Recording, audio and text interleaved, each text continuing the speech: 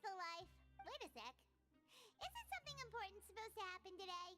Oh, today's our big day! We're supposed to leave the Fortress of Mirapede! Come on, we've got to go complete the release procedures now!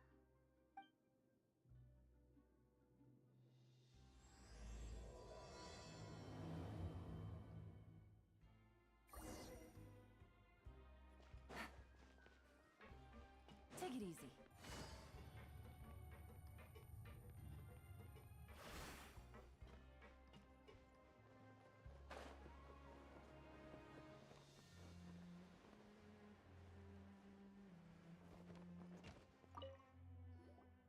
Please, sign here.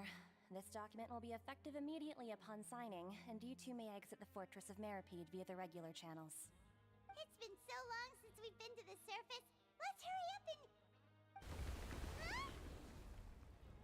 Huh? What's happening?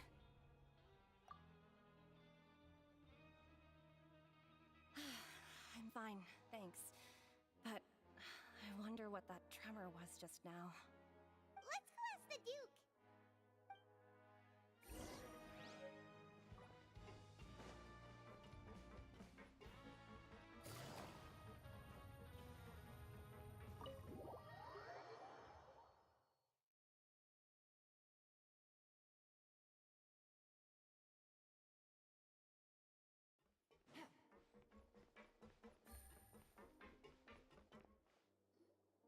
Your Grace? Ah, good to see you two. Is there something you wish to see me about? Yeah, what was with that earthquake just now? Ah, that. The tremor didn't originate from the seafloor. In fact, it seems it came from the surface. Over the years of serving as the warden here, I have developed a sense for distinguishing between what occurs on the surface and what occurs underwater. Besides, the seal that Monsieur Neuvillette set in place won't fail so easily. So the fortress is okay? If you recall our last incident, if there really were a problem, there would be crowds of inmates in a panic right now. Huh, you've got a point. Okay, seems we need to get back up to the surface and ask about what happened. By the way, do you know what day it is today? I believe today is this month's pipe cleaning day. Wait, seriously? Aha, yes. Have you completed your release papers? Yep. It's you two. Are you leaving now? That's right! Today is our last day in prison! But now that Paimon says that, it doesn't feel like we were confined here. It's actually been pretty nice! Oh yeah, Paimon feels fond of this place now! Then be sure to come back and visit. I'll miss you. If you've signed the release papers, then you're free to go. The guards will escort you out. You're not going to see us off? I knew you'd ask. All right, sure. Let's go. Well, you actually agreed. No worries, you must be busy. Paimon was just joking. Ah, so you do have a polite side, I see. After being down here for so long, I imagine you must feel like you're lacking companionship. Shall I come along too? Yeah, don't worry, we'll come back to see you. Paimon really likes the cafeteria here. The chefs sure do know how to make good grub. I hope you won't be here as convicts the next time I see you. We'll do our best to stay out of trouble. Well, it seems our work in the Fortress of Mirapede is finished. That's the end of another chapter in our journey. And since Neuvillette was the one who asked us to come here, we should probably go report to him now. Next up, the Palais Mermonia. You're going to see Monsieur Neuvillette? Please pass on our kind regards. I'm sure just your regards will do, no? I believe it would be the polite thing to do. You're right. I've heard the Palais has been terribly busy these days. Tell him that I hope he hasn't been overwhelmed by the recent string of troubles.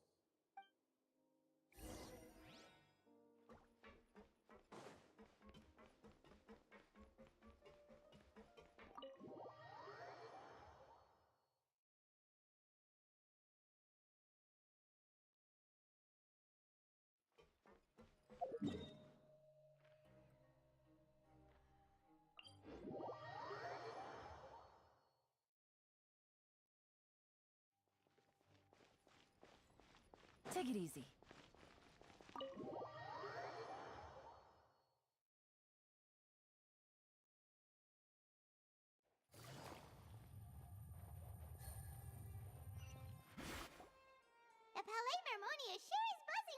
pretty today. Halt! Huh? Oh, it's you two. Apologies. Monsieur Neuvillette did say you'd be welcome at any time. Excuse me. Would you mind helping me take a look at this report? I'll be right there. Sorry, I've got my hands full here. You can see yourselves in. Everyone's so busy. Seems a lot has been happening.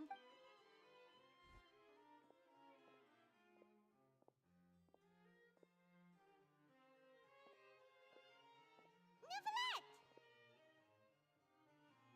Hello. You've come at the right time, but you'll have to wait for just a moment, as there are some urgent matters I must tend to first. In the meantime, please, have a seat. If you'd like to have something to drink, let the Melusine outside know. That's all right. We just ate. Very well, then. Let's take a break over there while we wait for him to finish his work.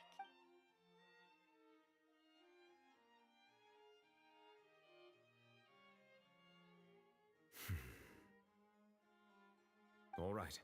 That should wrap things up for now. Are you done with your work? Yes, sorry to keep you waiting.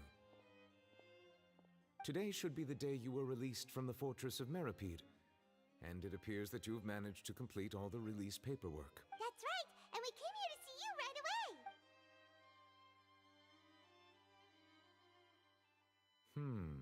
A massive whale. Do you have any idea what that might be? Judging from your description, that cannot have occurred in any ordinary waters, but rather something like the primordial sea. A whale of that size and shape cannot usually be found in the waters of Tevat. Therefore, we can only assume that Child is presently immersed in primordial seawater. Immersed in primordial seawater? But how? And is he okay? Most people wouldn't be capable of entering in the first place. I'm not completely sure how he could have gotten there myself. Yes? What is it? Ah, right. Paimon felt it too. We asked the Duke and he said it wasn't from underwater, so we figured you might know something about it. It turns out that I have just received a report about this particular matter. In fact, that's exactly what I was busy with a moment ago. The source of the tremor was here on the surface near Poisson. After the shaking stopped, the water levels in the Poisson area rose at an alarming rate. The water levels rose? Oh no! What about all the people there? Fortunately, the water levels only rose for a short period of time and have already returned to normal now. However, I still have a bad feeling about the whole phenomenon. If the change in water levels is connected with the leaking primordial seawater, then the situation in Poisson may be much worse than it appears. Navia should be in Poisson, right? We need to go check on her! I would also like to go there as soon as possible, but I'm afraid I can't leave just yet. We must immediately formulate disaster prevention plans for the surrounding coastal areas to avoid potential catastrophes. I'll have to ask you two to go to Poisson first. I'll meet you there to check on the situation once I've finished things here. There's no time to lose! Let's get going! Please be careful.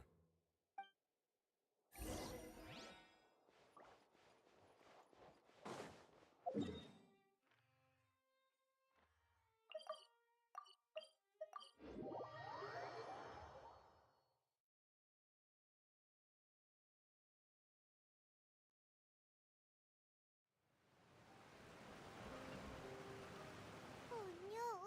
What happened here?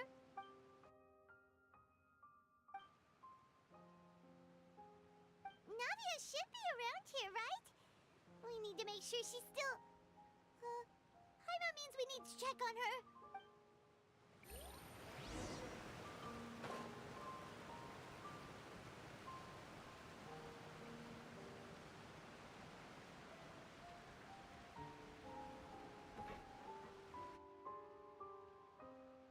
We haven't seen a single soul all the way here.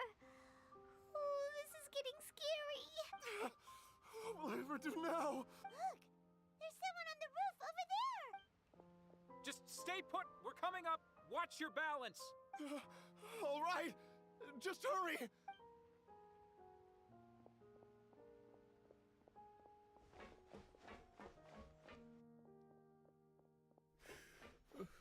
I'm not young anymore. How will I survive on my own? My Desiree! He looks pretty sad. My leg! My leg! How could this have happened? It hurts! Just hang in there. Help is on the way. You can hold my hand if it makes you feel better.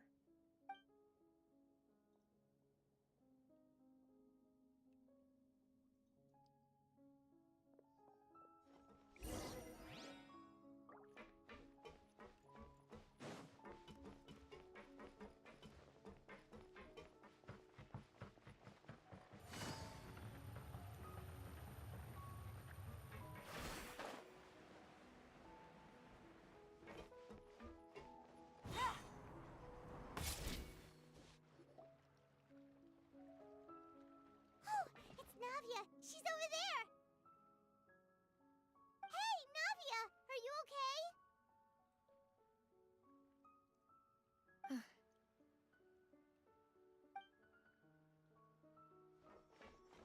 You're here. We heard there was a situation in Poisson, so we came as quickly as we could. Yes. As you can see, the water level suddenly rose. It caused quite the disturbance, in fact.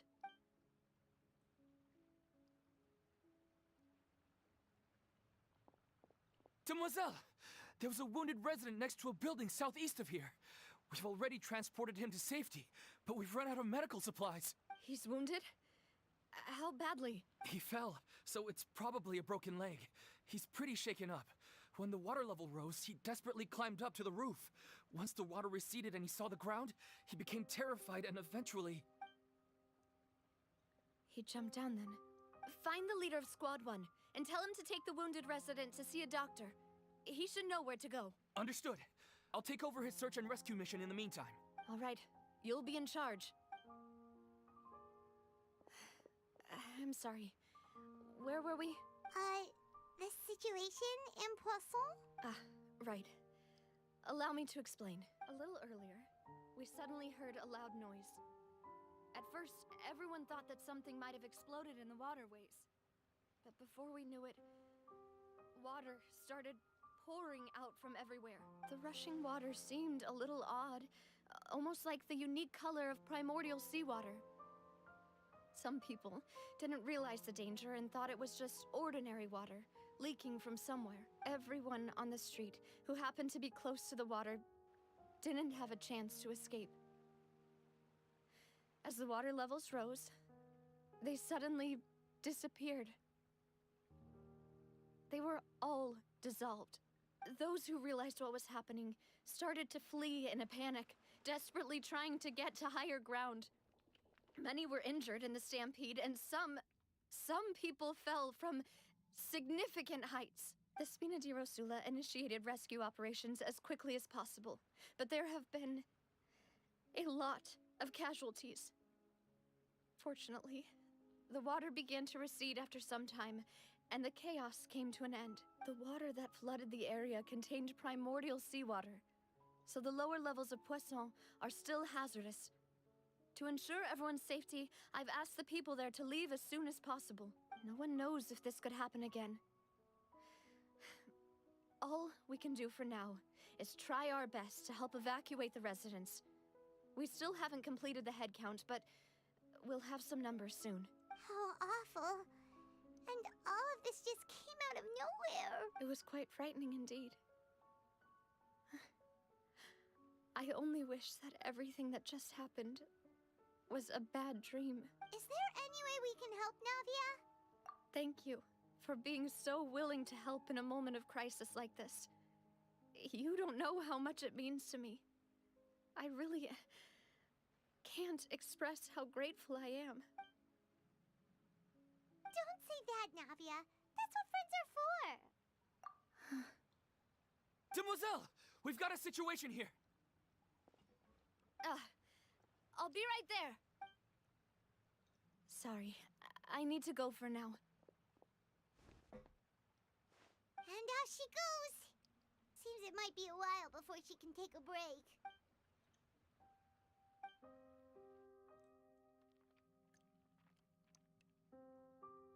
Okay, the wounded are being tended to, and we finished a preliminary head count. More support has just arrived, so suppose I finally have a moment to focus on my own matters. Of course, we should remain ready for anything, and continue doing our best to rescue others. I'll be sure to have everyone at the Spina di Rosula ready to render assistance. Traveler, Paimon, would you two accompany me to my father's grave for a moment? Huh? Right now?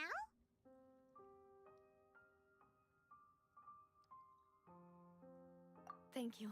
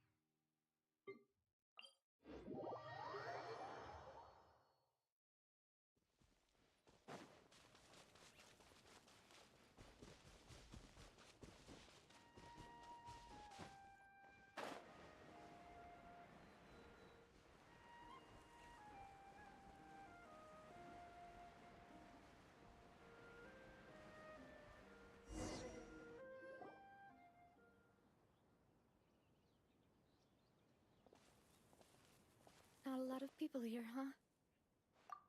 Well, given the time of day and the whole situation in Poisson, Paimon doesn't think there'd be a ton of people here visiting graves. Right. That's how things are now. The living are so exhausted that they've no strength to spare any words for the dead. Navia?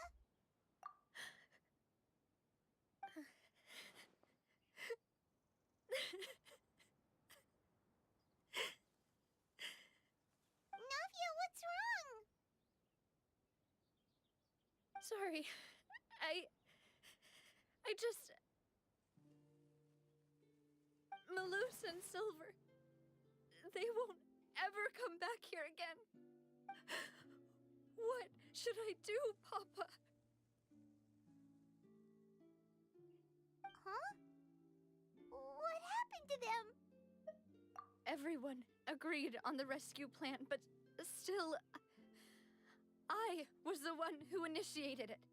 They were helping evacuate the residents, but they couldn't leave in time. And they were caught in the seawater.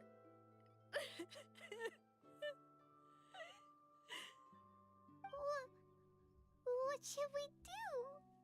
I've known them for so long. And I know they weren't afraid. But I could at least hold a funeral for my father. And I know where he rests. But as for Malus and Silver, they're just... gone. I just can't...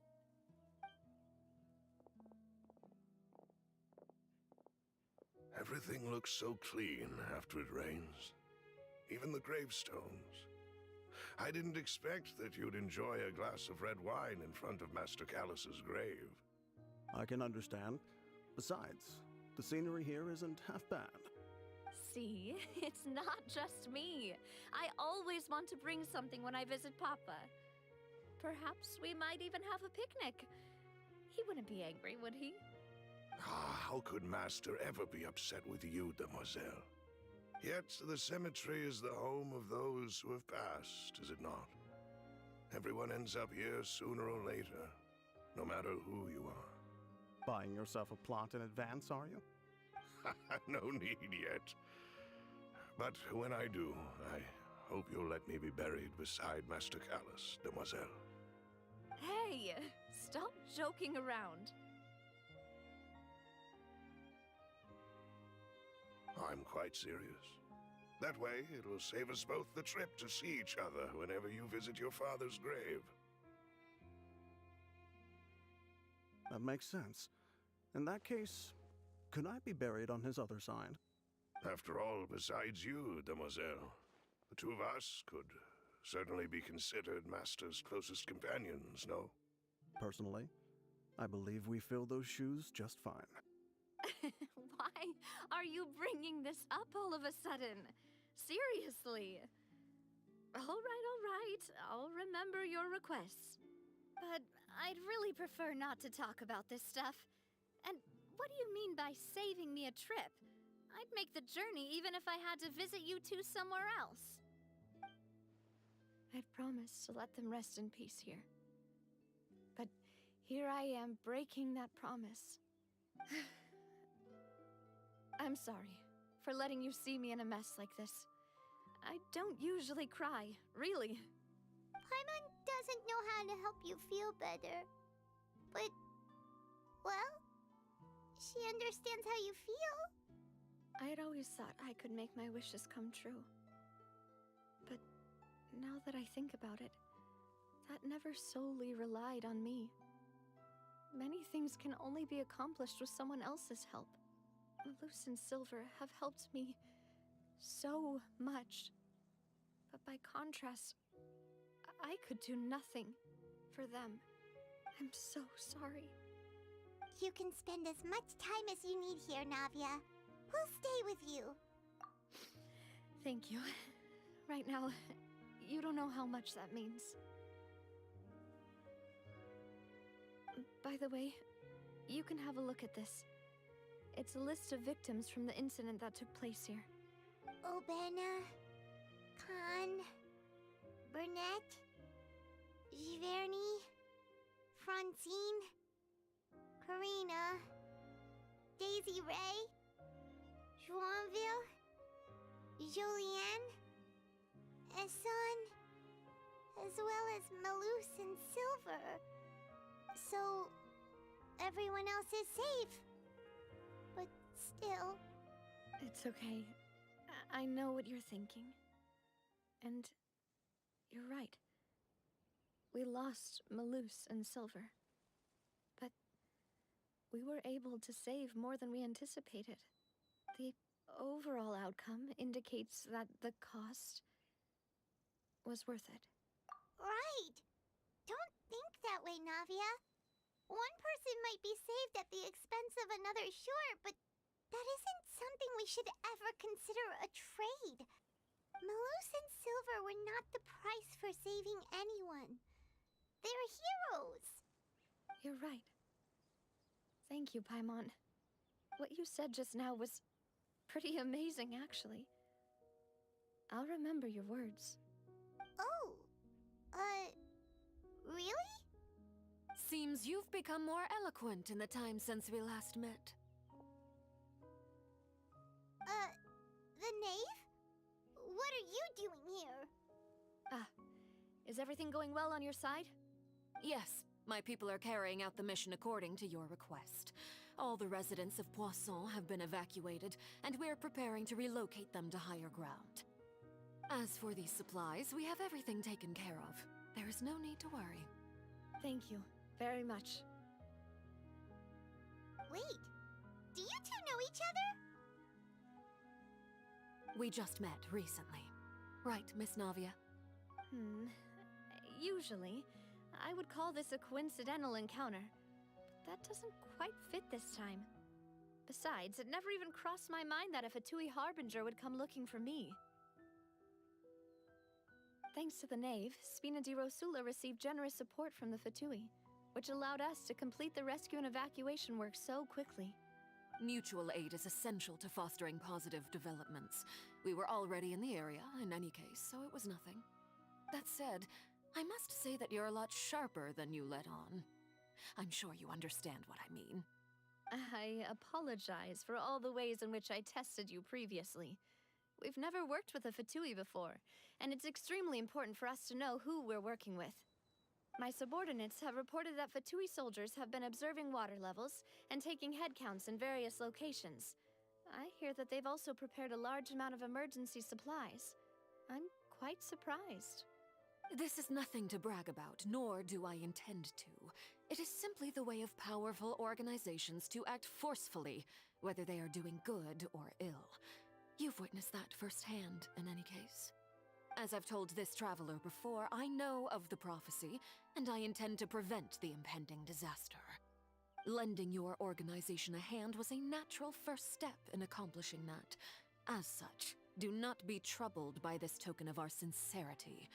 Perhaps one day, you'll also be able to help me in the same way.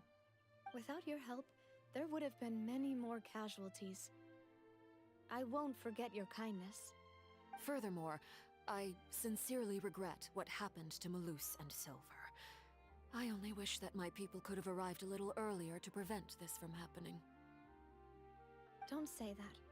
You and your subordinates did everything you could. As Paimon said, Malus and Silver didn't choose to sacrifice themselves for any specific person. And they weren't the price paid for other salvation. They chose to become heroes themselves.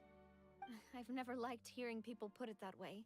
It's like trying to relieve pain by saying some noble-sounding words. But right now, there's nothing more suitable.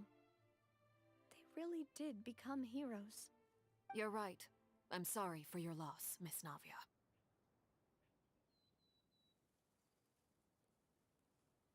Water is life to Fontaine's people, and it also spells disaster. It's no wonder that people always say that prophecies represent fate. Fortunately, I've never been one for such opinions. So, you're one who will try to change fate then?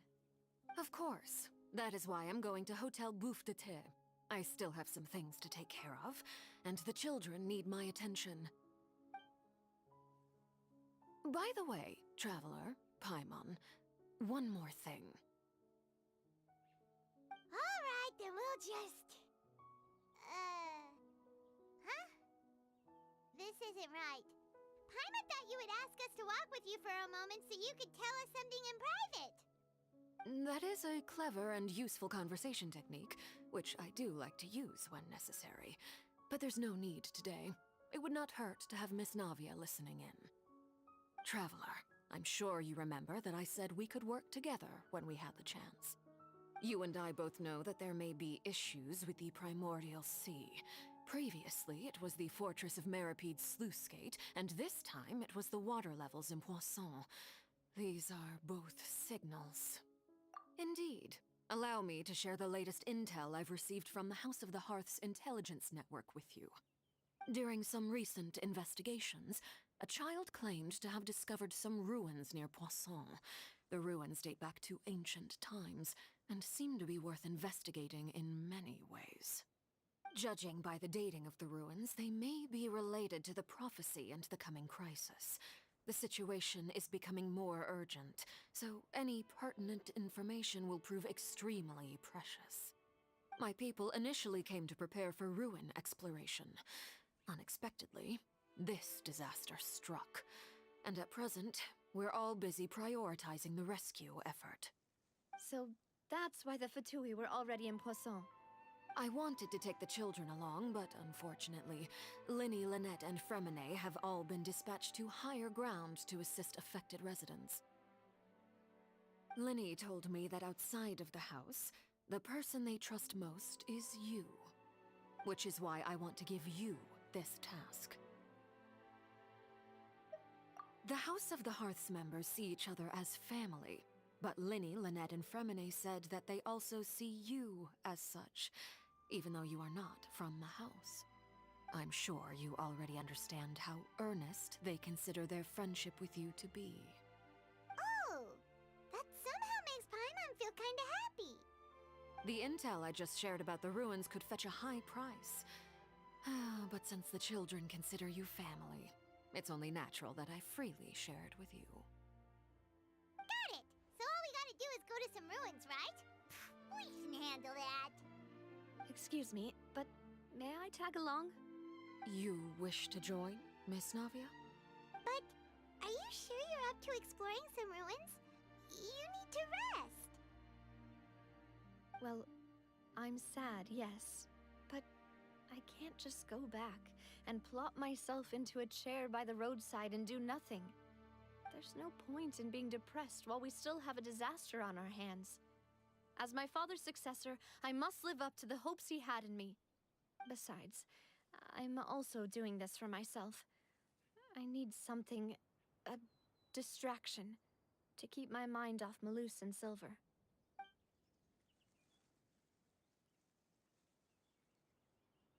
Since you put it that way, I have no objections.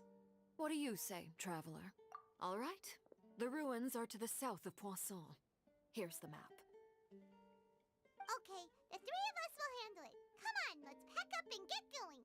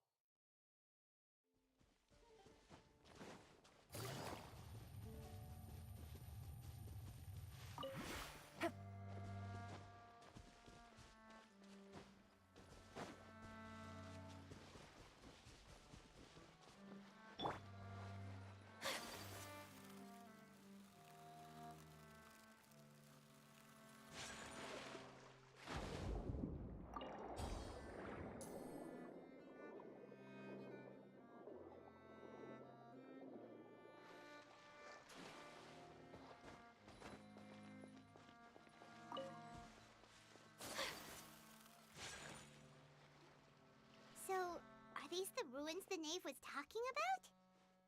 Whoa, talk about old. They seem to be pretty ancient, all right. Let's go in and have a look. Just be careful.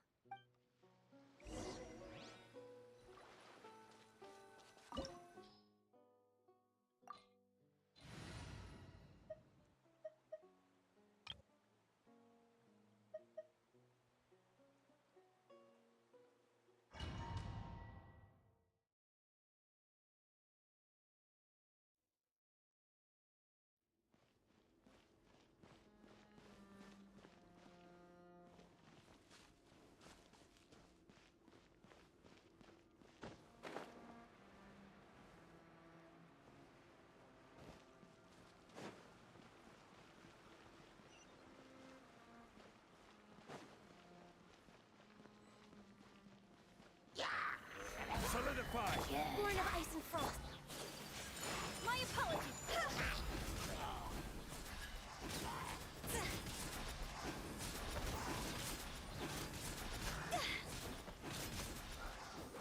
Dada Kundala.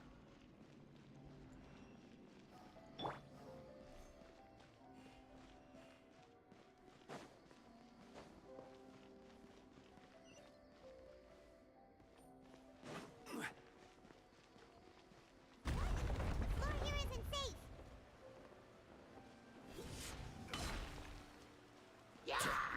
No touching.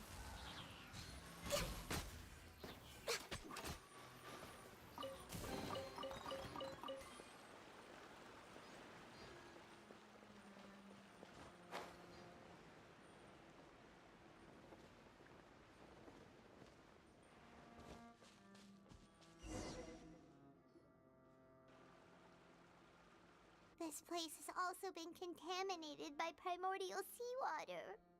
Yeah. And a lot of it, too. A Fontanian would most likely dissolve the moment they fell in.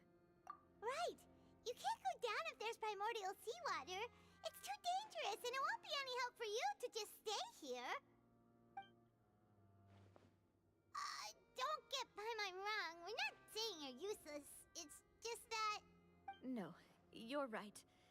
I can't do anything in this situation. I'll leave this to you.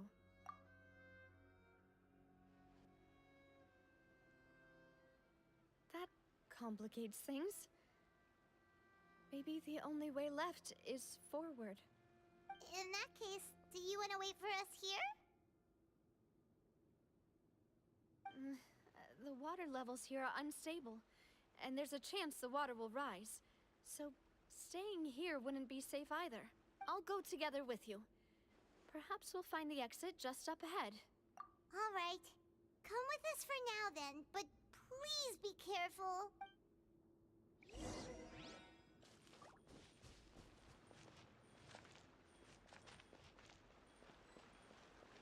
Oh no, it's a dead end!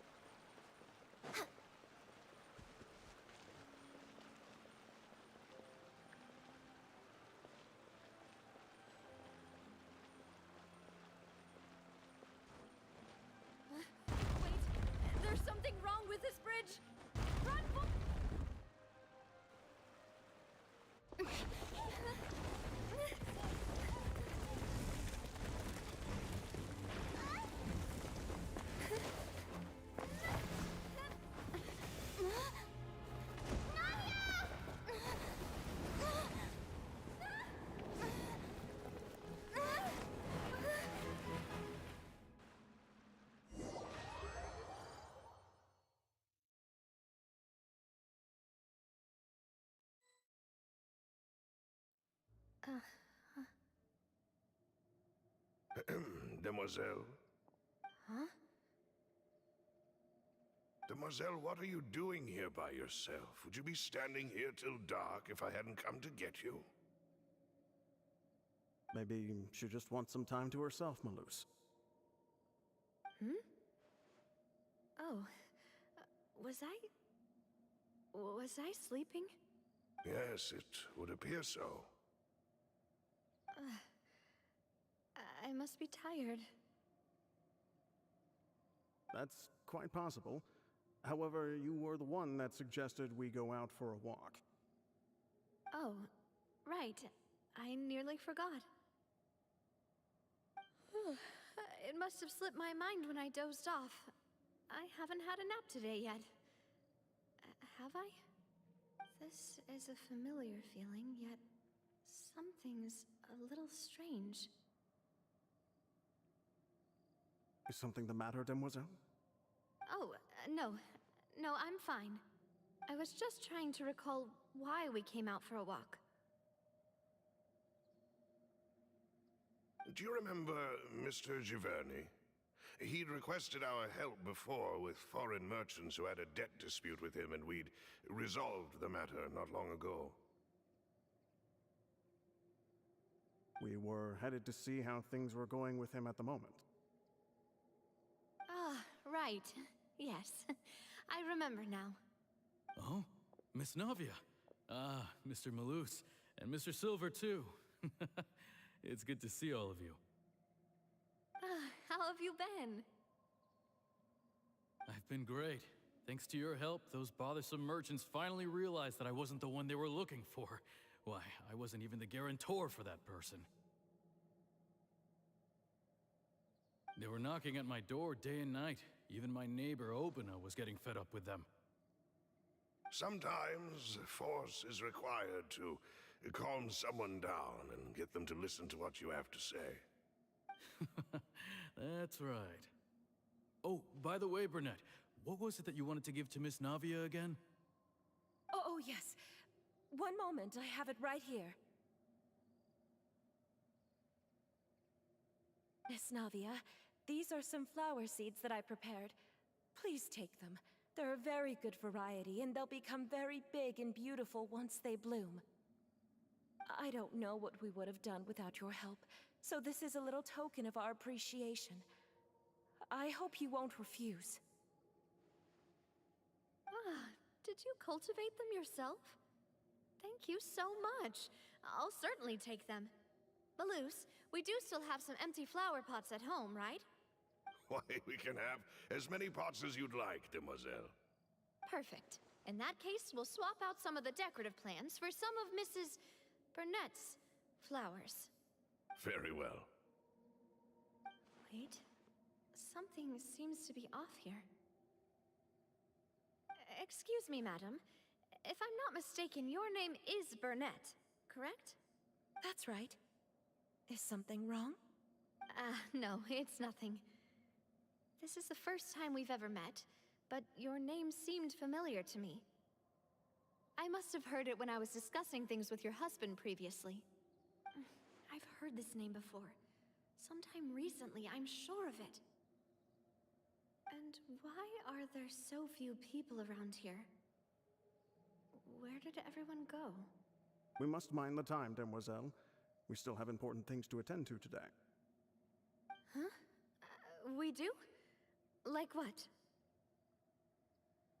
Well, now, did you forget? Miss Navia, here you are. I've been looking for you. Please, come to the Opera House. Your trial is about to begin. My trial? Wait, why would I need to go to the Opera House? Yes, she's right, Demoiselle. It's just about time now, so we should get going. Oh?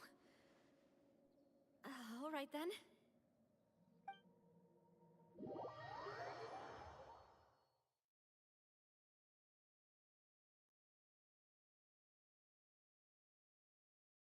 Look, it's Navia! She's here! And her two attendants are with her. Goodness, everyone's finally here. sure are a lot of people here to see the trial. And they all seem to be oddly excited about something.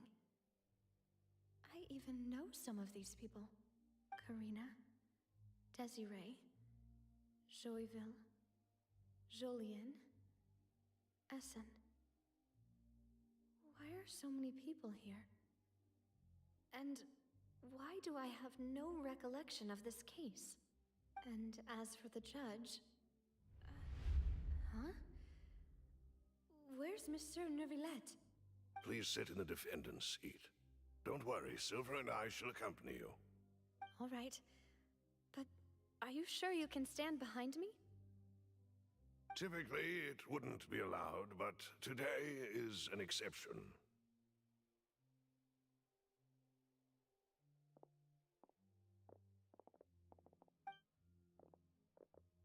Hey, what kind of place do they think this is? Come on. Do they have any idea what they're doing? Seriously. Enough with the whispering! Could someone please tell me where Monsieur Neuvillette is? And why I'm standing trial? My dear Miss Navia, have you not yet realized what you've done? In that case, allow me to explain.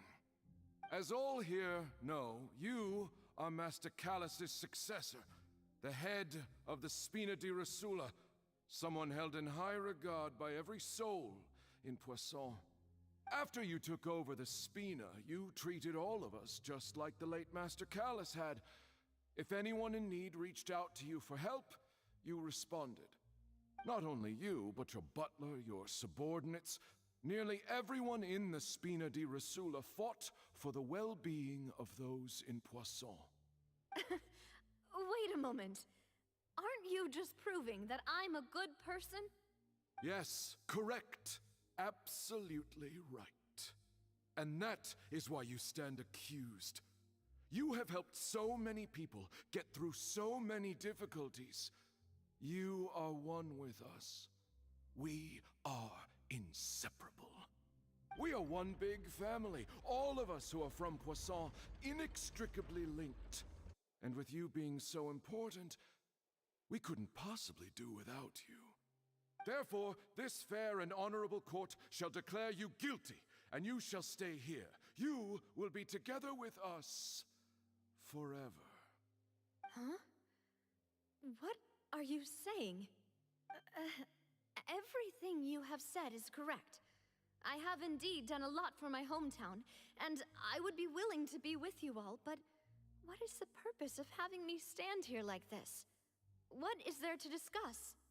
Ah, well, if that's what you think, then I have no further comments. How wonderful, Miss Navia!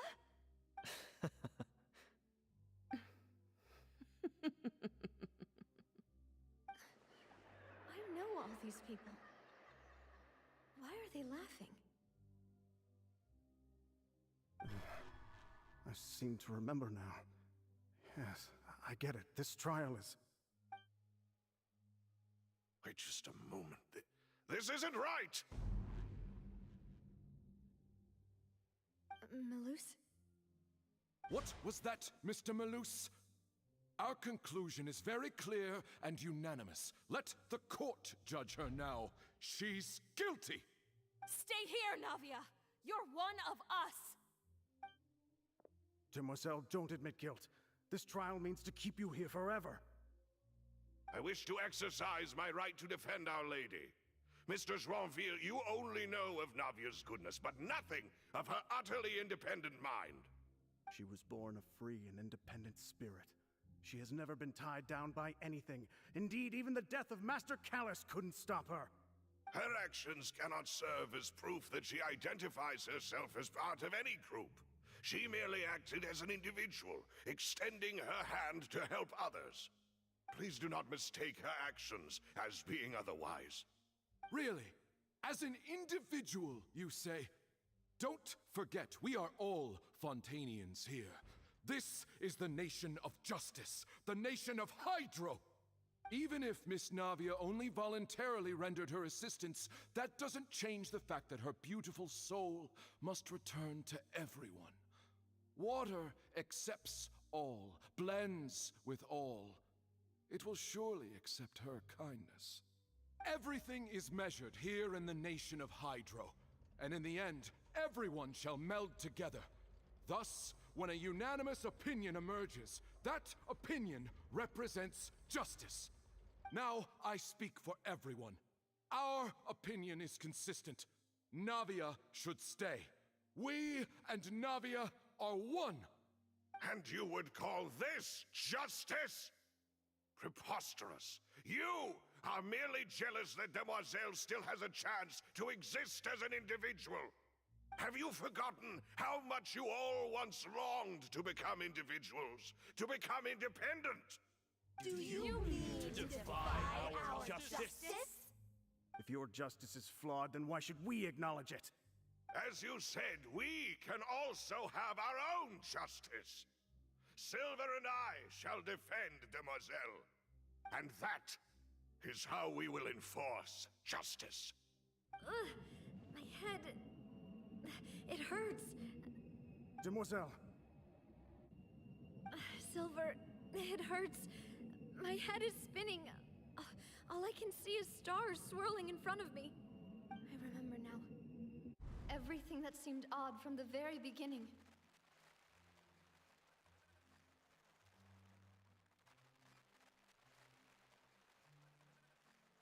Karina, Desiree, Joyville, Jolien, Essen, and Mr. Giverny and Mrs. Burnett, who we met earlier. Even Malus and Silver. I don't want to admit it, but they're all dead. Don't be afraid, and don't admit guilt. We will protect you to the very end. Absurd! Who are you to say that she cannot be judged? We are the majority, and in the nation of trials, the majority is absolute justice. We are the will of all. Don't let them escape! We shall keep Navia here with us! Mr. Malus and Mr. Silver, must you be so stubborn? How could the two of you possibly hope to stand against the collective? Do not resist. This judgment is fair and just. Navia belongs to us. After all that happened, she should not be left alone in Poisson. What are you saying? No more excuses! He says we're jealous. Jealous? How could she possibly be an independent individual? What's with these people? Who's jealous of her? She belongs to us! Miss Navia, she... Silence! That's...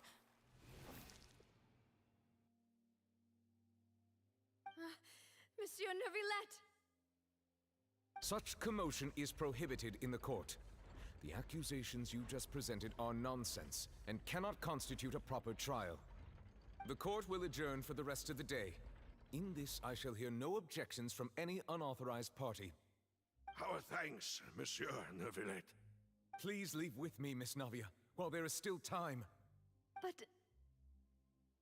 Go on now, Demoiselle. This is your only chance to leave this place. What, can't bear to leave us behind or something?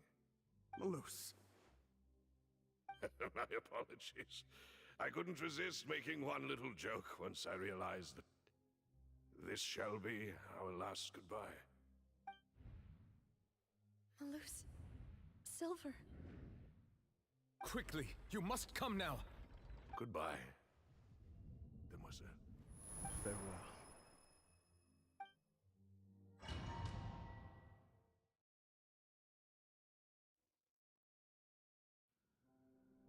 No, wait! Just a second! Navia? You're awake. Good. I must have been dreaming.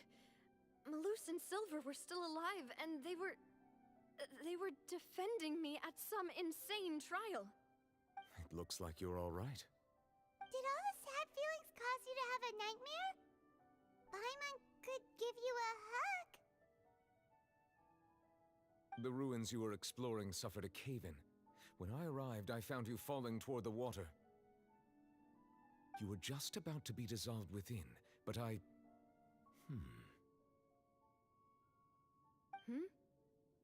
What is it? I think I saw 2 Oceanids protecting you. It was only for a moment, perhaps even a fraction of a second, but they gave me the chance to retrieve you. Were it not for their intervention, I would not have been able to rescue you before your consciousness dissipated. Wait, did you say Oceanids? You mean like what happened with Vache?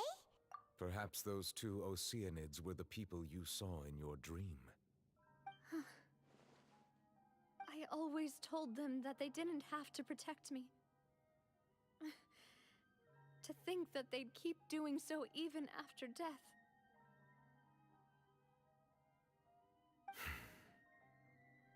Please come with me.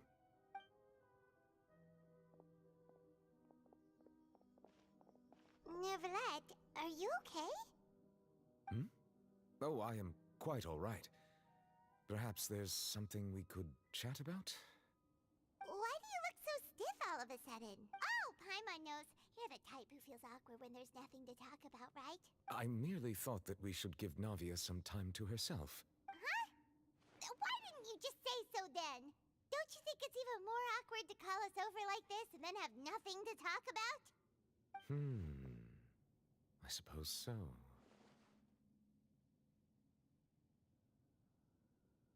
Ah, Sigewinne. I hope all is well with her these days.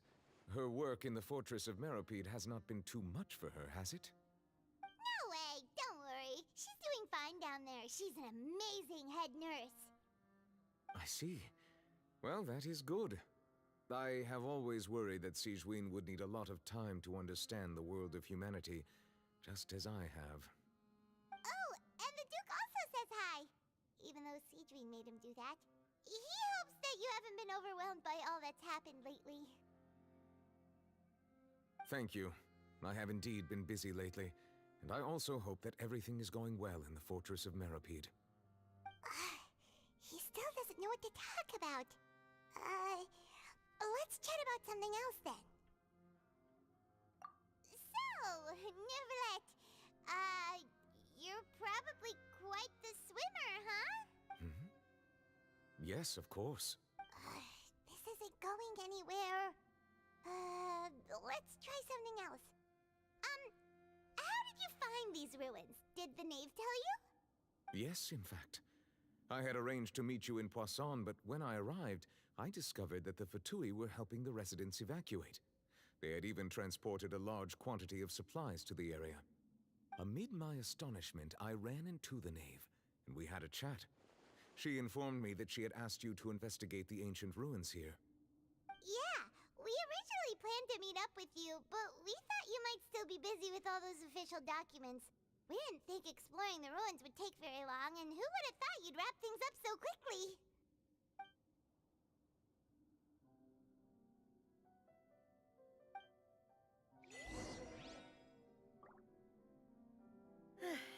I'm sorry to have kept you all waiting like that. I'm feeling much better now. I guess we should get going again. Will you come with us, Monsieur Neuvillette? Yes, if you wouldn't mind my company. All right! Another one joins the party! Let's get going then!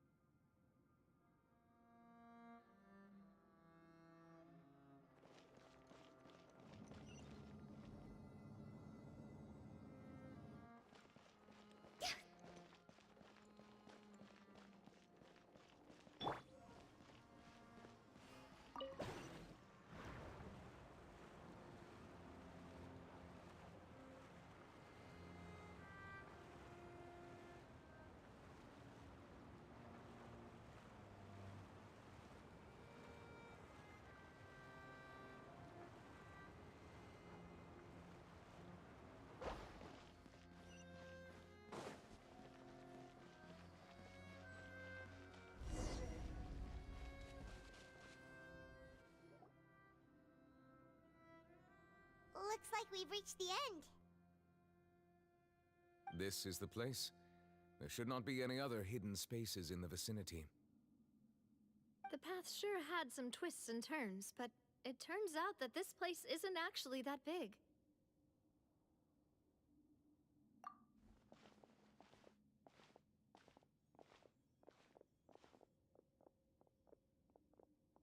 Stone slates? It seems like they were put here as an offering. Could we take them down and have a look? Perhaps we should just leave them be for now.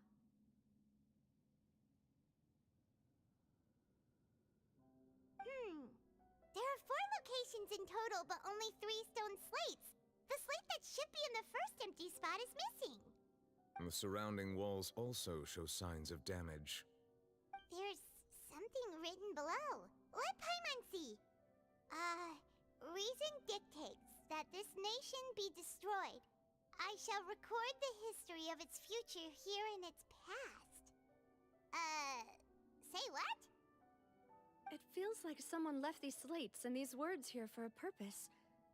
But does he mean that Fontaine should be destroyed? That would fit the circumstances dictated by the prophecy, yes. Indeed, the slate's contents correspond to it. Take the second slate, for example. There's a person kneeling here. She seems so dedicated. And there's a whole bunch of other people behind her doing the same.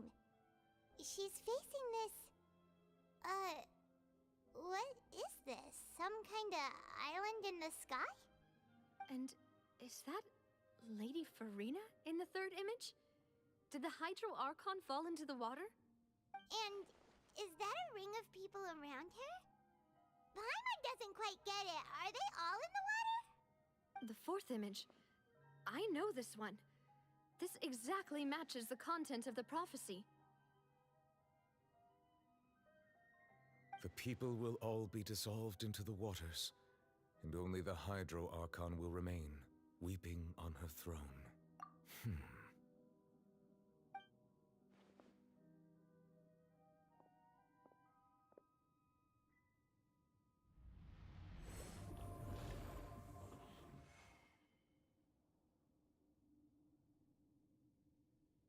More information should be hidden in these slates, but I fear I cannot easily uncover it, most likely due to us missing the first slate. I am very sorry. Don't blame yourself, Monsieur Neuvillette. Deciphering ancient stone slates isn't one of your duties. Ooh, Paimon's getting the chills just looking at these slates. This says that it's the history of the future, right? That means the prophecy's sure to come true. I really hope it doesn't mean that. Still, Paimon feels like these images are kind of weird when you look at them together.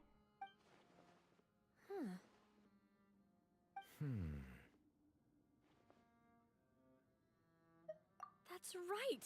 If the images are in chronological order, shouldn't the fourth, the waters drowning Fontaine, come before the third, where the Hydro Archon herself falls into the water? And yet the order is reversed here.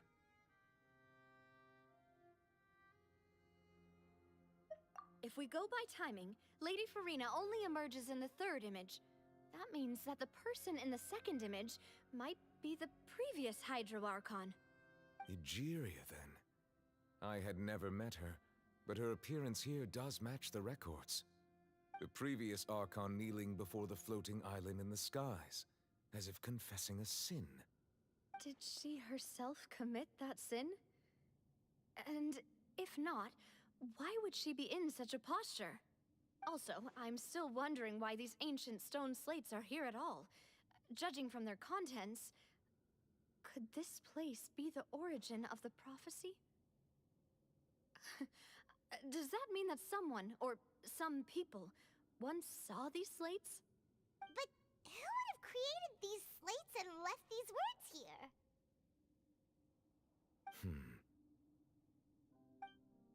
It seems that any further clues will have to come from Farina. In that case, there's no time to lose. There's nothing else to be gained here, so let's head back first. We better get somewhere safe for now.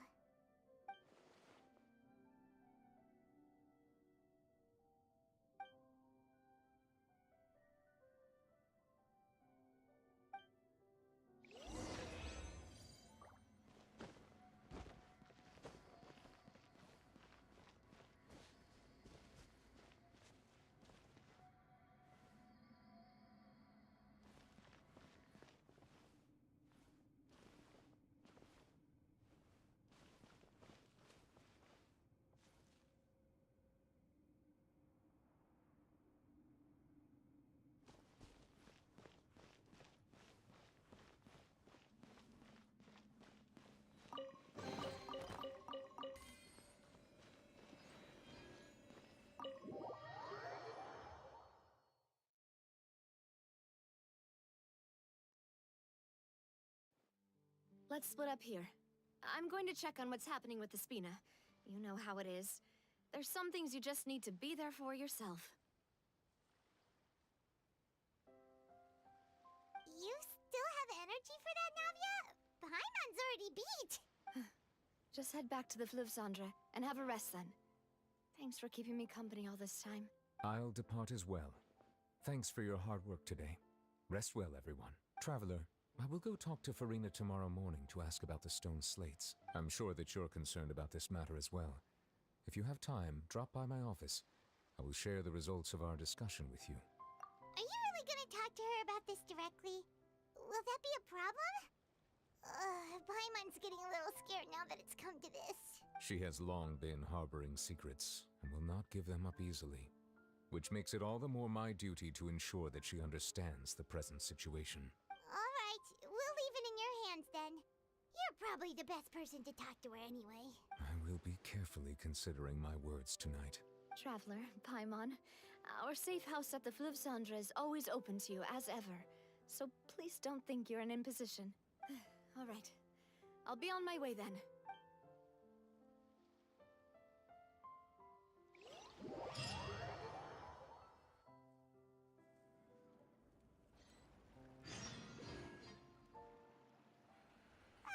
We're finally back! Welcome back. We've got a special menu prepared for you two tonight. Yay! And there's good food too! Navia, no, the boss is the best. Ooh, desserts! Nice! These are all Paimon's! Paimon's already starting to forget what happened today. Oh, that voice. Is that who I think it is? Huh? It's you two. What are you doing in Fontaine?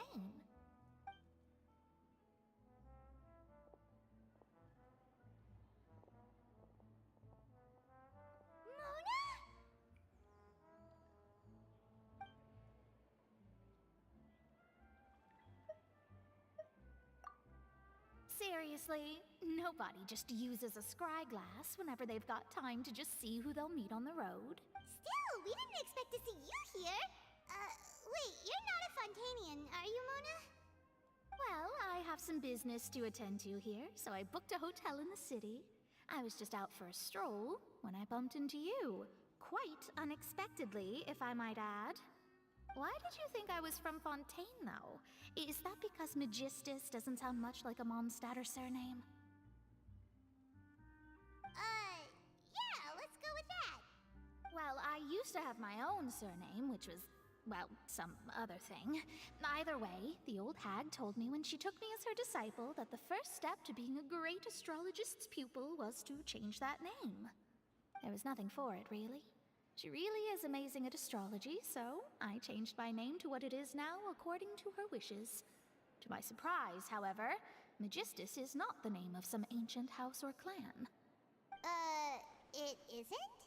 Nope. Although it is used by us in place of surnames, it generally just means great. Wow! Imagine including a boast in your name. Wait, are you gonna have to put that into your genealogy as well? I reckon so. In any case, I'd give my disciple a name like this as well, if I were to take one. Astromancer Barbeloth Trismegistus. Whoa, that's a long one. Does it also mean great or something? My name means Mona the Great Astrologist. As for the old hag, hers is, in plain speech, the thrice as great scholar of the stars. Just take it as a title specific to astrologists. Thrice as great? That's so petty. I know, right? That's just how she is. She used to call herself Magistus, actually, but when she took me in, she changed her name to Trismegistus. Talk about excessive. Magistus is thus the calling card of our school, so to speak, which makes it about the same as a surname. It's all right if you don't get it. You can look into it further should you need to study astrology more deeply. That sounds terrible! Ugh. But anyway, you're not Fontanian, are you, Mona? You're from Mondstadt, right? Well, I was born in Mondstadt, yes. My parents migrated to Dornman Port, and I traveled with the old hag for a while, after which I settled down in Mondstadt City. Oh, that's a good thing then. At least we know you won't be dissolved by Fontaine's waters. Speaking of that, I'm sure you're aware that a bunch of things have happened here in Fontaine, right? I know you're not a local, but I'd avoid getting too close to any water that looks strange all the same. There's something ominous about it. Well, the water, I mean. That was the main reason, yes. Just a while back, the Steambird invited me to take part in a panel and speak about the circulation of the prophecy as an astrologist. The invitation was sent quite early on. I don't think anyone expected Fontaine to be in this much trouble. What do you make of that prophecy, Mona? Just tell us what you think as an astrologist. Your word would go a long way to make things more certain and less scary. What I can tell you is that I'm an astrologist, and that this prophecy concerns the fate of Fontaine, even that of Altivat. Ascertaining this is akin to reading the fortune of the whole world. I'm afraid that this is not something that just anyone can do. If I could do it, you would no longer call me an astrologist, but a visionary. But on the flip side, the prophecy is so huge and powerful that it must surely come from a powerful visionary. Its contents involve the fate of the world. Disregarding it would be a mistake. A visionary? Sounds really powerful and all, but does such a person really exist? Of course. The old hag could do it, and I'd bet there are others amongst those Hexenzirkel colleagues of hers who could do something similar. Huh? Are you sure? All right, I'll help you. It isn't often that I see you with such a serious look on your face. I'll tell you once I hear back from her. Thanks, Mona! You're amazing as always! Oh, well, this is something only I can do after all. So yes, your praises are quite welcome. That's the greatest of astrologists for you! Of all the people we know, you know the stars the best! Indeed, indeed. That's the spirit. Oh, sorry. I came to see what all the commotion was about. If there's anything you need, do not hesitate to inform the Spina di Rosula. Oh, whoops. Guess we were getting a little too carried away there. Well, I'll go tend to my own business now. If I receive any news, I'll be sure to come find you two again. And there she goes, quick as rushing water. And here we are with the Spina guy giving us suspicious looks. If Paimon hadn't spoken for you, it'd be you getting all the weird looks. The things Paimon does for you. That's more like it.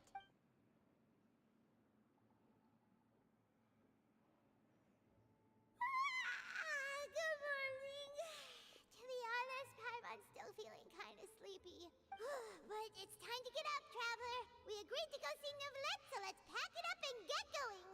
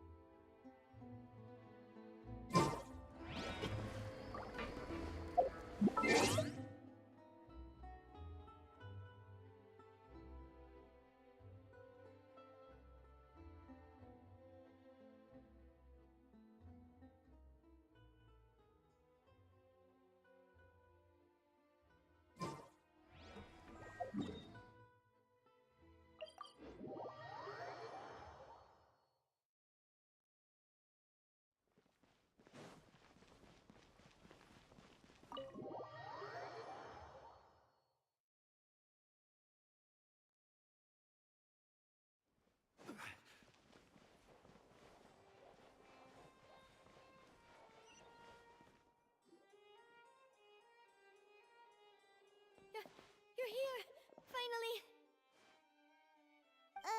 Is something wrong? Monsieur Neuvillette and Lady Farina, they seem to have gotten into a dispute. Please go see for yourself.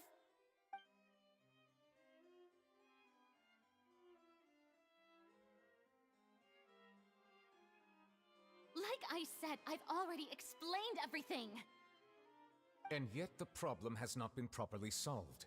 There is little space for excuses between us. It is not my intention to offend you, but please, tell me where you stand. You are the Hydro Archon Focalor, are you not? Look at this. This is a list of the victims from the recent Poisson incident.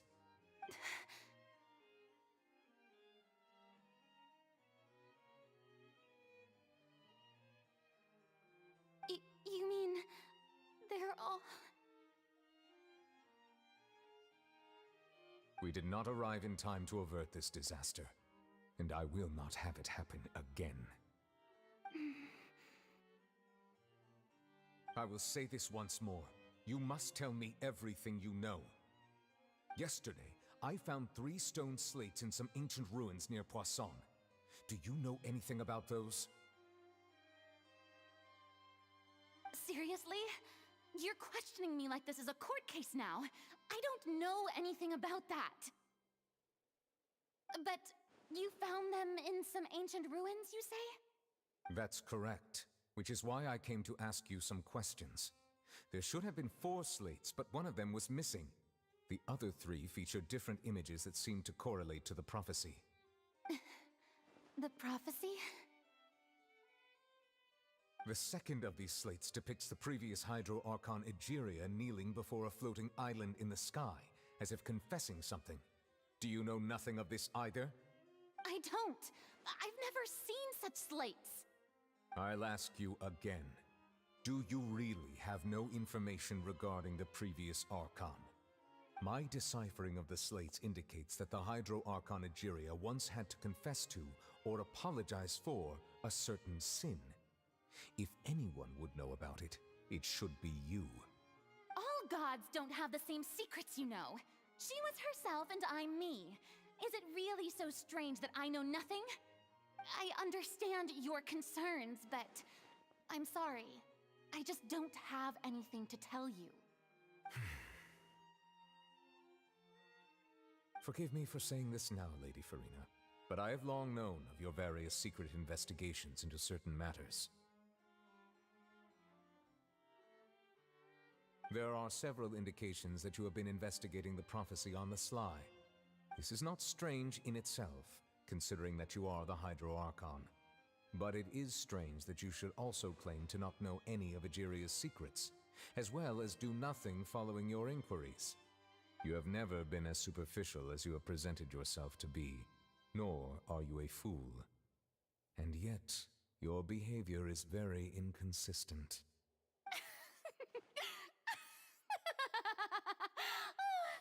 So you've been watching me all this time, have you? I didn't think you were that type. You... Well, since you know about my secret investigations, then you should know I'm actually working to take care of it. There's no point questioning or suspecting me. You're the Eudix, but you're still my subordinate. You should be following my lead. Just trust in me, your Archon, and do as I say. Never mind whether you can truly convince yourself to or not. It'll all turn out fine. That's all I have to say. We do not discuss this matter again. Oh, the opera's about to start. Toodles!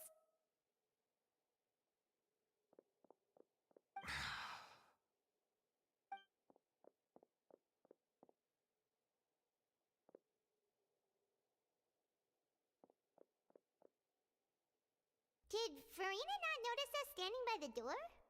Wonder what's up with her. She was smiling. Huh. She didn't seem in the mood to care if we were listening in or not. I assume you've been outside for a while now? Oh! You noticed! Seems Farina didn't even realize we were here. She was in a great panic, though I cannot discern the reason. Our discussion reached impasses time and again, a state of affairs that we cannot allow to continue. Still, I do not understand. Dialogue is the basis for understanding, so why did she keep refusing to engage? Everyone in her inner circle has noticed that she is hiding some secret. The issue is her attitude. I fear that she will not reveal anything unless absolutely forced to. We may have to create a situation in which she will have no choice but to speak. Oh? Like what? Normally, people will only reveal the truth when standing trial. Perhaps we must have the Hydro Archon experience just such a scenario. But Farina's seen so many trials, and she's really good at dodging questions. How do we make sure that she won't just slip away at the first chance she gets? We will need to consider this thoroughly, join forces with various parties, and then do what we can. If at all possible, I would prefer to recuse myself from this affair, but we must prevent the prophecy from coming to pass. This may be cruel to her, but all Fontaine is in crisis. The information a god possesses is too precious, and so we must take a chance on this. But who will lend us their aid to do such a thing?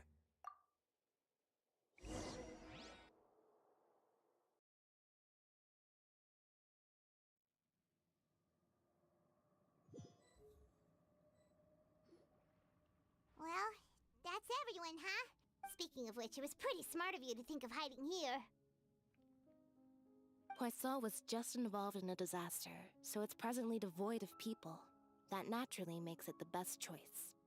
And here you are drinking tea like it's the most natural thing in the world, huh? That's what families should do. Sit and enjoy a leisurely time together. It's nice to enjoy tea here, you know? Care for a cup? Lend me your ears, everyone. Or perhaps one of you might like to start us off.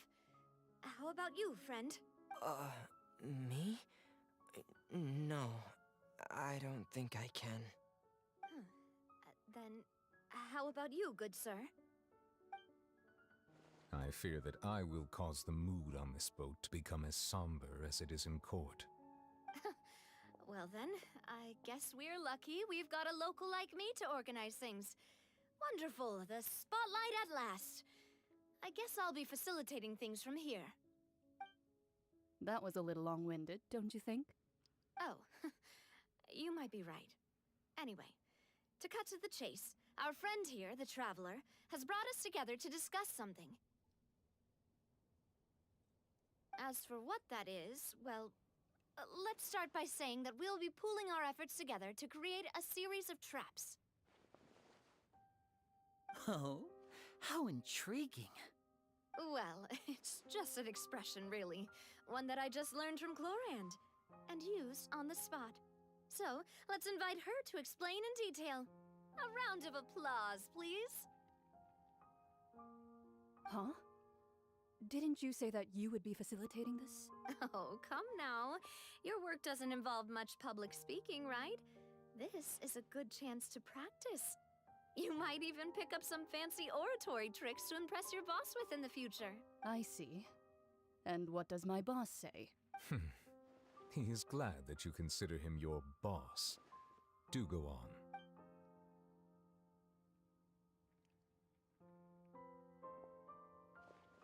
In that case, do any of you have experience hunting? Not that I recall.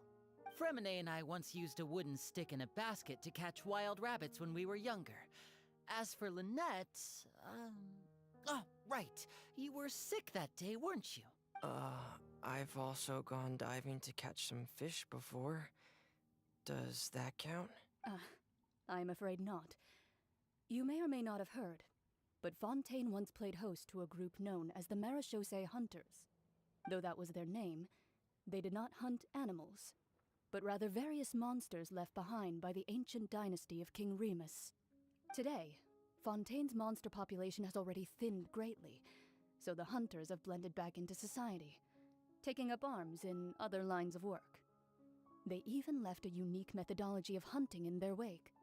A trap comprises of the following components: bait, a trigger, and a containment device. Sometimes a lethal implement will also be necessary to deal with the prey. So, if we were to build a trap together, right now, what would you choose to build it with? For me, I would prefer something basket-shaped. Pigeons and rabbits will see the bait and naturally enter the snare. Our line of work requires a deft hand, and we're some of the best in the industry, so you can count on our techniques. You used some of those techniques while moving the people of Poisson, didn't you? My subordinates mentioned that you even performed some magic for the bawling children. Yes, and I even managed to gather some intelligence in the meantime. I'm quite the multitasker if I do say so myself. I'm afraid I can't claim that as my strong suit. I prefer more stable methods, like placing bait in the water and waiting for the fish to come within reach. That's the kind of method I would count on. Calm and steady. Exactly the kind of person who would catch loads of fish. And I can be their assistant. With discretion, I'm sure. I'd probably use some sort of mechanical animal. Papa once bought me some small clockwork squirrels, mice, and such. When placed in the forest, they can attract others of their kind. I remember that you liked those too, didn't you? I did. And that would be a good way to go about it. If they're realistic enough, animals of the same kind will follow them all the way to the trap. What about you, Monsieur Neuvillette? I fear I do not have any related experience. That makes sense. You usually solve problems directly, without the use of any such tricks. But I do have one more question for you, monsieur. If we were to create a trap now, how would you design it? I would like for it to be effective, but bring no harm to the prey. A more gentle trap would be ideal. Kind, as always. However, our intention doesn't necessarily change the containment device and the type of implement we need. If we wanted to kill the prey in one strike, we would need a powerful implement. However, that also goes for prey that must be captured and safely contained. Wait, why is that? Only a hunter who's a true expert at subduing their prey can snare it without harming it. The line that divides life and death is often exceedingly thin. So are we going hunting together?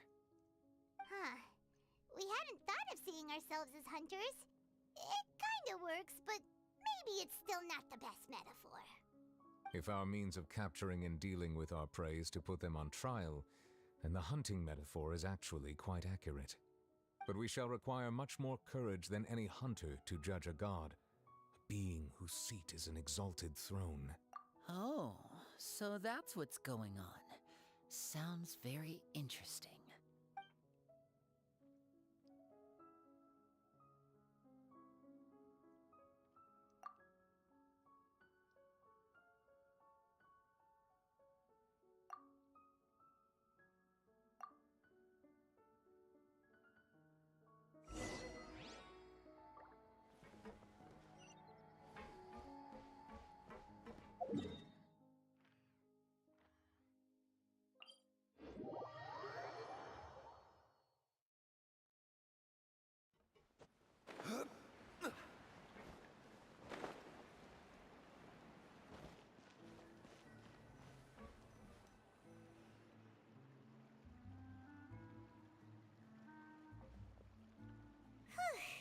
It's been a tough few days, hasn't it?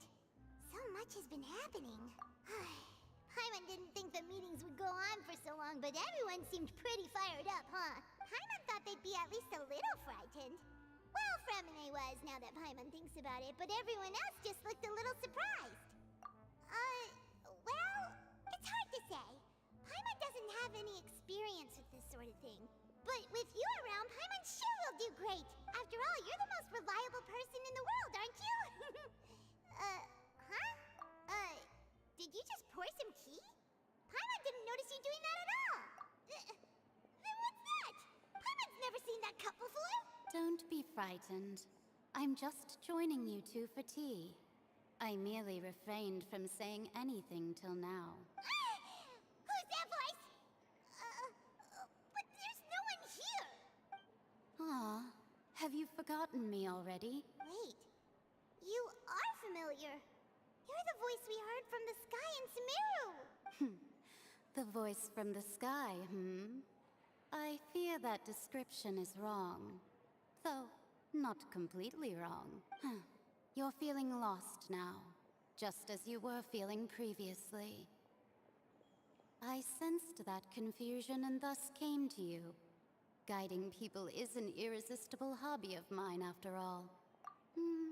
Consider me a passerby, just accepting a commission from my friend's disciple on a whim.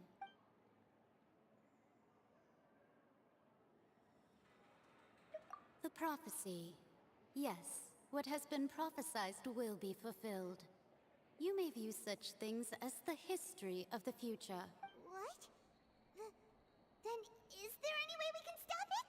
I believe you have witnessed a failed attempt with your own eyes. Can everything in Tevat so easily be changed?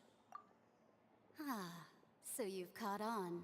Just as prophecies are usually only the future as seen from the perspectives of the gods, could things be happening in hidden corners where the gods' gaze does not fall?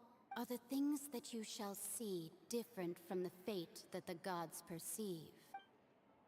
What is she talking about? It all sounds really impressive and important and stuff, but it also sounds kind of scary. I believe that you understand, right? Some things are insignificant, but others you must reach out to change. Ultimately, fate shall serve as your only guide, no matter what will happen in Tevat's future. All you need to do is to play your part. This was good tea, by the way. Thank you for your hospitality. Well, that'll be all for today. The voice. It's gone.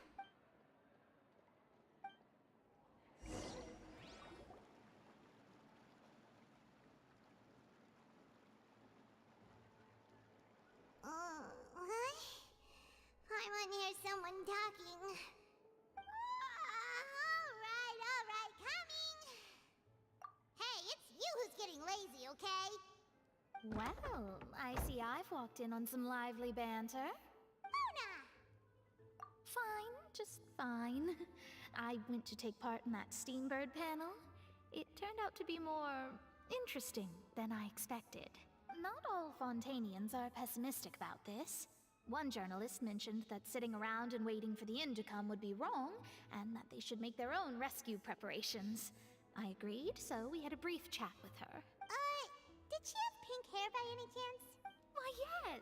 It was Charlotte. You remember her, right? That daredevil journalist. I'm in full support of her view. Prophecies are very important, but how can people allow their lives to be commandeered by just a few words? That's right! Paimon's glad to hear something sensible for once. Yes. About what we had discussed before. I did try, but I'm afraid I couldn't reach the old hag. I'll try again tonight, but I wouldn't get your hopes up. Huh? Goodness gracious. Are you serious? She said that even the god's gaze has blind spots. Pretty bold if you ask Paimon. Most people would believe the gods to be all-knowing, right? The Hexen Circle members are certainly anything but ordinary. As for the mage named N, the old hag has mentioned her a few times. She said that N's sense of direction is incredible, and that she loves guiding those who are lost.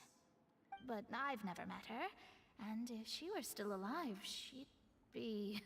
well, suffice it to say that the hag's at least a few hundred now, and N's been around for longer than that. Whoa. The Hexen Circle sounds like a scary group. But they must really stay in shape to live so long. Their abilities alone are pretty terrifying. If she came to see you personally, then the problem you're facing must truly be of great importance. Well, it's not like Paimon could understand anything she said. Yes, she was quite cryptic, but I suspect she means that there is still a way to turn things around. She didn't say when or what that would be, though, so... perhaps it is something that you cannot know right now.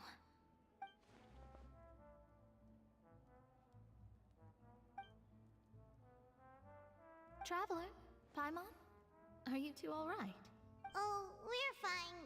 We're just a little down right now. It kind of feels like the end is coming, you know?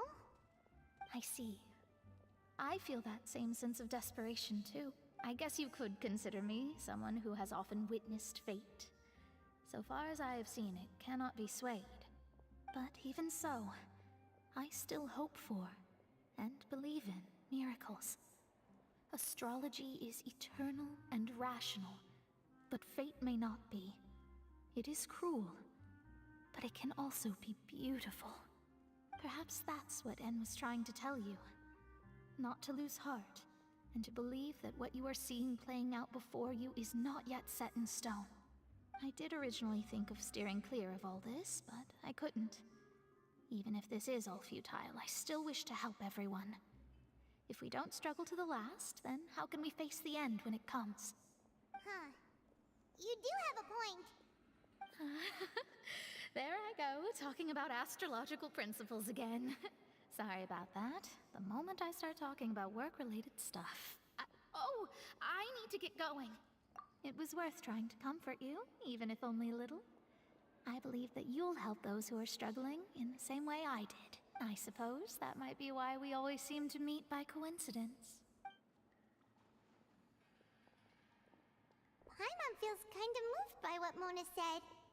But also kind of sad, too. Hey, Traveler. Paimon suddenly feels like going outside for a walk. Let's go. Let's walk around the city, shall we? There's a few spots we always like to walk by.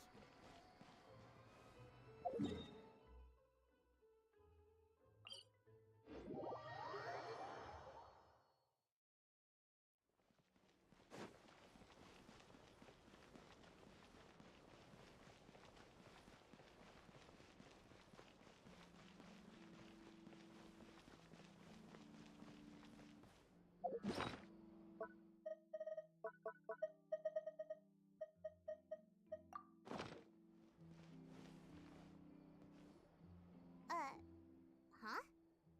Our names are written in this newspaper. What's going on? Let Paimon see! The underwater stronghold, the Fortress of Meripede, has continued in its noble autonomy. But that does not mean that others cannot interact with it. My recent attempts to enter the fortress bore little fruit. Huh. Guess Charlotte still hasn't given up on that. Thus, did an Outlander friend become the focus of this report? A blonde adventurer with their white fairy, legends trailing in their wake. It is said that this mysterious traveler once visited the underwater fortress. So while the fortress's interior remains a mystery behind closed doors, do not fear, for the tales of the traveler contain surprises in spades.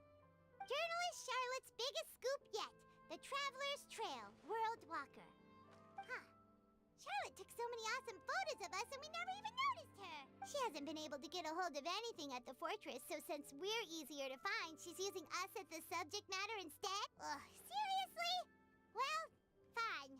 Those headlines and photos do look cool, so Paimon will forgive her this time.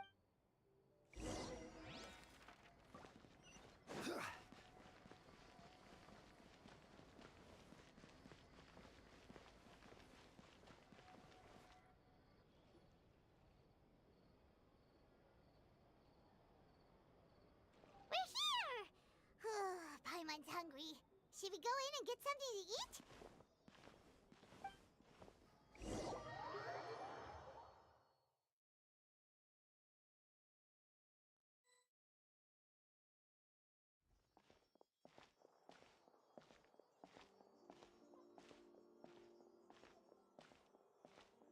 Hey, quick! Look! That's the limited edition only 16 slices a day cake! It was so delicious the last time we tried it! Despite the tense situation we were in, let's give it another go! Paimon's sure it'll be great! One slice of cake, please. Someone showed up after all! Oh, wait, you're the one from the Palais Mermonia. Oh, are you here to buy cake too? It seems Monsieur Nervalette was right. You really can eat. Wait, did he really say something like that? That's right. Even he has his own preferences when it comes to food. As for me, I love the cake and coffee here. Do you come here often? Usually every day. Every day? It's part of my daily schedule, apart from work. I shall have my cake and coffee. Then what if someone told you one day that this place would be closing soon, and you wouldn't get to eat cake here anymore? What would you think? But why would it close? Well, Paimon doesn't know either, but maybe the waters will rise tomorrow. You know, like in the prophecy. Oh, the prophecy. To be honest, I haven't paid much attention to that. No, still, even if there'd be no more cake tomorrow, that wouldn't keep me from having some today. No, it's the same for eating in general. You might not be able to eat tomorrow, but if you can do so today, then you should carry on. That's what people call living, you know. Huh. Don't be sad. Excuse me, could I have 2 more slices of cake to go? These 2 slices are for you. Sijuin said that this kind of expression you're making is what humans call being sad. Oh, you know Sijuin? I sure do. She was born before me, and she sometimes comes to the surface to teach us things about humans. She said that humans are creatures that are saddened easily, yes, and you can only lift their spirits by feeding them delicious food. So please try the cakes here. I've got something else to do, so I'll be going now. You two try to stay in a good mood after eating, all right? Bye.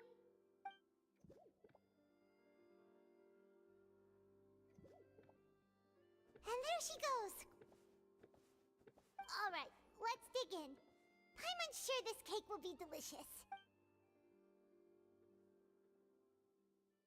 It's more delicious than last time, and the flavor gets even better with a sip of tea. It sure would be nice if we could come again tomorrow. Sure would be nice if we could always eat delicious food here.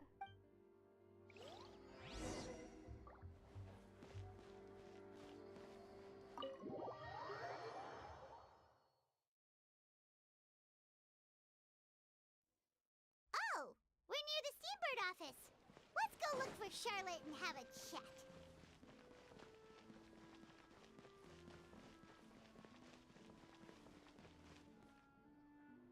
Wow! If it isn't the Traveler and Paimon! Oh, have you seen the article I wrote about you? Ha! You've got some nerve! You just used us to make some quick mora! Oh, you needn't worry about that. I heard that you were in Poisson some time back, so I sent you a letter to discuss just that. It appears you didn't receive it, though. It's all right, though. I've set aside the amount intended for you. I've even set the table with some food. Really? Oh, you're the best! You're almost a little too easy to win over, Paimon. If I were a journalist with ulterior motives, you'd be in trouble now, you know. Oh, Paimon knows you're not like that. Still, what brings you here all of a sudden? Were you looking for me? When Mona mentioned you, we thought of coming to see you at work. I see. It seems you've already bumped into Mona here in Fontaine. So she mentioned me? What did she say? She said that you're a real daredevil of a journalist. Nice. In which case, can this daredevil journalist dare to request an exclusive interview with the legendary Traveler and Paimon? Huh? So your article in the paper today doesn't count? Oh, of course it doesn't. That was more like live photography. What I'd like to do is dive deeper and ask you to talk about the things you've seen and experienced. Yeah, are we even qualified enough? Why not? If I say you're worth an interview, then you're worth it. But not right now, of course. I'll need a few days to prepare. Oh, in that case, we'll just chat when you have the time then? Oh, so that's a yes? Ooh, splendid! I'll tell the editor-in-chief immediately. I'll have to apply for lighting, a venue, some props, and... Whew, so much to get done now. Talk to you later.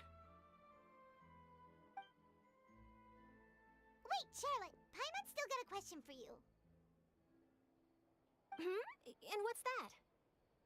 If, just for example, Fontaine were to be flooded tomorrow, what would you do today? Huh. That's the prophecy you're talking about, isn't it? I mean, I do hear about it often, but I've never once thought that the day could be tomorrow. If you're seriously asking, then I might try and think of a way to leave Fontaine. Oh, but I'm still a journalist first and foremost. That means I have a duty to be reporting from the scene.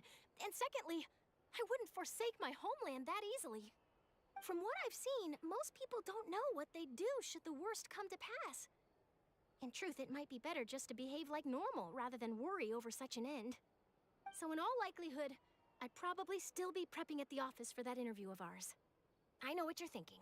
That sounds a bit sad, but I've always believed that it's best to do what you enjoy. Just think about it.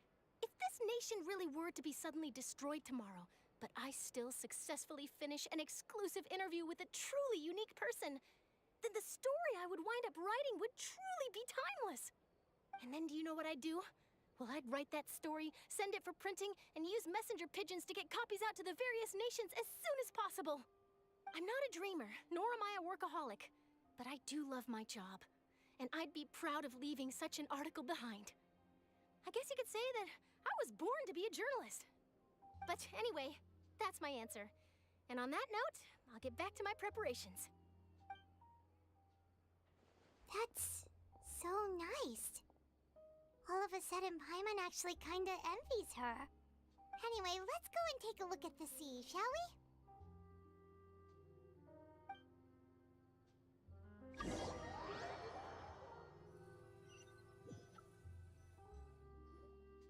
The sea breeze and scenery can be a pretty soothing combo, huh? Paimon's been thinking.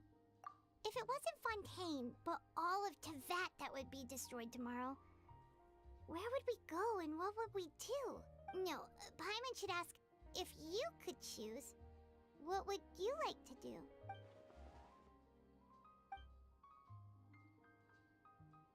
We've always been moving to the next destination, so we haven't spent much time thinking about these kinds of things.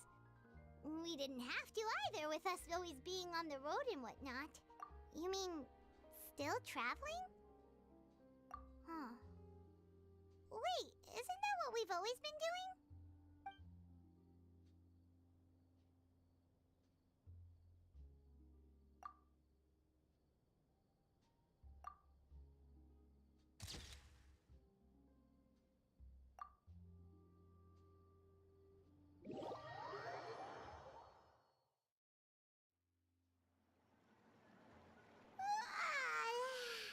Feels like you'll grow mold if you stay here long enough. But it's still better than the Fortress of Meripede, that's for sure. It's not only damp there, but salty too. Ah, so the two of you are still here.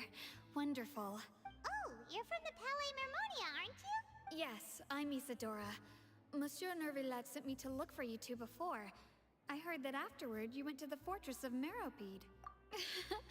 Not at all. I'm well aware that you're friends of his. Actually, I'm here to pass along a message from him. Yes, inside the Opera House. The Maréchaussée Phantom has declared the incident a small-scale riot. A riot?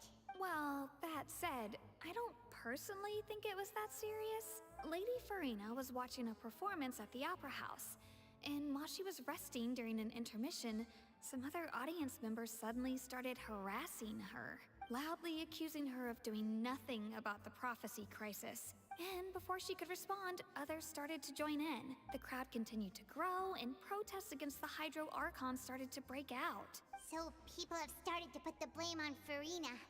Guess they finally found an outlet for the pressure they've been under due to the prophecy. I agree. People will naturally rely on gods, as is customary.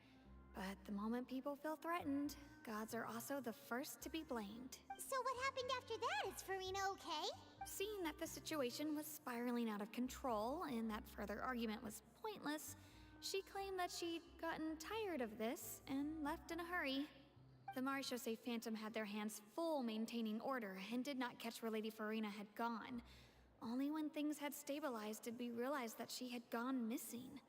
So, you mean she's still missing? That's right. The Maréchaussée has dispatched many people to search for her, but we don't have any leads yet. That said, I don't think there's much to worry about. She is a god after all. Even if she were to fall into the hands of rioters, what could ordinary people do to her? Good. Monsieur Nervillet sent me to tell you about the situation, but he didn't say anything else. Don't worry, this is more than enough to go on. Thanks for keeping us informed. Ah, is that so? Well, all right then. In that case, you two take care. I'll be heading back to the Palais now. Well, sounds like we should hurry over to Poisson then. If we know Farina, she won't try to fix things in this situation. Instead, she'll look for a place to wait out the heat. And, as we also know, she may be loud and dramatic, but she doesn't have a heart of stone. When Nervalet was talking to her in the Palais Mermonia, and she heard about Poisson, she couldn't hide her sadness and remorse. It would be hard for her to ignore being accused by the public today. Paimon thinks Farina's probably taken the opportunity to slip away to Poisson and try to relieve the sense of guilt that she's feeling. Huh. Well, what do you think? Paimon knows the answer, of course, but Paimon can do the analysis to back it up, too. Cool, huh? In that case, there's not a moment to lose. Poisson, here we come!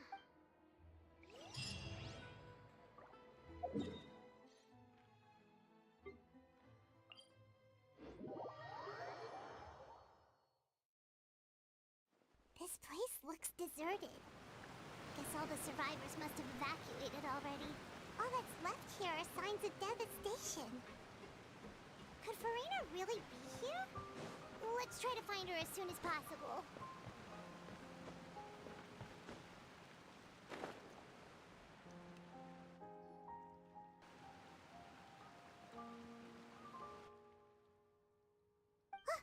That's Farina, right over there. She really is here all on her own.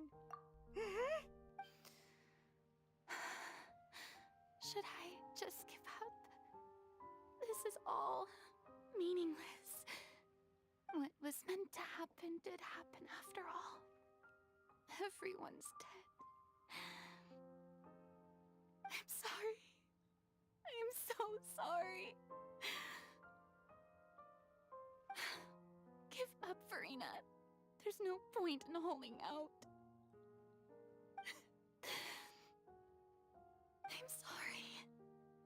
But what can I even do other than to repeat meaningless apologies over and over? Who's that? Don't worry, Farina. It's just us. So it is you, blonde traveler from another land.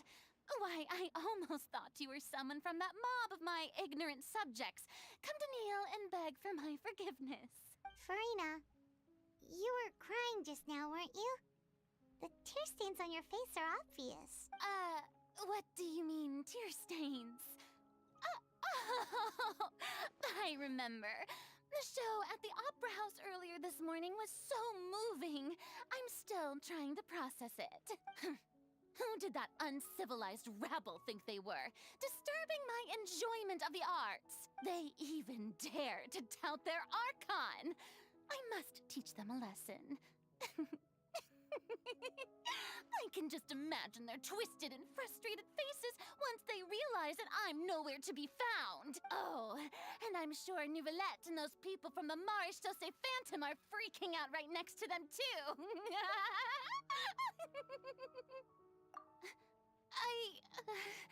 Of course not!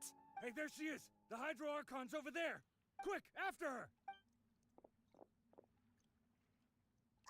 Farina, those people seem to be after you. They are? They're just some rabid fans who want to cut the line because they haven't been able to meet me in person, aren't they? That's against the rules. I can't let them get their way. Farina just ran off! Quick, we have to catch up with her!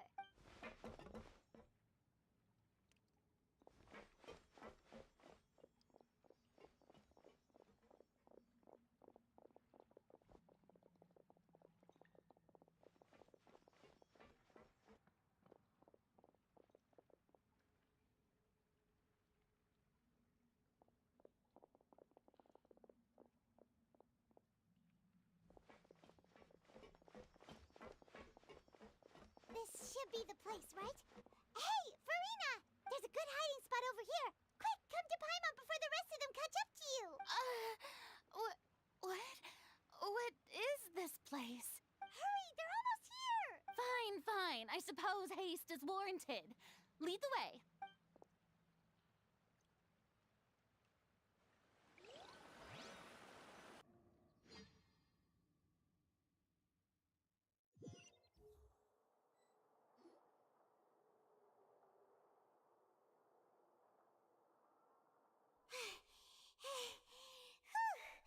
Paimon's exhausted.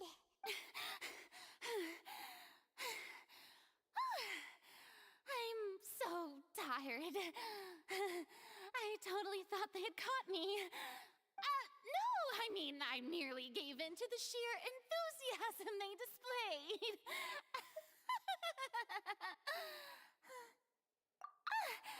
You're right. Yep, that's a good girl.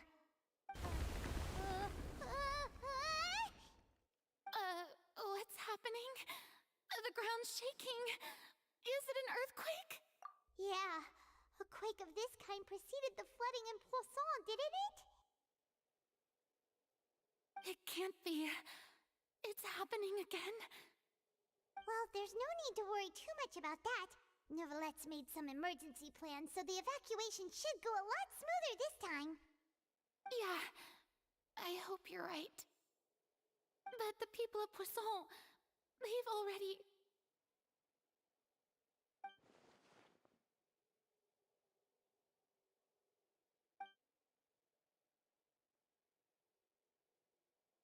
It's true. I've been investigating the prophecy for hundreds of years.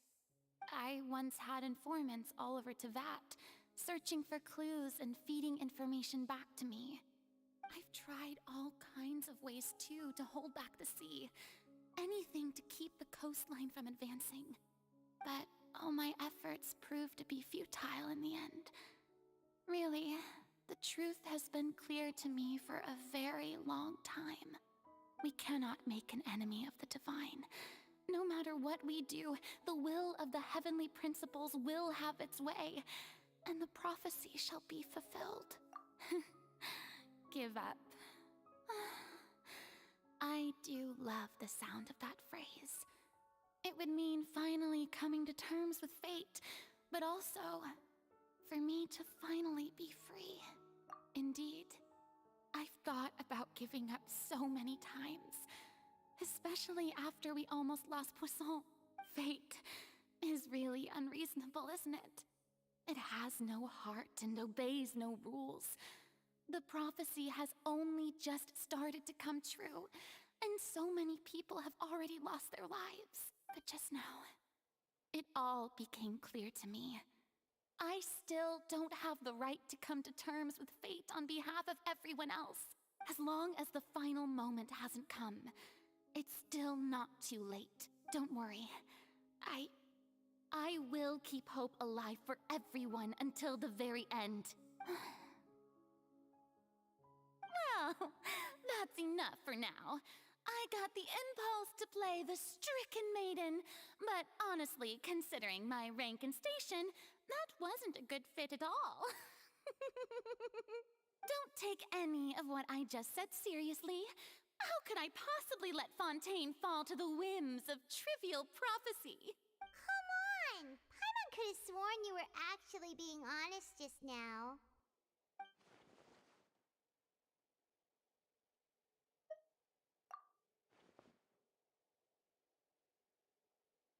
Share my burden. That's impossible. It was fated right from the start that this would be my duty alone. A witness. Yes, I've heard that you came to Tevat from beyond the stars, yes. In other words, you never belonged here. And if Tevat is, in its entirety, a show on a stage, then you're just a spectator, aren't you? If that's the case...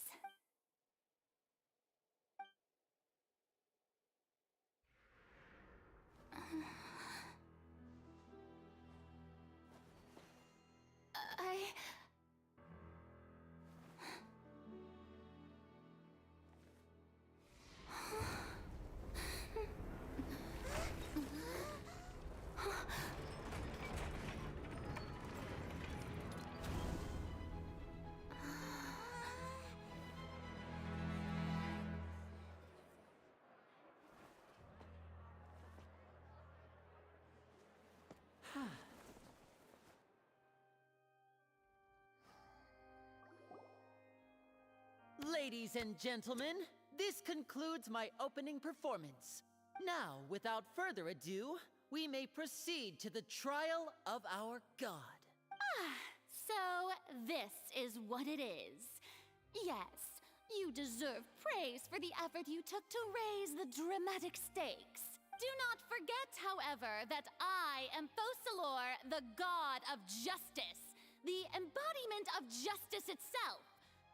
Does it not strike you as even the least bit absurd to bring the very concept of justice to trial? May I interpret these words as your refusal to stand trial? In that case, you will have the opportunity to defend your honor through a duel. You would draw your blade against a god? I see. It seems like you have made up your mind.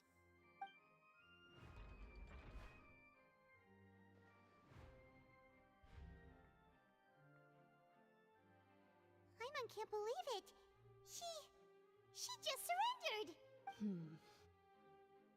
What the heck is going on? Did I just see an Archon surrender to a human? Wow, how utterly humiliating. Lady Farina, what is the meaning of this? Shh! It would seem that there has been a misunderstanding. To be clear, the raising of both hands is not always an indication of surrender. Looking for excuses again, huh? I raised my hands just now to indicate my acceptance of the trial. No duel shall be necessary. I will admit that I've been running away for a long time. I'm sorry, everyone. I was unable to protect the people of Poisson. It is my duty to stand trial for my crimes. You are not the only ones to be disappointed in me. I, too, am exceedingly disappointed in myself. But now, it is time for the Hydro Archon to show you her courage and resolve.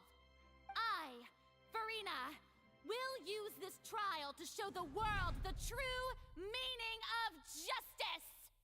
This time, I will protect you. Applaud and rejoice!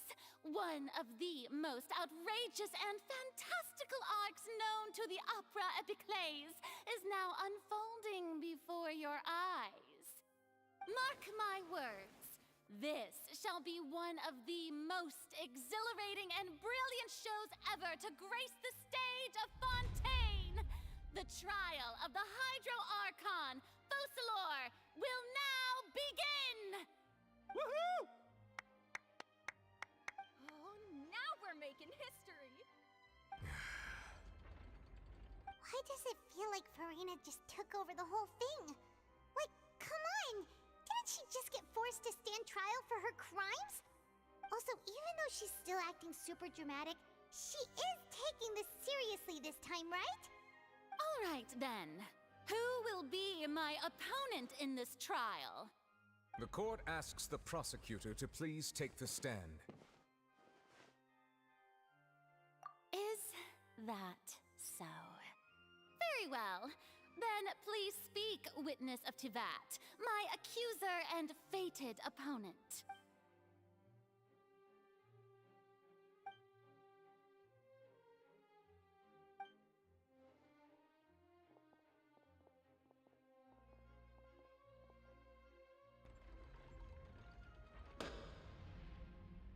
Also, please allow me to ask, as a final question before the trial begins, just how much work did you do to force me onto this stage? Well, We did do a lot of prep after the meeting that day. I can go over the tasks assigned to the Spina di Rosula, since they were rather straightforward and easy. Navia, the president of the Spina di Rosula. Most of the people who participated in the disturbance this morning were my subordinates. They changed into plain clothes and came to the Opera House as regular audience members, waiting for the perfect opportunity to incite insurrection against you. The people's resentment against their Archon has been building as more and more of the prophecy is fulfilled. A spark was all we needed to turn smoldering anger into a flame. Moreover, according to our understanding and analysis of you, when something like that occurred, you would likely flee the scene and head to Poisson by yourself. So, we arranged for a second group to lie in wait there. So, you mean the ones who scoured the settlement for me were also from the Spina? And their goal was to force you to step into the giant magic box so you may personally participate in the greatest magic performance in all of Fontanian history. That's right. That house was a magic box, rather than someone's residence. As the super ultimate version of the setup that I used when I first performed at the Opera Epiclese, the volume of the box was increased by a whole order of magnitude, and the distance it traversed was the entire gap between Poisson and Araneas. Its cargo, of course, was an Archon instead of a human. My thanks, Farina. Without your help, we could never have pulled off such an extraordinary performance. You're welcome? Of course, this performance was only made possible with Father's support. The House of the Hearth spent a massive amount of labor in Mora to pull this off. We had to select a location, construct the giant magic box, dig a tunnel, and open up a path through the water. It was a lot of work for all of us. So, in other words, the earthquake that we felt within the giant magic box was just a normal tremor from the transportation of the whole house? That's right. It wasn't a sign of another disaster to come. Then, I can guess Nervilette and Cloran's parts. You gathered a crowd, prepared a stage, and made sure that the champion duelist would be immediately ready for a fight. Also that as soon as I appeared on the stage, the trial may commence without a hitch. Am I right? Yes, that is correct. Well, Clorand, I must commend you for your courage. Only the most outstanding champion duelist in all of Fontaine would accept a duel with an Archon without flinching. Thank you.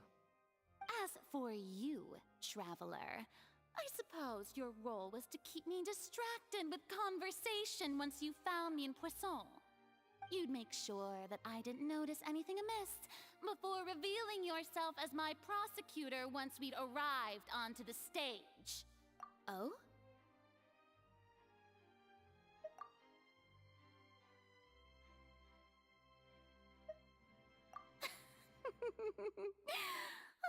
Is that so?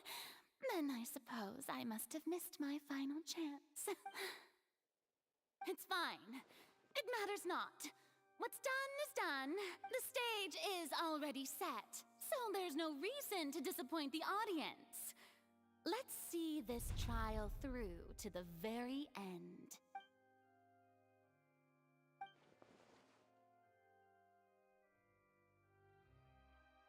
Madam Prosecutor, please allow me to pass this along.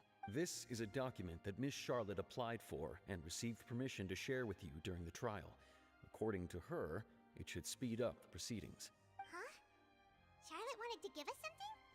Oh, so she's here too! Hey, Charlotte! Oh, let Paimon see. Isn't this the exclusive interview that she did with us before? So she's already finished it, huh?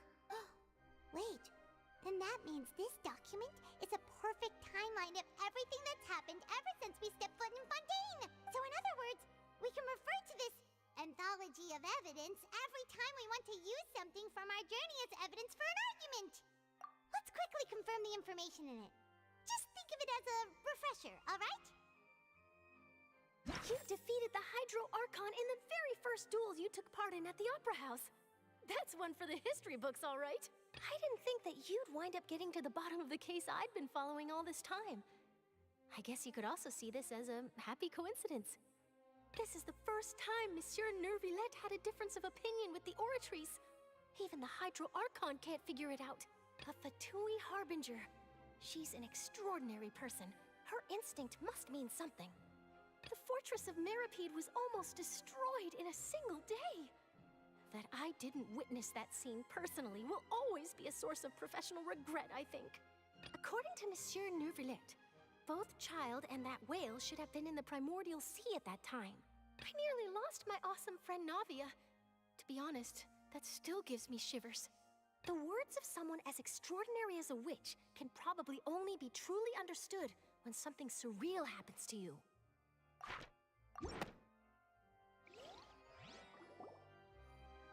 The prosecution and the defense are both in position. The trial shall now begin. Oh, come on, Neuvillette. There's no need to repeat all the unimportant legalese. Just fast forward to the part where the prosecution lays out my offenses. As the defendant and the lead actress of this performance, I still haven't even been informed of my supposed guilt in all of this. Of course, it is only natural for humans to struggle to understand the actions of a god. However, you will need more than that to convict me of a crime. That's true, but my charge here is unrelated to your conduct as an Archon. Instead, I would like to charge you as a fraud, who's never been the Archon in the first place. Wait, what was that? Lady Farina's a fraud? Hey, I came here thinking that we were going to try the Hydro Archon for forsaking her duty, but did I hear that right? She's not our Archon at all? Charge accepted. Lady Farina, do you plead guilty to the charge? Lady Farina. I plead not guilty. How can I be guilty? There is no way that I, Focalor, otherwise known as Farina de Fontaine, a member of the Seven and the Regina of all waters, kindreds, peoples, and laws of Fontaine, could be anything other than your true Archon. Yeah. Even though Lady Farina can be rather eccentric, isn't it going too far to doubt her very identity? Yeah, I've never questioned her identity either. Sure, Lady Farina can be super irresponsible, but what grounds does that prosecutor have to make such a huge claim? I have cause to believe that common sense will prevail in this case. Many of the members of the audience have known me as the Hydro Archon ever since they were born. There would be no fooling their memory. See? Even the Oratrice has decided to show me its favor. Are you sure you want to commit to a charge that will never be upheld? If you wish to drop the case, I can promise you as the God of Justice that you will not have to face trial for making a false accusation. We will treat everything that's happened as a dramatic spectacle and move on with our lives. What do you say to that? An argument with near impossible odds, huh? We have to not only refute Farina's claims, but also overturn the long-held beliefs of the people. Well, I tried to give you the chance to surrender. If you must persist, then let me ask. If you believe I'm not the Archon, then what manner of being do you think I am? And if I was not the Archon, then how did I manage to live for over 500 years?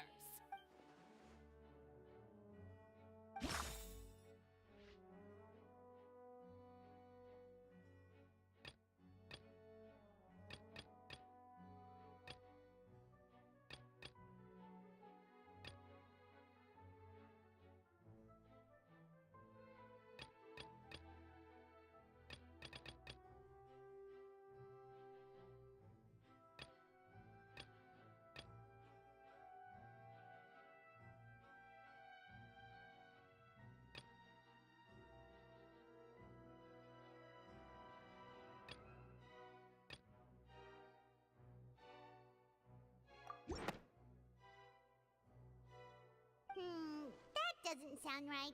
Paimon doesn't think this clue can be used as compelling evidence to build our case.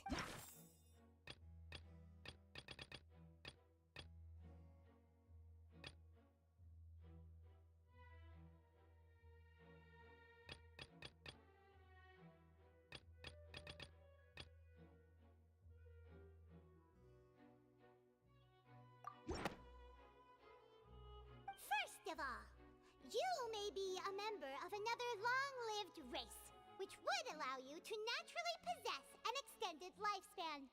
And second of all, even if that wasn't the case, there could be other ways to extend your life.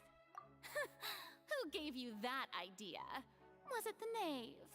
You'd sink so low as to use a harbinger's words against me. A curse? I once thought it possible that the aura of an Archon might naturally resemble a type of curse. But in light of this claim, perhaps what I sensed was not your divinity, but a curse after all. You sensed it too, huh, Nervalet? Lady Farina is actually a human? Well, it is true that it's extremely difficult to tell humans and gods apart just by looking at them. It's not impossible.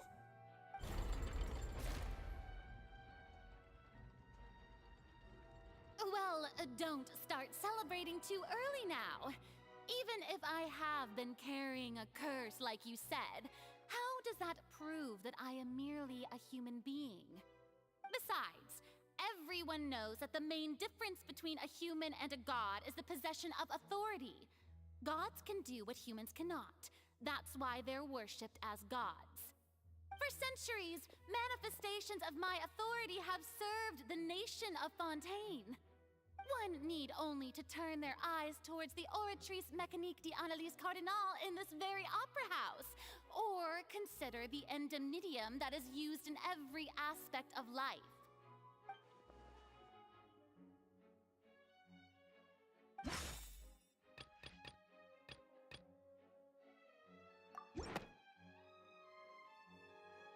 You tried to reference the Oratrice, but weren't you as confused as all the rest of us when the Oratrice declared Child to be guilty without any proof? Otherwise, you should have come up with a good explanation for that by now. Didn't I make myself clear at the time? The decisions of the gods are naturally difficult for humans to comprehend. There is no need to provide an explanation. Lady Farina, I believe a reminder of your current circumstances is in order. While the court is in session, the principles of justice and the law must come before all else. While you are an Archon, you are also first and foremost the defendant in this trial. You will prove yourself unable to defend against the prosecution's charges if you continue to withhold vital information against the rules of the court. I never thought you'd use that kind of rhetoric against me. That was no trick of rhetoric, Lady Farina. I've merely reiterated the rules of the court. Rules that all should respect and follow. So, you neither knew why Child was declared guilty, nor did you understand the structure and operations of the Oratrice. Instead of having been created by you, the manifestations of authority you mentioned have been made by the real Hydro Archon, haven't they? The real Hydro Archon? Well, now you're really losing me. It is true that I did not know why the Oratrice gave out a guilty verdict that day. But the Oratrice handed out that verdict unilaterally, and it has been operating independently ever since it was first created. You can't argue that just because a divine creation is flawed, that the god behind it must also be no god at all. She's still throwing out all kinds of excuses. Seems like she's confident that we won't be able to produce proof that she has no power over the Oratrice. My power as an Archon. There are many ordinary citizens in the audience. How can I just carelessly demonstrate the formidable power of an Archon? If that poses a concern, I'm prepared to extend my protection to the audience. You don't need to go that far. Aren't you the Hydro Archon?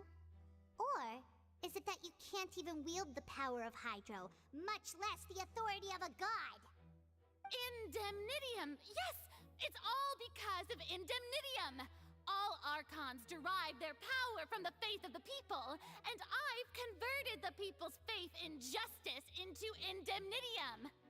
Thus did I give up all of my divine power to provide everyone with energy for their daily lives. Have you ever seen a more magnanimous god? Isn't that a huge stretch? Yeah, no matter how generous an Archon can be, how could they give up all their power? Can a god with no power even still be called a god? It seems like nobody's buying Farina's excuse. Hey, come now, everyone. Please don't stare at me as if I was a liar. I'm still the same Farina you knew, right? The one that you loved. Shouldn't you want to believe in me? Please? You've got to believe me. If what the prosecutor said is true, she really has committed a grave offense. Did she deceive all of us? And all of our parents and grandparents too? And then all of our ancestors? Ever since they were born?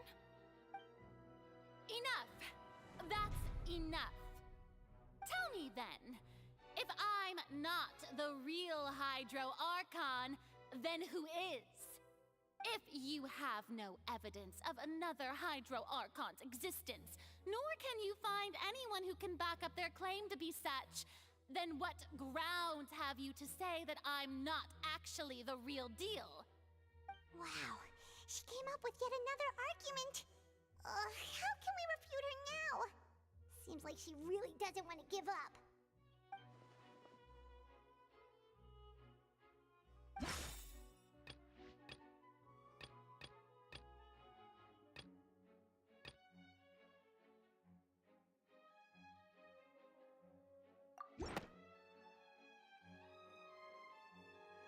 It has been established that all Fontanians can dissolve in water from the primordial sea.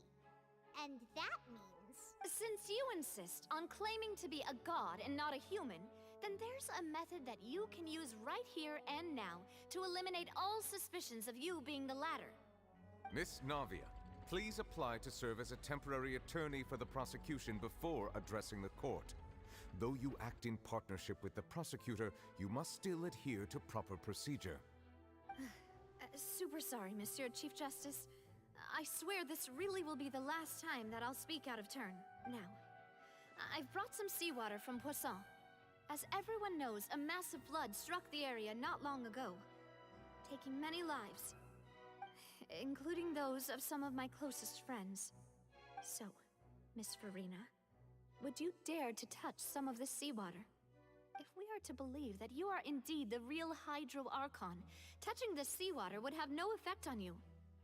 All it should do is strengthen your case. But if you don't dare to touch it, then we would have basically proved the reverse. Oh, and I must remind you that after the disaster at Poisson, nobody wants to see any more people dissolve. I do hope you'll act prudently and choose the simpler path of admitting guilt.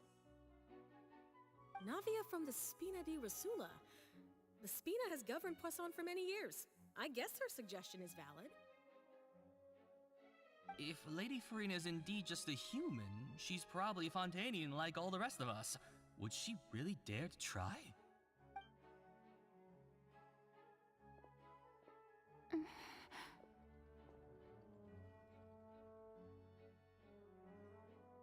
Lady Farina, this test has been unilaterally proposed by the prosecution. As it falls outside the realm of standard court proceedings, you possess the right to decline participation. Well, of course he had to tell her that. But refusing to participate is basically the same as a confession of guilt. She's just staring at the water without saying a single word. It really does seem like she's quite terrified of it. That could only mean... What's going on? Is she really planning to... that's not what we thought she would... Due to the inherent risk of the test, Lady Farina, you may... Hey! I'm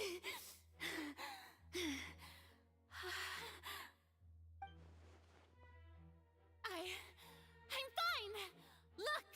Look at me, everyone! My hand is still here! I haven't been dissolved! Will you believe me now? I really am your Archon! I'm nothing like a normal human who would fall apart as soon as they touch this water! Really? Was this not the most obvious thing in the world? Miss Siegewin? If you're present, Miss Siegewin, please come forward and attend to the defendant. Siegewin? Don't be nervous. It'll just take a few seconds. Let me see. That should be enough. Please announce the results of your evaluation to the court, Miss Siegewin. As everyone doubtlessly saw, Miss Farina was displaying symptoms of hyperventilation and flushed skin. These indicate that she was experiencing the adverse effects of exposure to primordial seawater. The extent to which she was affected is the same as other humans when exposed to primordial seawater of a similar concentration. Thank you, Miss Siegewin. Lady Farina, you may return to the defendant's stand. Oh, wait. What did she just say? I didn't get dissolved! Shouldn't that be enough to prove my innocence? Well, considering your tendency to run from your problems, we did originally prepare a direct sample of the seawater around Poisson. However, after extensive discussion, we exchanged it for a sample that is not concentrated enough to dissolve an actual human.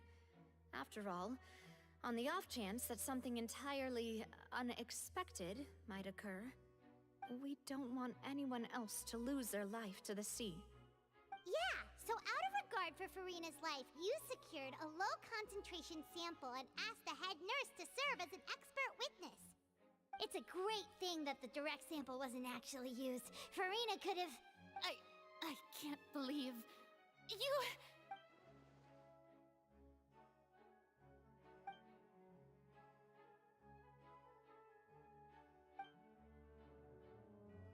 Listen to me, everyone!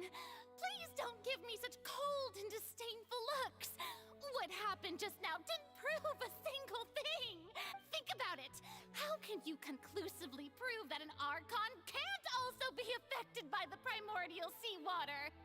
Also, if I was really just a human, why would I dare to just put my hand in that kind of water?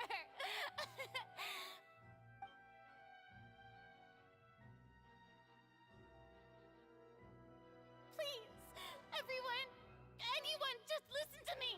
I swear, I really am your Archon!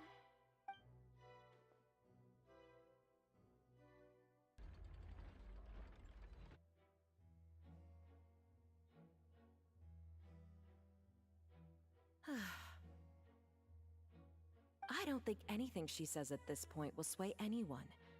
The odds are just too stacked against her now. With all the things that have been said, Paimon doesn't think there's any way left for Farina to win. I believe the time for arguments and presentation of evidence has come to an end. If there are no objections, we will move on to the final judgment.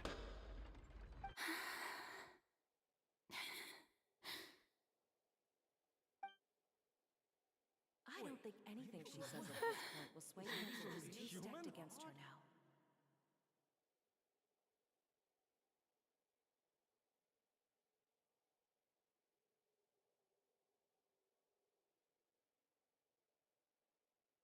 In my capacity as Chief Justice, I shall now render judgment on Farina's misrepresentation of herself as the Archon of Fontaine. As a human who knowingly deceived her fellow citizens, Farina is... guilty.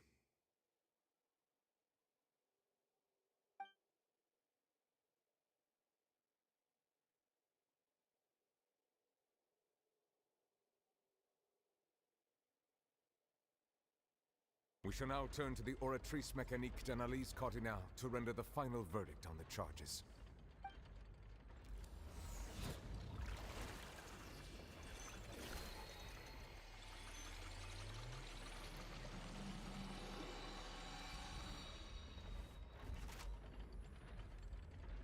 According to the judgment of the Oratrice Mécanique d'Analyse Cardinale, Farina is... Well, what's wrong? What's the Oratrice's verdict? No, the Oratrice also displays a guilty verdict. Isn't that correct then? However, the exact wording of the verdict is thus. The Hydro Archon, guilty to be punished via the death sentence. The death sentence? That's actually one of the available sentences? I've always thought that it was just a myth. The one and only time the death sentence has been handed out at the court, and it's been given to the very person we've worshipped as the god of justice? What an unexpected twist. Farina's been sentenced to death by the Oratrice? We just wanted to use the trial to show her the seriousness of things so she'd tell us the truth. How did things escalate this quickly? This outcome is indeed quite strange. According to Fontaine's current definitions of justice, as well as its recommendations for criminal sentences, is this sentence really appropriate for the crimes that have been committed? Yeah! Even Vacher wasn't sentenced to death by the Oratrice. You know, the real evil mastermind behind the serial disappearances case. Indeed. Not only is Farina's sentence overly excessive, the very point of our trial today was also to prove that Farina has never been the Hydro Archon in the first place. But now, the Oratrice seems to have deliberately invoked the title of the Hydro Archon. What does this mean?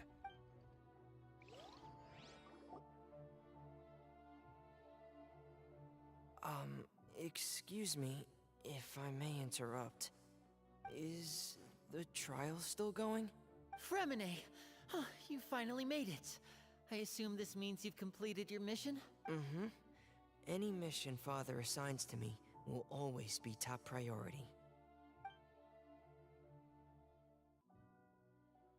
Is that the first prophecy slate? Huh.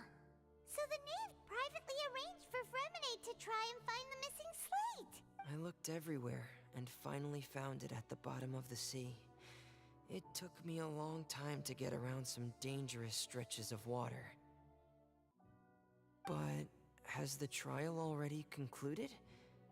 Then doesn't that mean I've come too late? Oh no. Father will be disappointed in me. Thank you for your hard work, Mr. Fremine. Please allow me to review the record left on the slate. Traveler, I believe that you have already seen the other existing slates, and would like you to come here and confirm their contents. Huh? So what do you see? What is it?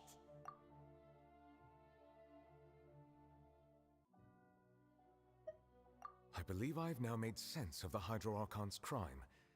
It has to do with Fontaine's lost history. Huh? Isn't the Hydro Archon just guilty of deceiving her people? Oh, wait, no, that's Farina, and we've already proven that she's not the Hydro Archon. So when you say Hydro Archon, do you mean the real Hydro Archon we've been kinda talking about? In truth, everything that you've encountered in Fontaine up until this point can be traced back to the contents of these stone slates. However, I'm uncertain as to how much sense they currently make to you. Okay, let's try to recall the contents of the other 3 stone slates. Paimon will do her best to help you remember.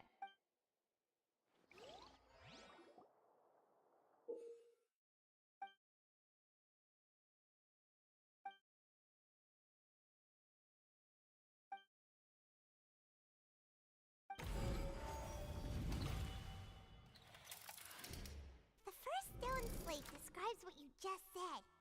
It seems to show the previous Hydro Archon using her divine power, and then the Oceanids turn into humans. Does that mean that Fontainians are transformed Oceanids? Oh, Paimon wasn't expecting that. But if Oceanids can turn into humans, then perhaps this process can be reversed as well. The second stone slate shows Celestia floating in the sky, and the Hydro Archon and her people worshipping it together. But the heavens still brought judgment down upon them.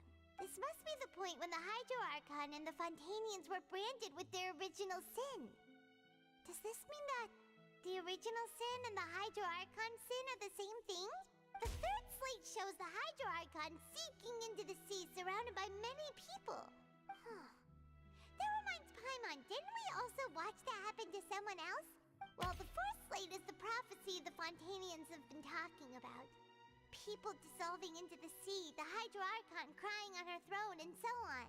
We didn't believe that such a crazy disaster could happen at first, did we? But after that incident, it was just a question of when and not if.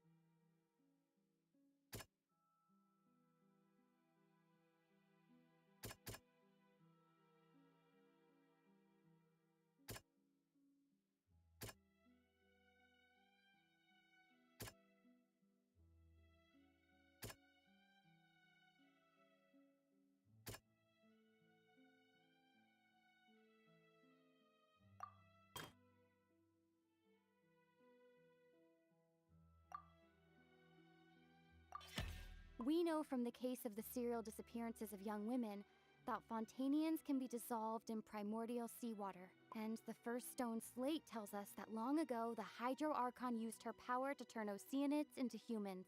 This might be the reason that Fontanians can dissolve.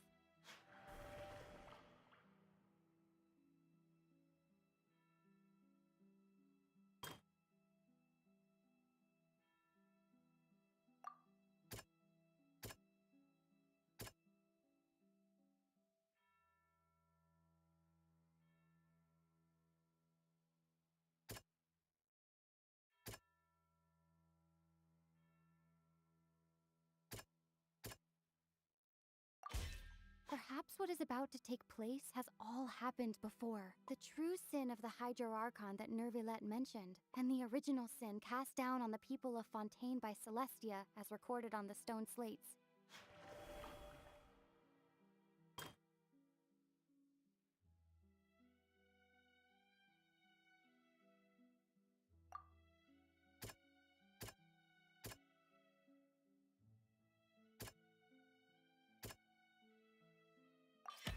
It's not as simple as falling into the sea. When Navia fell into the sea, her consciousness was subjected to judgment. The stone slates show the people gathered around the Hydro Archon in the sea. Could that be alluding to the same thing?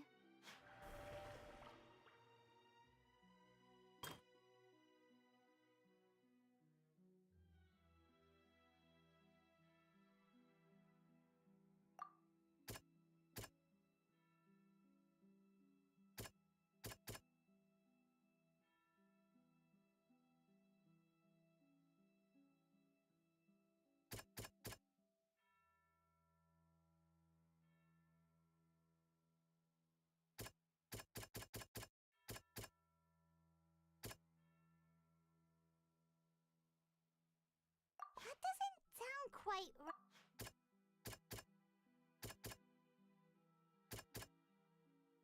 That doesn't... The prophecy from the stone slates found its way into society, but not many people believed it at first. If we hadn't dealt with it in time, things could have gone very badly.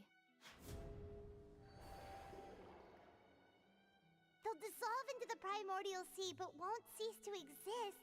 Their essence will flow in the seawater, converge, and take the form of an Oceanid. The Hydro Archon was sentenced to death in court, shocking everyone present. Perhaps this means that her sin was actually Fontaine's original sin. Navia fell into the water inside those ruins, and she nearly dissolved. She was surrounded by the people of Poisson in a court within her consciousness, and was forced to take part in a trial meant to make her stay. eruption of the primordial sea at the fortress of Meripede was the surest sign that the prophecy was about to come to pass no matter what. The prophecy's contents can all be verified by recent events. If we combine what we know together, loads of truths should come to light.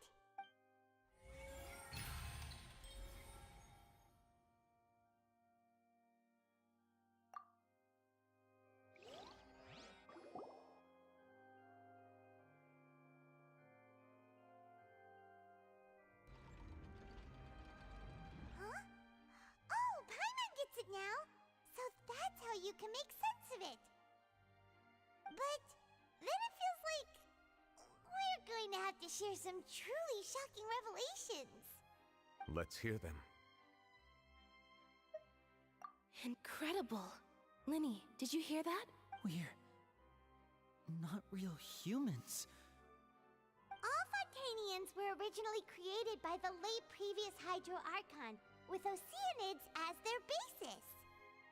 The evidence for that can be found in how only Fontanians could dissolve in primordial seawater, and how all the girls Vacher dissolved were also turned into Oceanids. Oh, and according to Navia, when she was about to get dissolved, she also saw everyone gathered around for a trial, all of them in the shape of Oceanids. Indeed.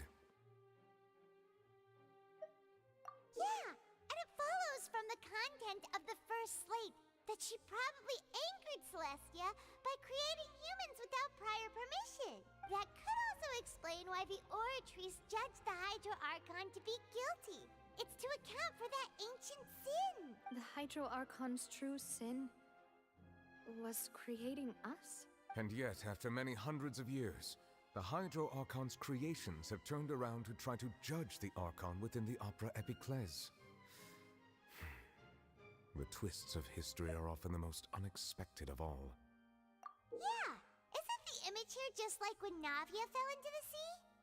So wouldn't it be trying to show the image of the Hydro Archon also falling into the sea once the prophecy has been fulfilled in the fourth slate?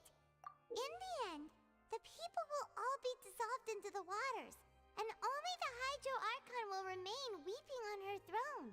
Only then will the sins of the people of Fontaine be washed away. Did Paimon get all that right? You've made some keen deductions. I must say, given how much you still don't know, it is impressive that you've already managed to connect so many pieces of the truth. However, while you were able to decode all the information on the slates, they've also been etched with an additional layer of hidden information using a different power source. When we were at the ruins, I tried to decipher the hidden information recorded in the slates. But since we only had 3 slates at the time, I was unable to come to a full conclusion. Now that the slate collection is complete, I shall make another attempt to decipher the narrative recorded within.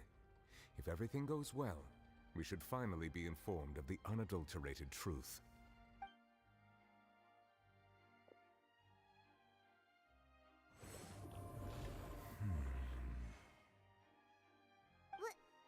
Well? Did you get it? I believe I should share this truth not only with you, but with all the people of Fontaine as well. I will try to briefly summarize it for you.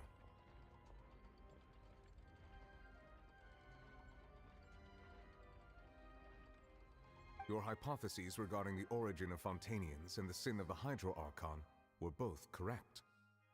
In the Fontaine of old, the previous Hydro Archon sensed the yearning of her Oceanid familiars for life on land.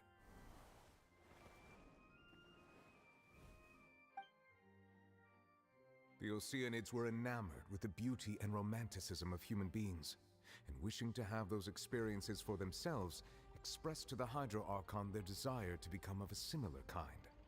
However, even though water as an element is intricately linked with the power of life, the Hydro Archon, as one of the 7, did not possess the authority to create a new form of human life. Not one to give in, she eventually found a way to create permanent humanoid bodies for her familiars by appropriating the power of this planet's primordial sea. She poured primordial seawater into the Oceanids' blood vessels, creating humanoid mimics in the process. But if Fontanians were to ever come into direct contact with water from the primordial sea, the power within their bodies would escape these artificial restraints and return to the sea. As a result, their forms would collapse, and they would be reverted to their original forms as Oceanids. Of course, the Hydro Archon never received permission from the heavenly principles to create a new human race. And thus, the Hydro Archon and all of her creations came to shoulder the original sin of appropriating the power of the primordial sea. That is the true history of how the people of Fontaine first came into being.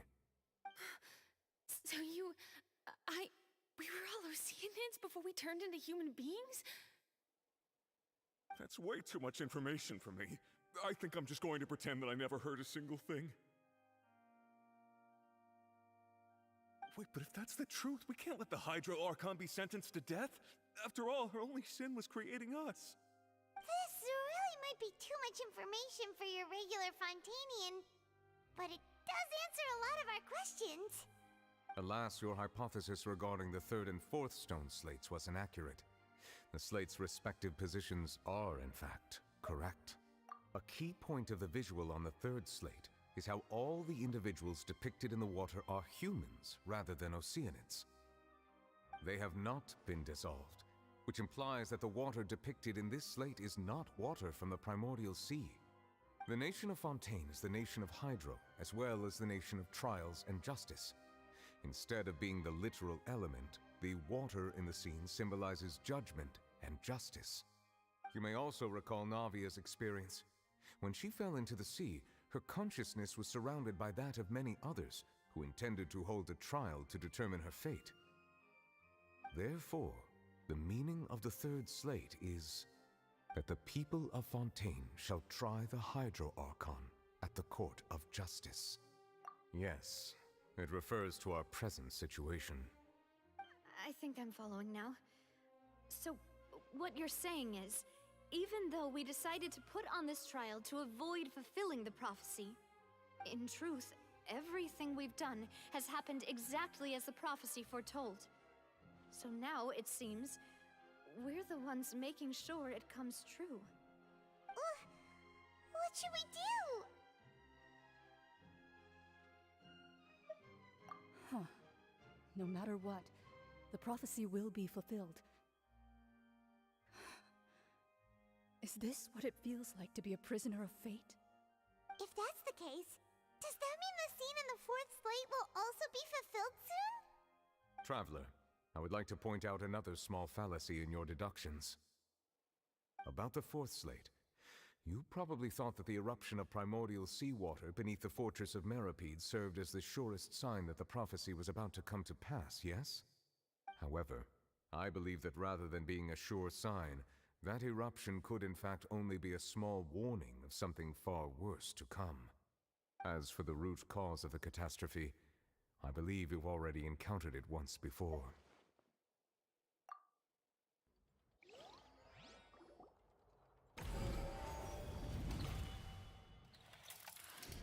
This eruption was just a small warning of the things to come. We must find the root cause of the disaster.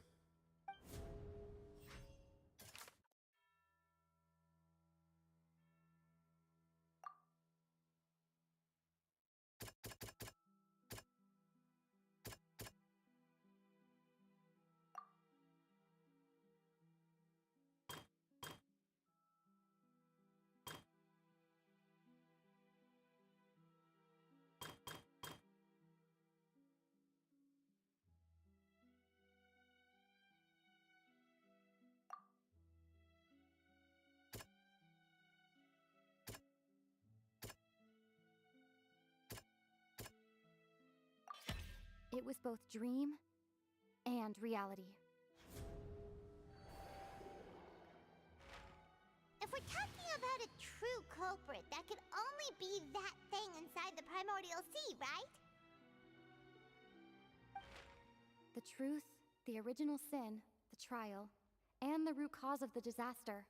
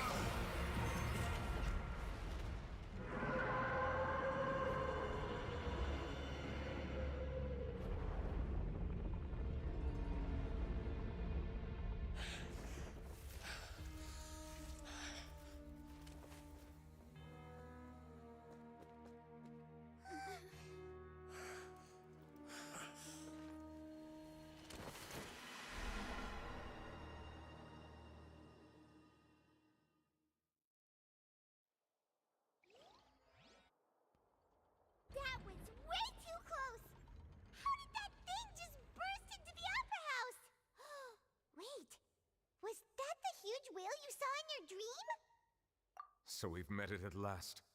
I understand very well why it has chosen to make an appearance here. That whale does not belong to Tevat. It is a monster that has traversed the stars, weeping all the while. It has been greedily consuming the energy from the planet's primordial sea, using it to grow. That is the main cause for the rising sea levels. And once it has finished consuming all of the energy contained within the sea, its next step will be... You said that when the Hydro Archon first created Fontanians out of Oceanids, she filled their blood vessels with primordial seawater. Precisely. That whale finds the blood of Fontanians nigh impossible to resist. Therefore, when it left the primordial sea, it decided to make its next stop a packed opera house full of food. Food in the form of Fontanians. We just barely managed to push it back, right? In that case, won't it come back to target the people again once it's managed to recover its strength? That is correct. Indeed, it is more accurate to say that we should thank that Harbinger for buying us some time. Without him, the whale would have likely come onto land far sooner. From the way he looked, he must have been fighting the creature for quite a long time. That battle maniac. We've always known that he had a special connection with that whale, but we definitely didn't expect it to help us out like this. Anyway, now that we know that this whale is the actual cause of the disaster recorded in the prophecy, all we need to do to stop the prophecy would be to find a way to beat it up, right? It is too late. It had already absorbed too much of the primordial sea's energy before we could notice it. At this point, it has become practically integrated with the sea itself. Even if the entirety of Tevat were to be destroyed, it could still survive and swim off towards some other world. That's not something I will accept.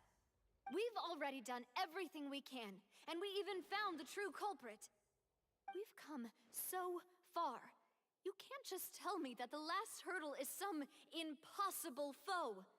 That's just not fair. Indeed, that's not how a grand performance should end. I'll fight it to the end, no matter what. So the prophecy will be fulfilled no matter what, huh?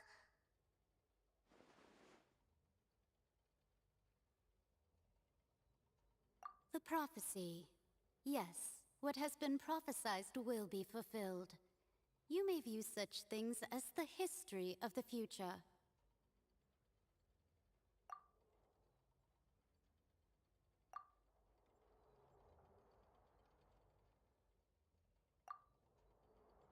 Just as prophecies are usually only the future as seen from the perspectives of the gods, could things be happening in hidden corners where the gods' gaze does not fall?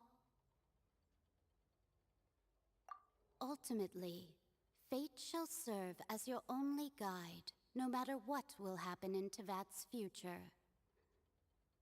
All you need to do is to play your part.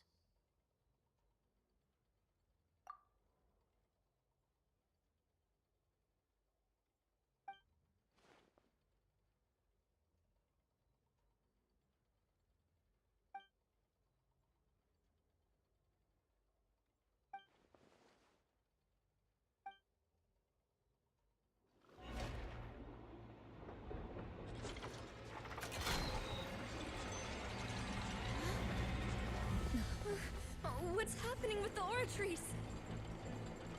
I believe it is preparing to carry out the death sentence.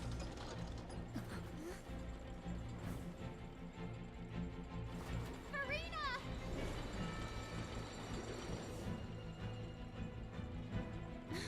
No, I still need answers!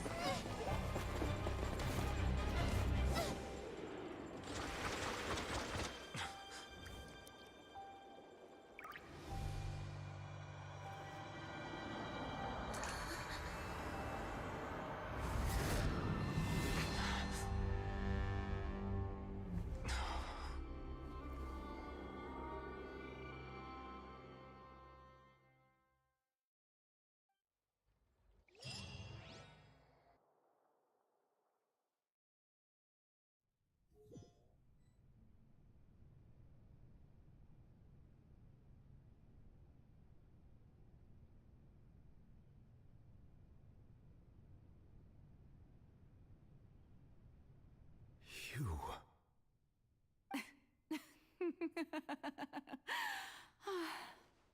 Sorry. That shocked expression on your face is just too amusing. I couldn't help myself. You are not Farina. Who are you? Ah, the sweet sound of bewilderment. Marvelous. A sure sign that my attempt to deceive everyone was a resounding success. But to answer your question, I am Focalor. You know, the god. Focalor. Why did you deceive us? Oh, that wasn't my goal, of course. Goodness, no. But I had to fool everyone else too, if I was to stand any chance of deceiving the heavenly principles. Deceiving the heavenly principles? It's all because of that pernicious prophecy. Dreadful, wasn't it? Everyone doomed to dissolve. Fontaine condemned to be flooded. One was not amused. In fact, one was positively bemused when that problem was thrust upon me by my dearest predecessor. That's the former Hydro Archon Egeria, for the uninitiated. It hardly gets more disastrous than a preordained national catastrophe, now does it? She knew full well that the prophecy would surely come to pass. And as one of the seven, she also knew full well that one defies the heavenly principles at one's peril. So yes, as you have no doubt surmised, it was a rather impossible situation that I found myself in. I spent a terribly long time mulling it over, alone on the ocean floor. And I was almost growing barnacles by the time I finally realized there was only one possible solution to this confounding conundrum. I had to outwit the heavenly principles, allow the prophecy to be fulfilled, ostensibly at least, while saving everyone at the same time. I'm a genius, I know. I can only assume that's why Egeria chose me as her successor. Although, looking back now, it was hardly the inheritance one dreams of. Between the task of saving the nation, the quotidian duties of the Hydro Archon, and not to mention the original sin of creating a new race of humans, I dare say she left me quite a colossal mess to clean up. But one can only play the hand one is dealt. I did not choose this, any more than I chose to be one of her Oceanid familiars. So you were also once one of the Oceanids, transformed into a human by Egeria's hand? Yes, I was. I always dreamed of becoming human. And I still do, even now. In my eyes, to be human is to be part of the greatest opera ever known. After becoming a god, I separated my divinity from my body and spirit, leaving behind only a self that was as naive and bewildered as my past self on her first day as a human being. The me you see before you now is that divinity. And the human counterpart I left behind, I named Farina. She could feel joy, sorrow, and everything in between. She could be as vain and conceited, or as meek and vulnerable as she wished. Her strengths were of a kind only a human could possess, as were her shortcomings.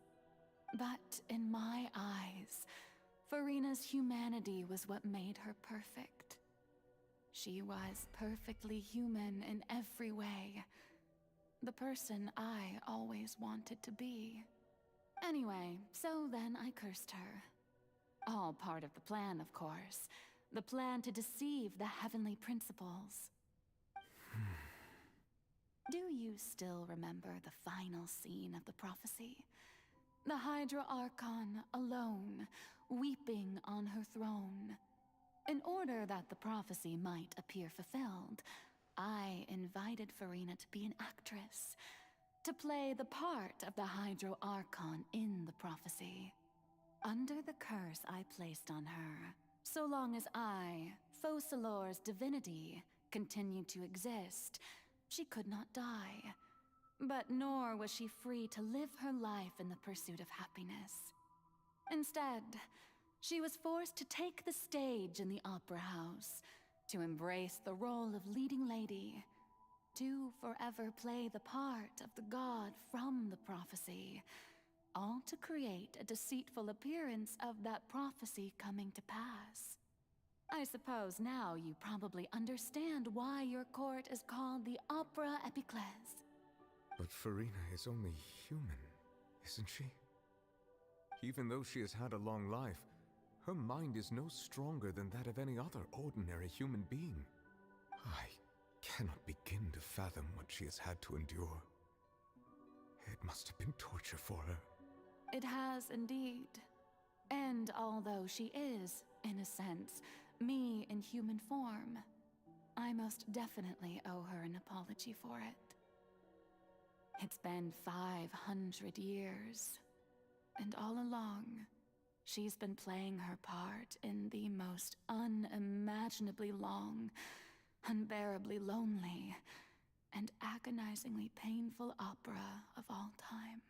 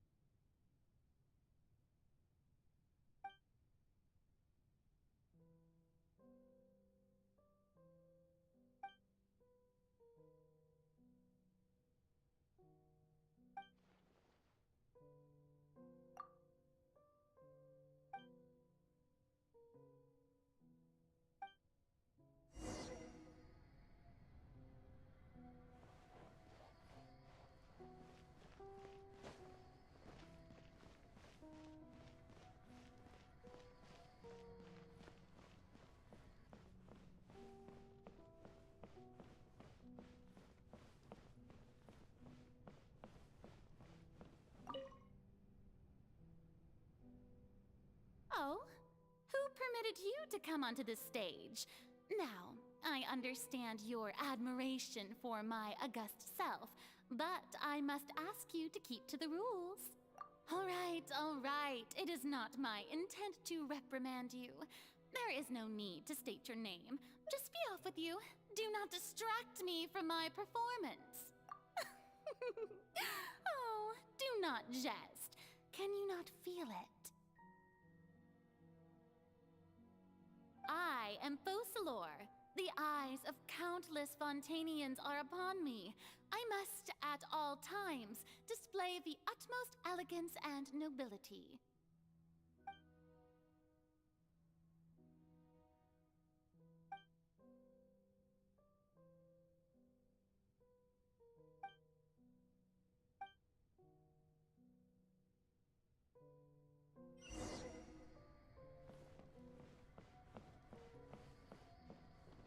Dear audience, the performance is experiencing a technical difficulty, but worry not.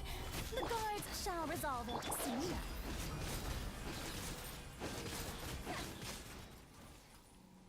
Hey, what gives? The audience is still watching me, you know. Guards? Wait, where are the guards? Guards!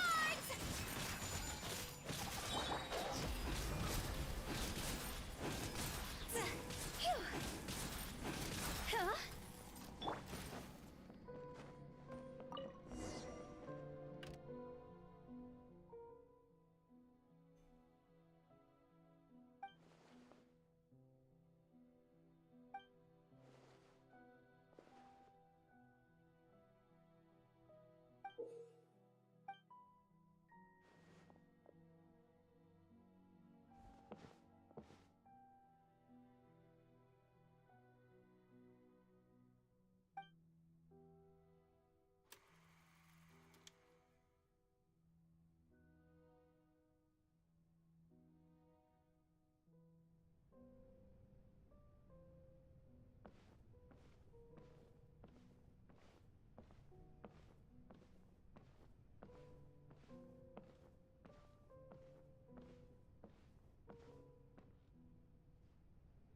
Farina. Farina. Huh? Who's that? Who's calling me? Where are you? Be not nervous. Be not afraid. I am before you. Wait a moment. You're near me? How can this be? Mirror you, huh? You know what? That's not bad. Let's go with that. Mirror me. What do you wish to say? The prophecy. Have you heard of it? What prophecy? Wait. I know. I think. I don't know why, but it's in my head somehow. The people will all be dissolved into the waters, and only the Hydro Archon will remain, weeping on her throne. Only then will the sins of the people of Fontaine be washed away. Oh, very good. You know it well. What's going on? I can't seem to remember anything clearly. The only thing I know for sure is this prophecy. Will it really come to pass? Yes, it will. And that is why I've come to you. Disaster will come to Fontaine sooner or later. Things will develop just as the prophecy declared. There is no escaping it.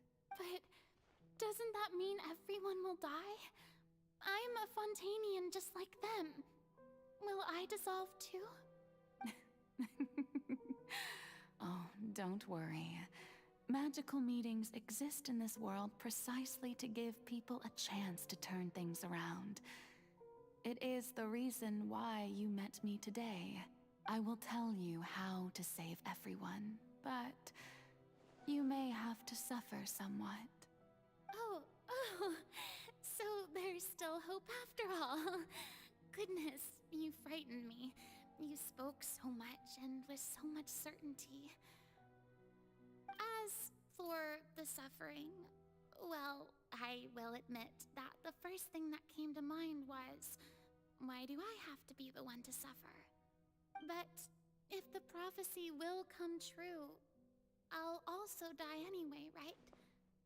So if I've already met you as my magical meeting in this world, if there were scales, with all the people of Fontaine on one side, and my pain on the other, is it not obvious where the scales should tilt?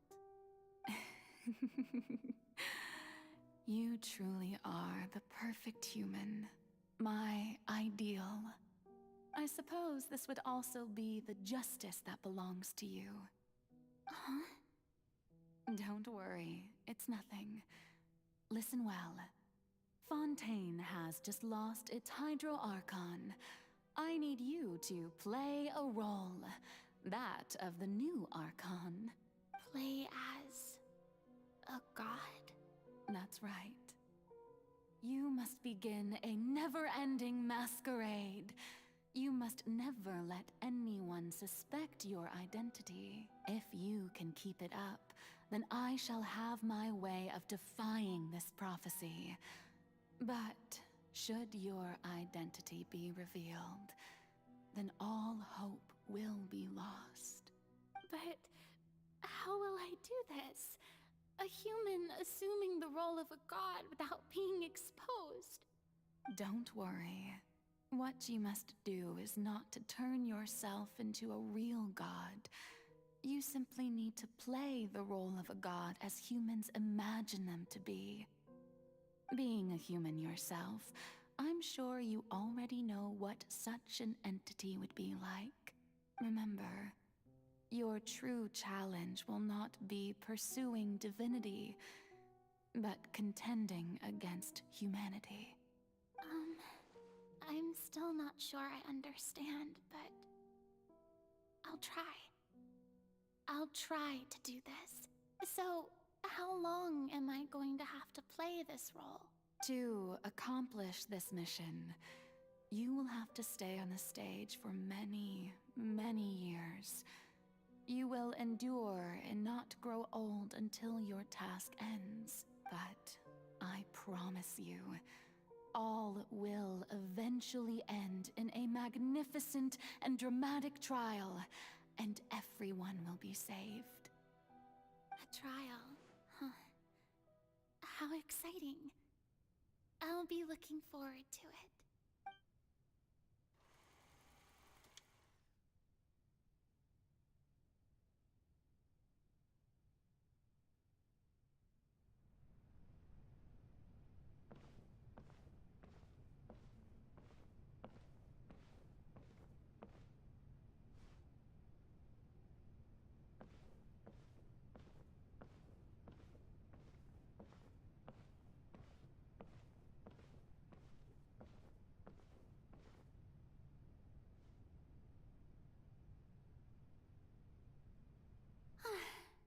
The Maison Cardinalise has announced my accession, but this is my first time facing the people.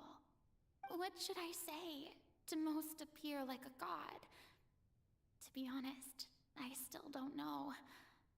Perhaps I should first try to act natural. Ladies and gentlemen, good evening, and welcome to the Opera Epiclese.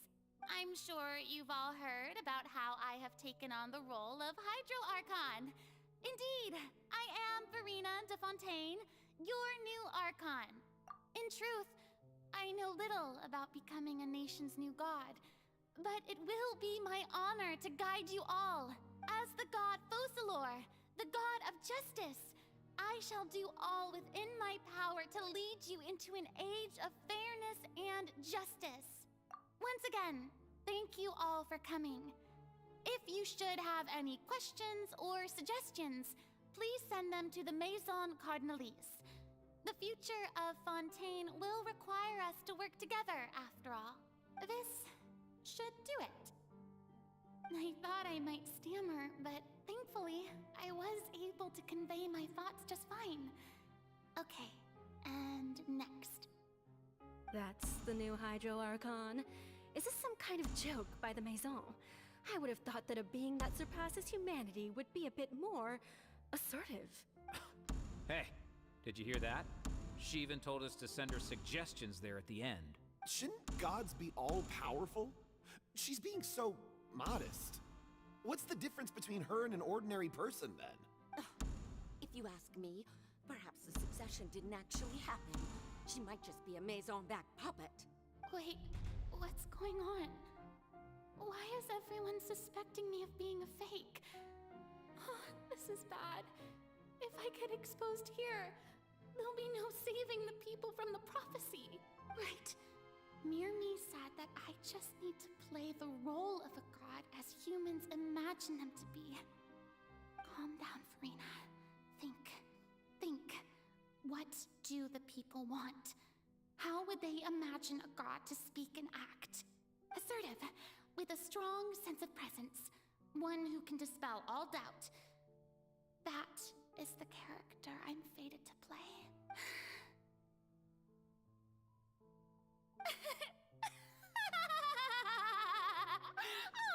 Oh, very good, my people. Only ones such as you are deserving of my rule. Now, I was wondering if some weak puppet were to one day come onto the stage and claim ownership of this opera house, would the children of Fontaine follow them? Well, it seems that you would all see right through them. Having passed my test, you are qualified to witness wondrous trials alongside my august self, here in this opera house. You may consider my previous act a door gift of sorts.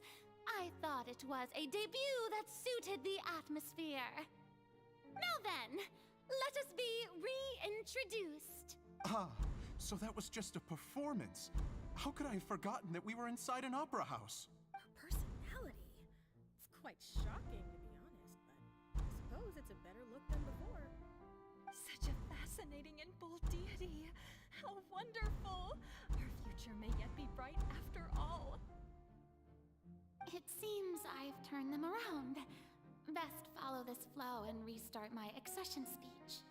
My dear people, whether you acknowledge me or not, whether you trust me or nay, I say to you, keep faith in your ardor for justice. We have heard it said that this nation's sins can no longer be washed away.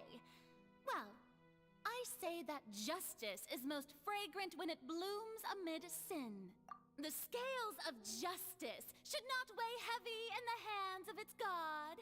On one side, it must carry fairness and justice. And on the other, praise and applause. May law be the prayer on our lips. May judgment be our worship. Let us light the fires and drink to the future of Fontaine. There is no trouble in this world that justice cannot solve.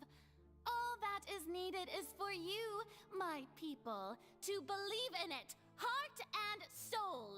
So long as I, the Archon Focalor, stand within the Opera Epiclese, so long as I stand before the Oratrice, I shall even judge the gods of this world!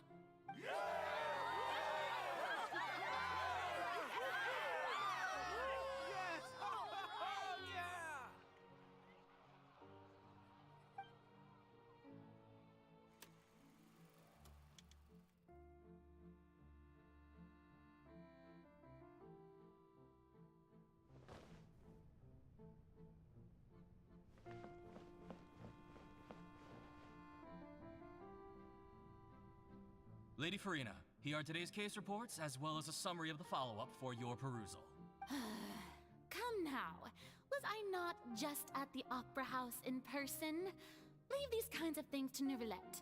Besides, none of these trials were the one that I'm looking forward to the most. If I may be so impertinent, what kind of trial are you truly looking forward to? A magnificent, dramatic, and wondrous trial. A trial to end all things. How could you hope to understand? That's true. I fear I lack the ability to grasp your divine thought, Lady Archon. No need for fright, and do not take what I said before too seriously. Go now, do your duties. The trial I await. It will come one day.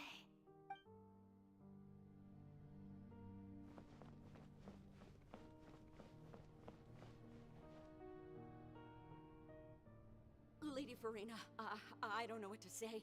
Thank you for agreeing to see me. No need to thank me. Or rather, thank your own sense of perseverance instead. Long have you stood in line to meet me, have you not? Oh, I'm afraid that's just an inevitable consequence of my divine charm. All right. Deuteria, is it? How is your son's illness? You remembered me, and you knew of my family, too. He is doing much better now. In fact, he is far more of an ardent believer than I. He was the one who forced me to seek an audience with you, and to bring your words back to him. Oh, good. Very good. If this should happen again in the future, please do not hesitate to come and tell me. Going down to citizens' homes every so often, while not usual practice, should serve as a fine change of pace. You're such a gentle and wise god. Thank you once again, on behalf of my son.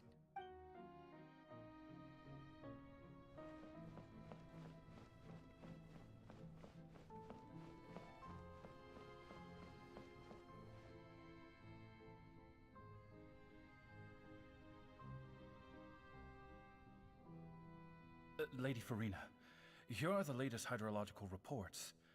As for the specific parameters you asked to take note of, I'm afraid things still don't look good.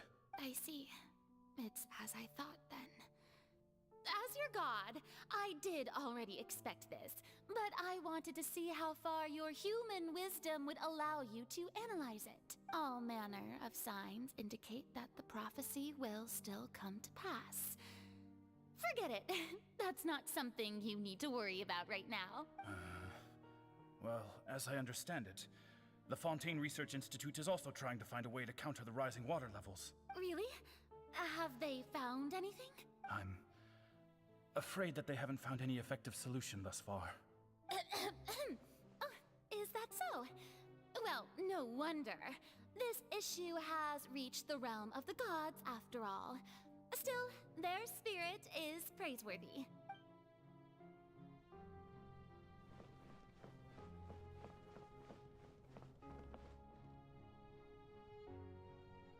The day is finally over. I haven't had a moment to breathe this whole time, but it's good to see that everything's getting on track. There are no longer any voices of suspicion. Maybe this is fine. I just need to keep going, and everyone will be saved. All right, Farina, don't think too hard about this. You need rest. Tomorrow's a new day.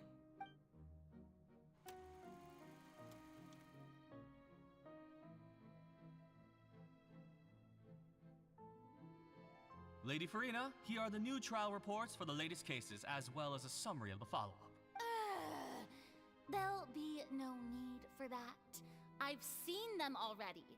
There's no need to go back over scenes I've witnessed in person before. Lady Farina, I've waited so long for this chance to see you in this manner. Indeed, my dear, loyal citizen. This joyous moment is an honor for us both. Lady Farina, we're detecting significant hydrological anomalies near Poisson. Understood.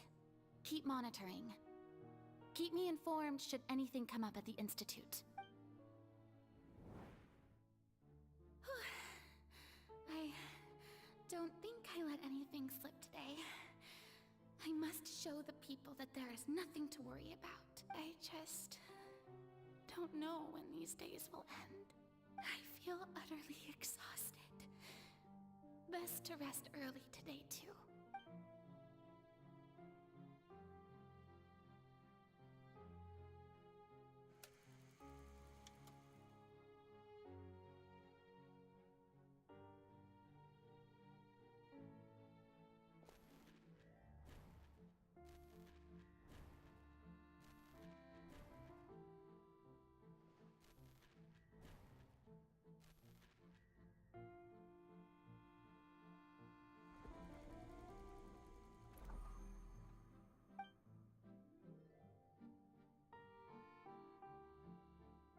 Lady Farina, it's like a dream being able to speak with you up close like this. I've heard that the first member of our family who was honored to receive an audience with you was Madame Deoteria, almost 20 generations ago. And what a fine family yours is indeed. It brings me great joy to meet such a faithful believer, a descendant of a line most ardent.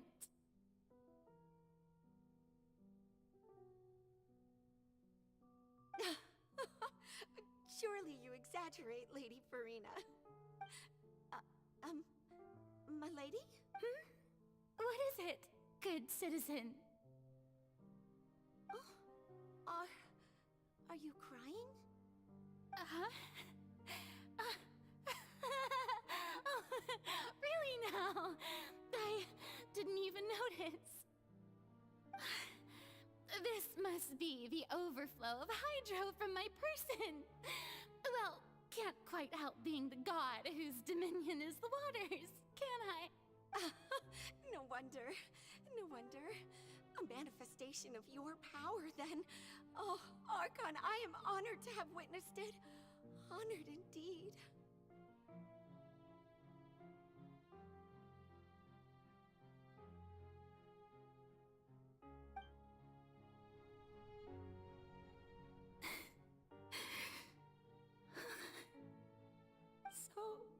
interminable. So lonely. Just how much longer? Hundreds of years must have passed by now. Perhaps the show must go on for hundreds more. I never imagined that it would hurt so much. Have I reached my limit? No. Perhaps I reached it long ago. Today I didn't even notice my own tears. I want to tell someone, anyone, about this. But would that not destroy all I've done so far? I've conducted so many investigations across the centuries. But there's not even a sliver of hope that we might break the prophecy. All I can do is keep heart. I must maintain this act. It is the only way to save Fontaine. Please, mirror me. You have to succeed.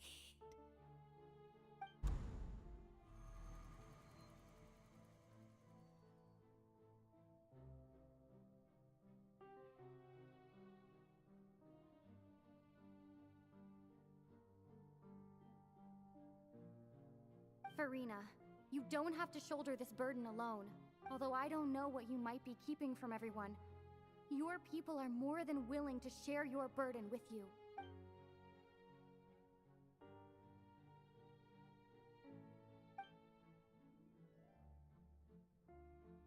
Share my burden. That's impossible. It was fated right from the start that this would be my duty alone. But even if your burden doesn't need to be shared, you can still choose to confide in someone. Just share it with me. I'm what you'd call a witness. A witness? Yes, I've heard that you came to Tevat from beyond the stars, yes. In other words, you never belonged here. And if Tevat is, in its entirety, a show on a stage, then you're just a spectator, aren't you? If that's the case... She's right. I could confide in her, couldn't I? But if things don't play out as expected, the people of Fontaine will be the ones to pay the price. No, Farina. You shouldn't be selfish. But what if it's really alright?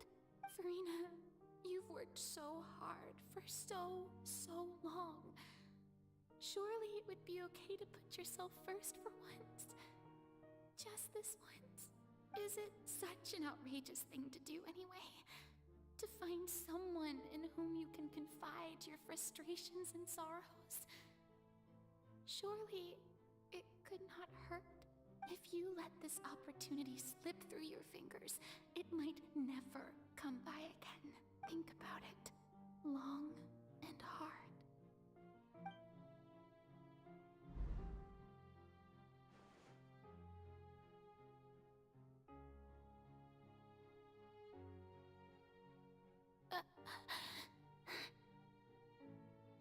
No, I have nothing to say.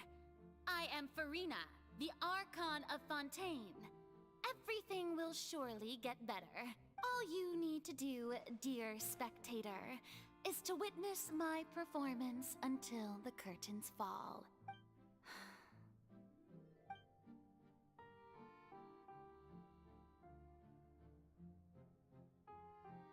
Fine.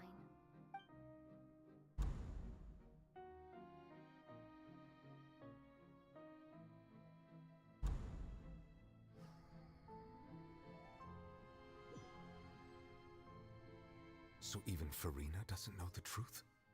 You've never once let her in on the full plan? Yes, it had to be done. To deceive the heavenly principles, you must first deceive yourself. She did very well. if she had let her resolve falter even once in these 5 centuries, Fontaine would have been doomed to the most tragic fate. It seems that trusting humanity was the right decision after all. I believe that I understand how your deception works, but that is only half the truth, is it not? How would you build on this foundation to save the people of Fontaine? That is the most important thing. Ah, good, good. Of course, the Iudex of Fontaine has pinpointed the crux of the issue. I'm sure you've long sensed that the Oratrice is no simple machine, yes? I've always suspected that it had its own consciousness. And Lenny did mention that he heard a human voice within the core chamber. It now seems that that person was you, hidden within the machine all along. Am I right? And then I became one with the Oratrice, taking Fontaine's gnosis with me. Yes, it would seem so, wouldn't it? Alas, your understanding of this device still lacks sufficient depth. In truth, it is no enactor of justice. It is, in fact, a device created to kill the god of justice. Beg your pardon? Oh, you have it. And to be more precise, not only will the Oratrice take down the god of justice, it will also take down the divine throne upon which she has been placed. I mean, did you think I would be the sort to enjoy peaceful repose while Farina suffered? My work over these last 500 years has been to constantly accumulate indemnitium within the Oratrice. But really, some have already discovered that only a small fraction of the energy generated by the device was ever used to provide power to Fontaine. The vast majority had to be, accumulated to enact this death sentence. It was all part of your plan then? Both the trial and the sentence? Indeed. This power, accrued over 5 centuries, could have sustained Fontainians for millennia, had it only been used for that purpose. Almost all of it has now been stored within the Oratrice. But only power of this magnitude could hope to destroy the Hydro Archon's divine throne, shaking the rules established by Celestia, and breaking through the institution that is the Seven. So the Oratrice's call for death was for neither Farina nor Focalor, but for the Hydro Archon. The destruction of that divine throne. If I do not misunderstand your intent, you must be... Returning what's rightfully yours to you, of course. In other words, this was all done to return the authority of the Hydro Archon to the Hydro Dragon of this planet. But...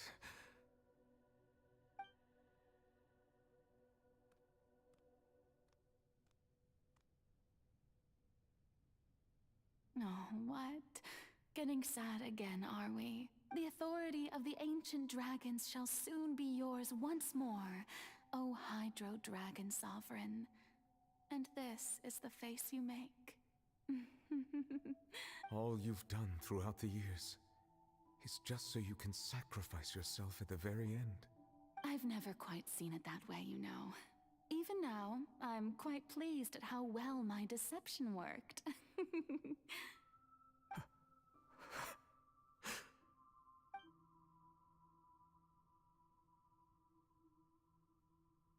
Hydro Dragon, don't cry. I must say, had it been within my rights, I would have loved to judge the heavenly principles themselves. Were they not guilty of essentially the same crime? Egeria stole the power of the primordial sea, and the heavenly principles stole the power you ancient dragons possessed. I, for my part, am the god of justice.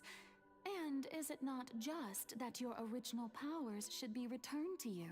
Speaking of justice, I have always believed that justice lies in the process of pursuing human existence itself. So, if the theft of the primordial sea's might was Fontaine's original sin, then, leaving matters of procedural right and wrong aside, the descent of the Fontainians as humans and their right to exist in this world would be Fontaine's original justice. In other words, existence was Egeria's justice, and to me, justice is the continuation of that existence, defying the prophecy and ensuring that Fontaine's people shall live on. That should be the justice enthroned over all others. At this point, we, whether it be myself or all other Fontainians, have shouldered the burden of this sin for far too long. Iudex Neuvillette, the highest judge in our land, when you regain your full power as an elemental sovereign, what verdict shall you pass upon us? So when I was invited to the court of Fontaine to serve as Iudex, I see now that that was your idea too. At last. I now understand the true purpose behind this position. In the beginning, I was uninterested in human existence. But these 5 centuries of living alongside them have gradually brought about mutual understanding between us. And I have even attempted to feel as they feel. You are a devious one, Focalors. Things being as they are, surely you know that I could never declare them to be guilty.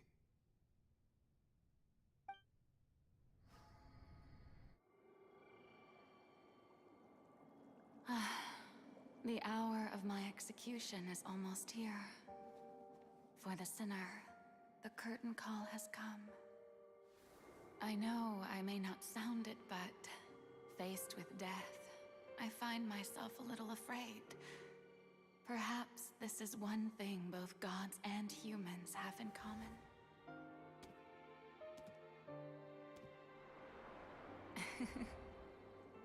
Farewell, Neuvillette.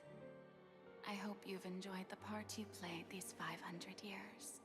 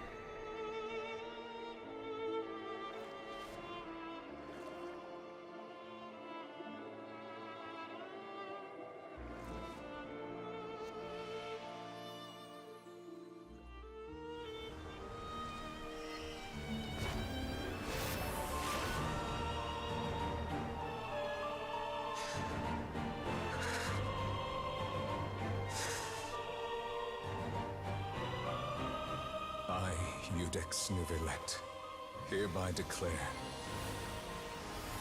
people of Fontaine, your sins are forgiven.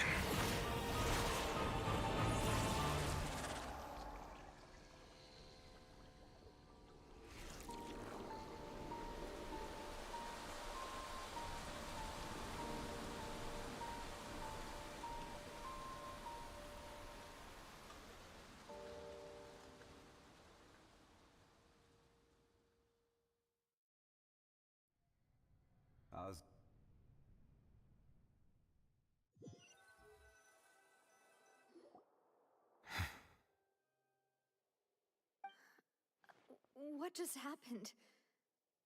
Has the death sentence been carried out? Was that bright light some sort of misdirection? I have a feeling that something huge just happened. But since we're all still alive and haven't been dissolved, I assume whatever happened was good for us. It's time to end this. We must mete out punishment to that beast. Didn't you say just a moment ago that it can't be defeated? I have gained the strength sufficient to deal with it.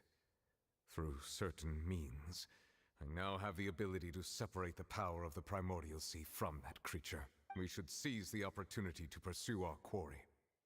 Traveler, now that the oratories can no longer function, I require an executor to help me mete out justice. The root of the calamities befalling Fontaine, the beast that enacts the prophecy. Its name is the all-devouring Narwhal. Come with me, traveler. The hour of execution has come.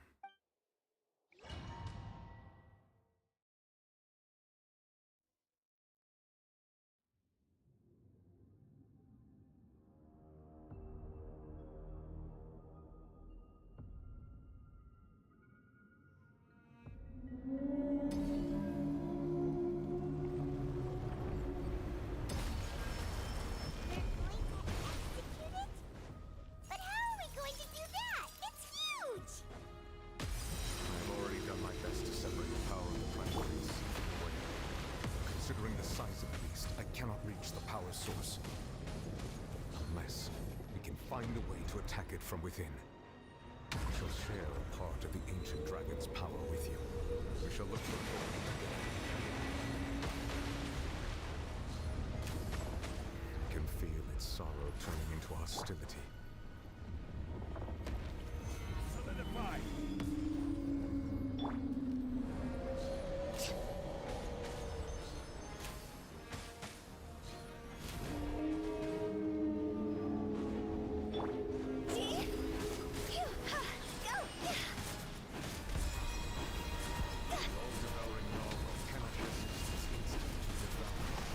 Continue to trigger its hostility. Chance will present itself.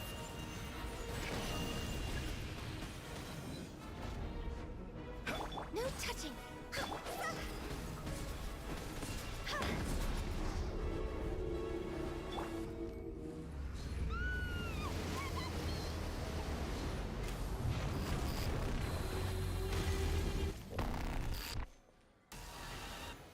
Why is there a hole thingy over there? It looks really scary!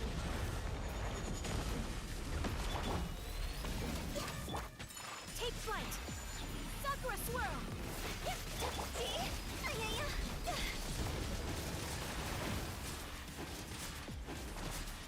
I have granted you my protection. Do not fear.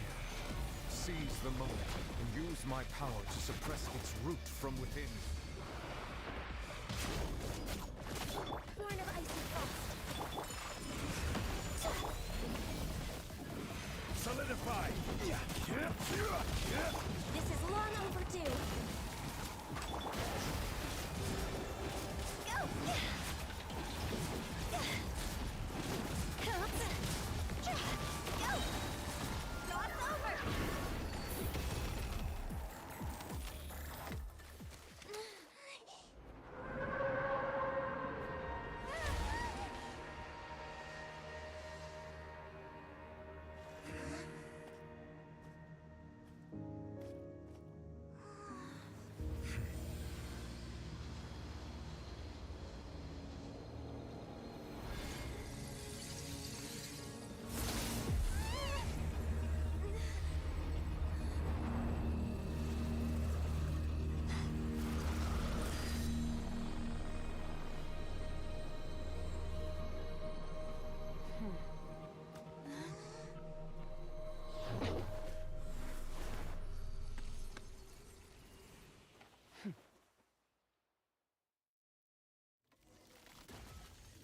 Thanks for helping with the cleanup.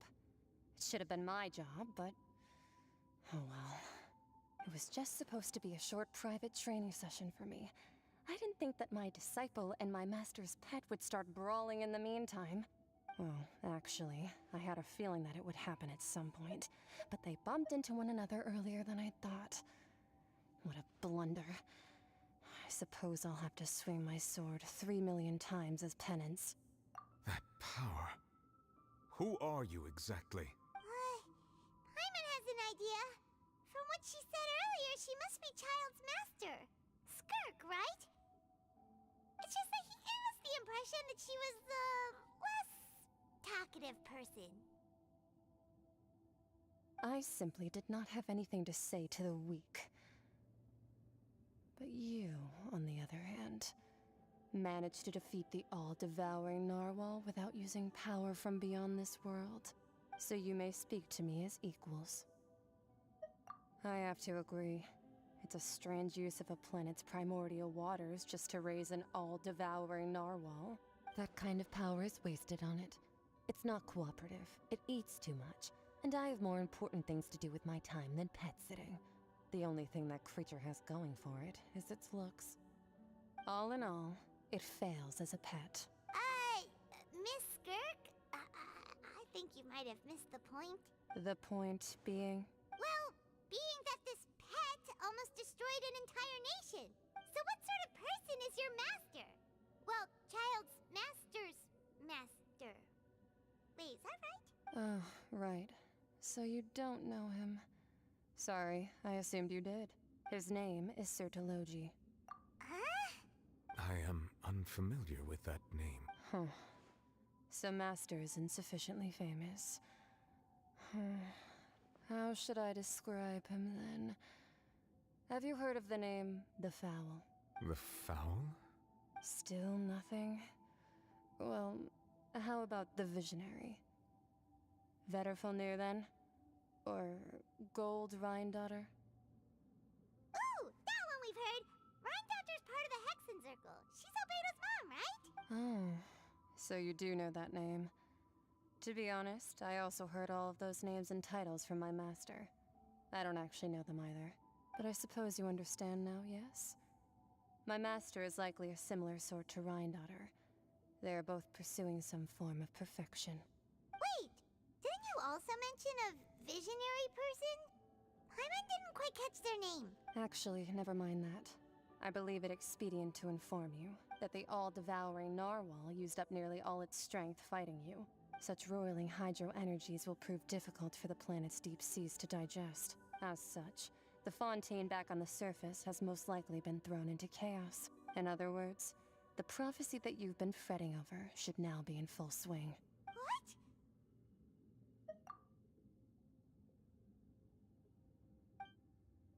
Not to worry. Focalor has already managed to deceive the heavenly principles. In the end, the people will all be dissolved into the waters, and only Furina will remain, weeping on her throne.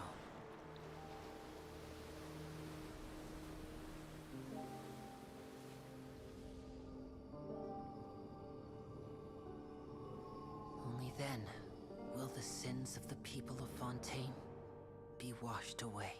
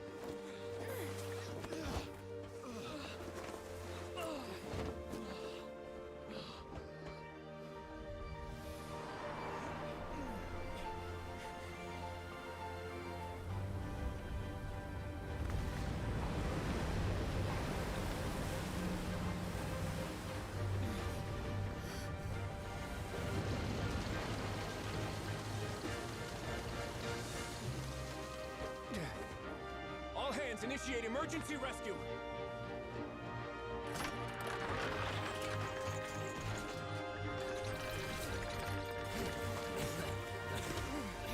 Hurry!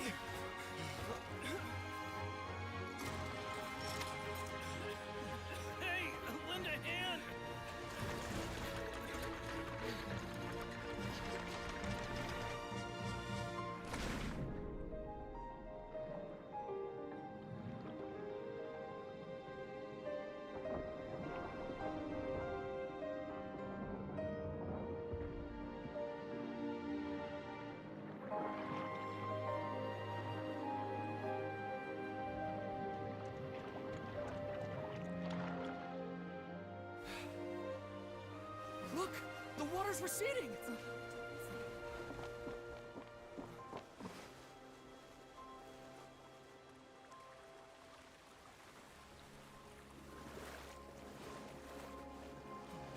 It's a miracle! Water's receding. We didn't dissolve. The prophecy was wrong. The prophecy was wrong!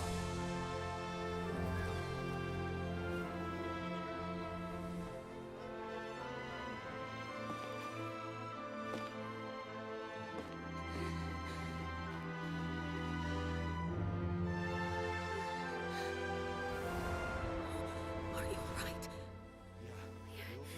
We're saved. The prophecy was wrong.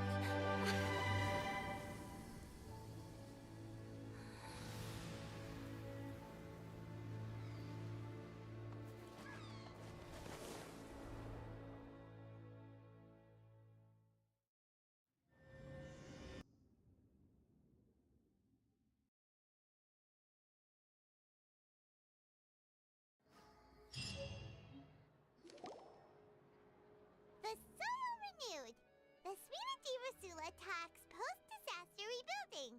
I recently visited Poisson to meet with Miss Navia, spokesperson of the Spina di Rosula, and we spoke about Poisson's present and future.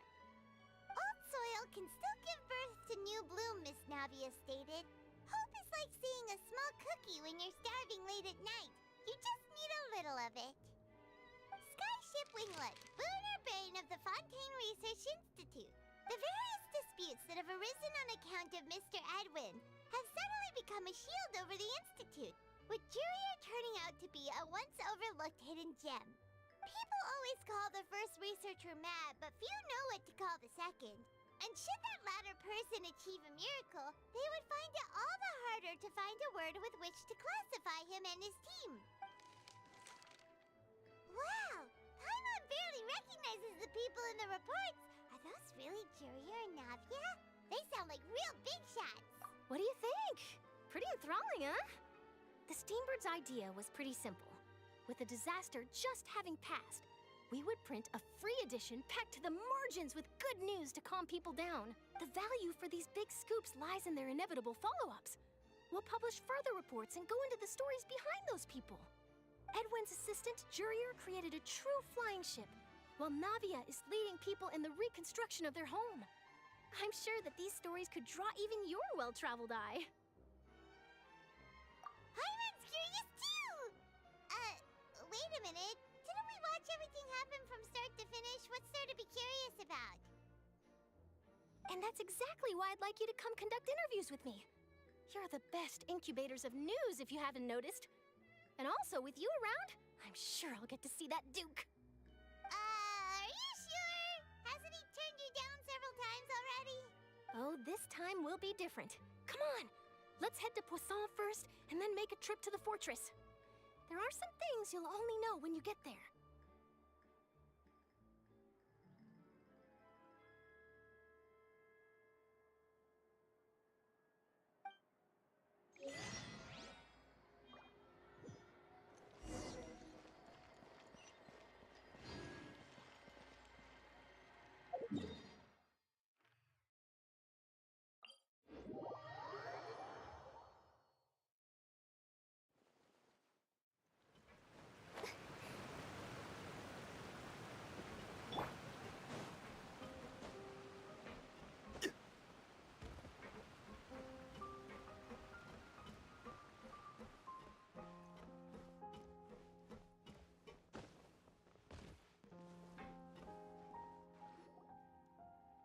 Navia!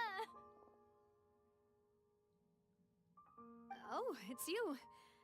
What brings you all here? Hey, we're just having a look around. I'm here to update myself on how things are going here. Oh, the Fatui are here too. Let me introduce you. This is Mr. Garunt Snežević. He represented the Knave in sending us a large amount of supplies, and is helping with our work. Our residents are hard at work as well. Thanks to everyone, work is progressing nicely. We've lost a lot of people, but we're moving forward. That will have to be enough. Hello, Miss Charlotte. I'm a big fan of yours. I especially like that article you wrote last year about Fontaine's stray cats. But if you don't mind, could you not emphasize our role too much in your report? It's not charity we're doing here.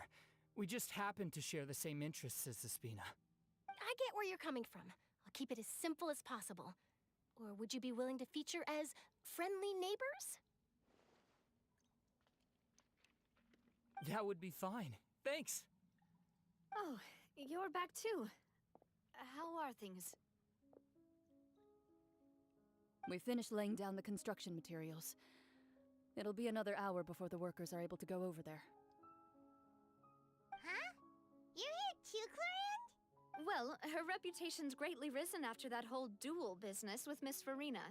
So she's here in Poisson to wait out the heat. All right. She really came here to help me out. There's too much to consider in the reconstruction of Poisson. The Spina has need of more decision-makers. And, well, I do already happen to be connected to Mr. Callis. Oh, wait just a moment. Do you mind me asking a few questions? You know, about how you felt before the duel, about what it was like facing down a god. There's lots of exciting material there, I bet. Forget it. I'm sure you can find a better theme than that, Miss Charlotte. I see you're the same as always. Couldn't you do me a favor, for Navia's sake? Well, if we're talking about doing things for my sake, you might as well just take a few more photos of me. Or of the Traveler. It's better than wasting time persuading Clorand, at any rate. Of course I will. I'm not gonna let her off that easy. All right, then everyone who wants to be in the photo, gather up. And smile.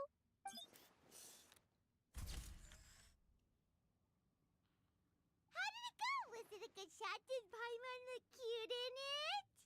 Not bad. Your addition really helped the composition of the picture. All right, hang on a moment. Let me snap a few more shots. All right, that should do it. I'll be back here later anyway, so let's call it a day. You're very quick. Speed is of the essence when it comes to the news, and freshness is the key. Also, not to brag, but I'm pretty good at building connections. Who knows? I might eventually get that interview with you after all, Miss Clorand. Wow, you really do have that never say die spirit. I'm impressed. I'll hazard a guess that this is how you got that interview at the Fortress of Maripede. Whoa, you're well informed. Let me make a guess too. I asked Sijuin who told Monsieur Nervillette, and he told you, right? That's a very complete information chain. In truth, all Monsieur Neuvillette asked me was, when did the fortress become so friendly towards the media? I told him that it was best not to speak too soon. There's no guarantee that Ridesley will make a personal appearance. You're right. I've got to treasure every moment I have with them. In which case, I'll be making a move first. Stay safe now. And tell me if you hear anything interesting. I'll treat you to afternoon tea in exchange. You seem curious about the fortress. Of course. That Risley. I still remember going down to the fortress to grill him for information on my father's case. Boy, did he take me for a ride.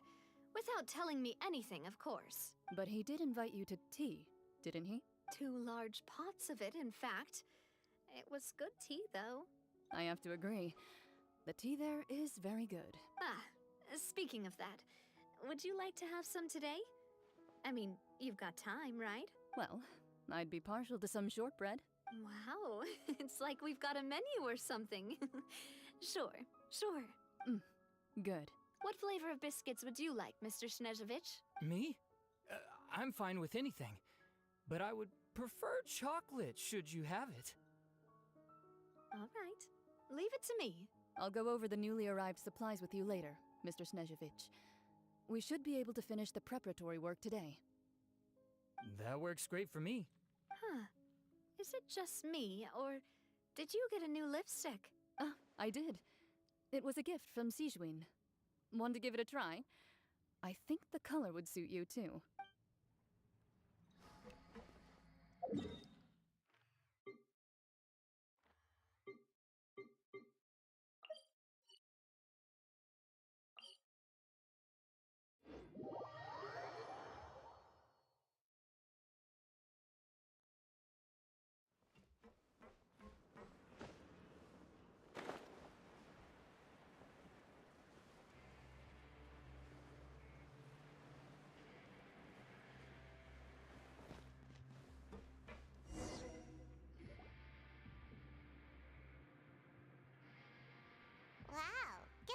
again, huh?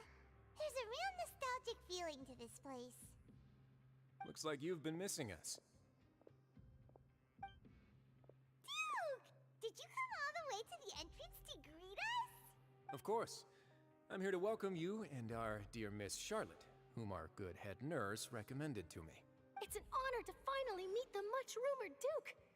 Thank you for consenting to my visit to the fortress, sir. No need to thank me. But that said, I shouldn't be the focus of your interview. I trust you recall our agreement? Of course, of course. All right then, this way.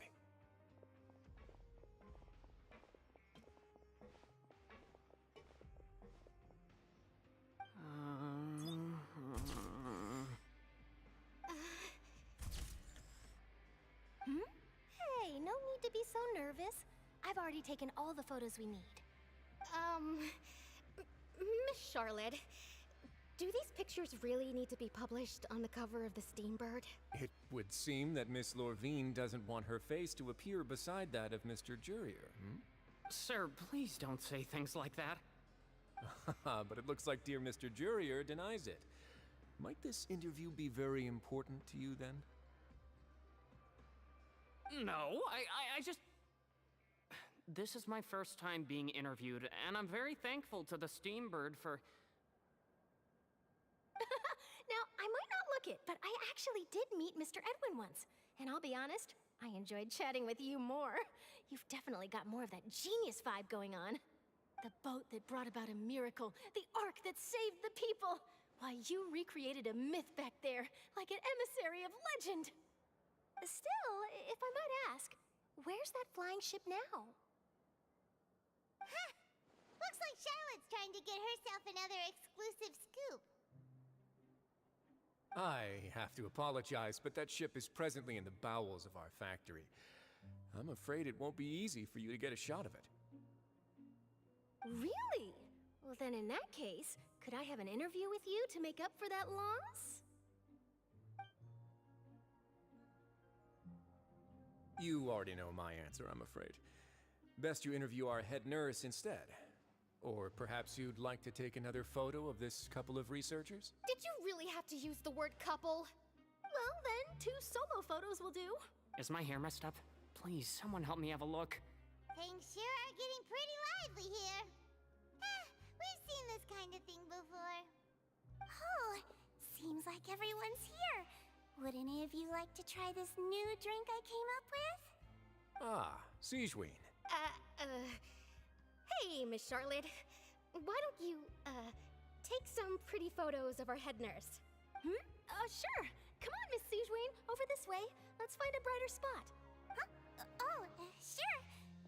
Do I have to smile? So, how have things been at the fortress? Same old, as you can see. Fontaine's undergone some changes, but this place is still more or less the same. Other than that flying ship, it got a tad too much attention, I think. That's why I decided to let the interview go through. We should direct more public opinions toward the behind-the-scenes heroes. Am I right, Mr. Jurier? Miss Lorvine? You're too kind, sir.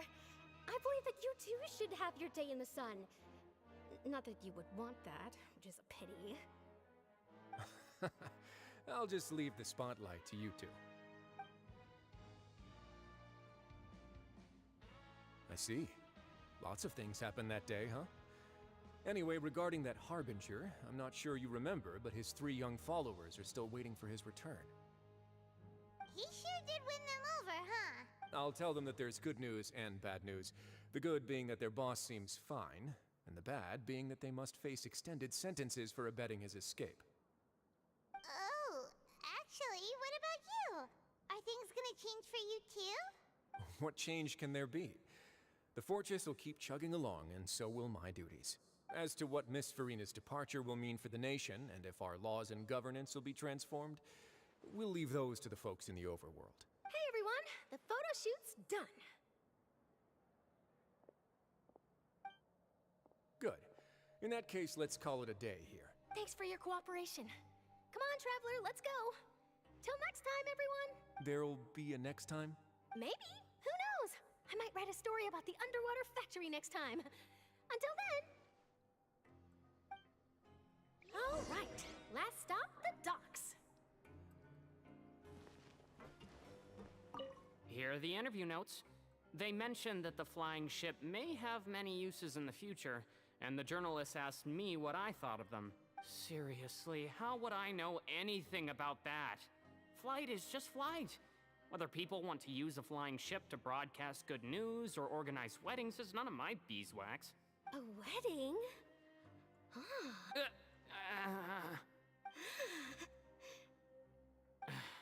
Why are you looking at me like that?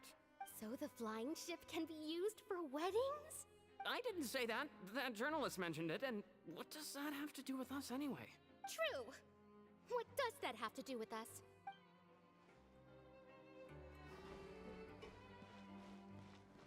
Oh, you know, I'd love to see you in one of Charlotte's photo shoots one day. Is that really necessary? Our line of work doesn't really require much photographing. It's precisely because we don't need the picture that they'll have value as keepsakes. You don't really look all that opposed to the idea, you know. Maybe I'm just happy that I managed to once again avoid the spotlight. I think this interview went well either way. Yes, you successfully kept prying eyes away by using Mr. Jurier and Miss Lorvine as shields. Very good. You should be happy for them. They have a bright future ahead of them.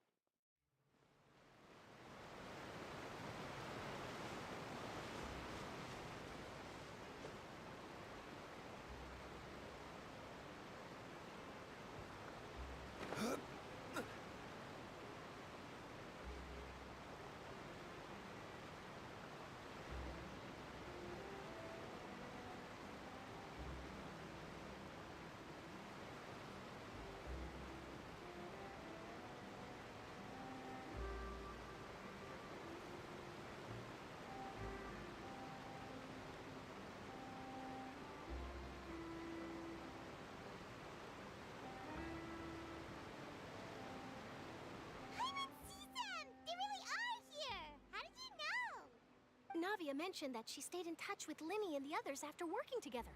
Apparently, they've been at the docks distributing these strange pockets the whole time since. Traveler, Paimon. Ah, and Miss Charlotte, too. Would you like a magic pocket?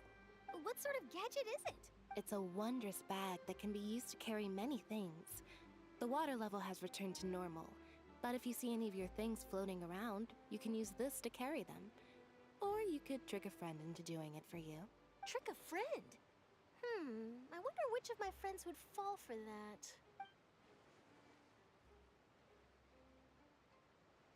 You could just make a friend like Fremine here. Isn't that right, Fremine? Is this what you meant by, I'll help you make some more friends? To be honest, that sounds pretty sweet. Could I have your contact, please? Sure. Please, write down my address. You sure are working hard to help Fremine socialize. He was the one who proposed doing this. He even wants to assist in our magic shows. Yes, I was planning to first introduce Pear as an assistant, and later Fremine himself. In the future, I think we can leave underwater escape magic to him too. That said, would anyone want to see a diver escape underwater? Oh, it'll work out. Every journey begins with the first step. He'll become a part of our show eventually. Lynette, could you come over? Miss Charlotte says she wants to take a picture of us. Got it. My, that Charlotte is rather perceptive. She got rid of everyone the moment she realized I had something to say to you. So, how have things been, Traveler? Father says that you did a great deal during the latest events. She's very grateful for your contributions to Fontaine. That's all right. We were more than happy to help. So, what's she doing now? Oh, I guess you haven't heard. Well, after Lady Farina left, Father and Monsieur Neuvillette opened negotiations, during which he gave Fontaine's gnosis to her as a diplomatic gift. A diplomatic Yes, I was quite surprised at first myself. But when I thought it over, there were actually a number of things going for it. It could have been done as an apology for the incident with Lord Child, or as thanks for his help in tying the all-devouring narwhal down. Furthermore, Father did also lend significant aid to Fontaine and Poisson. That's true, but this is a gnosis we're talking about. Doesn't this seem a bit irresponsible? I would agree, but I've also heard that it seems that Monsieur Neuvillette has had a significant change of heart regarding the matter. So there's some reason for this that only Neuvillette knows about? I suspect you'll have to ask him about that yourself. Ah, yes, speaking of which, I did see him strolling around the entrance to the Fortress of Meripede a while back. Isn't he real busy and stuff? Paimon didn't think he'd have the time for that. But back to the topic. The Gnosis was given to the knave, right? What about Child? They say that he's returned to Snezhnaya to recover from his wounds. I hear that the recent disaster really did a number on his health. That's true. When you think about it, we've had loads of run-ins with the Fatui. To think we'd be allied with them this time. So shocked by such a simple switching of sides?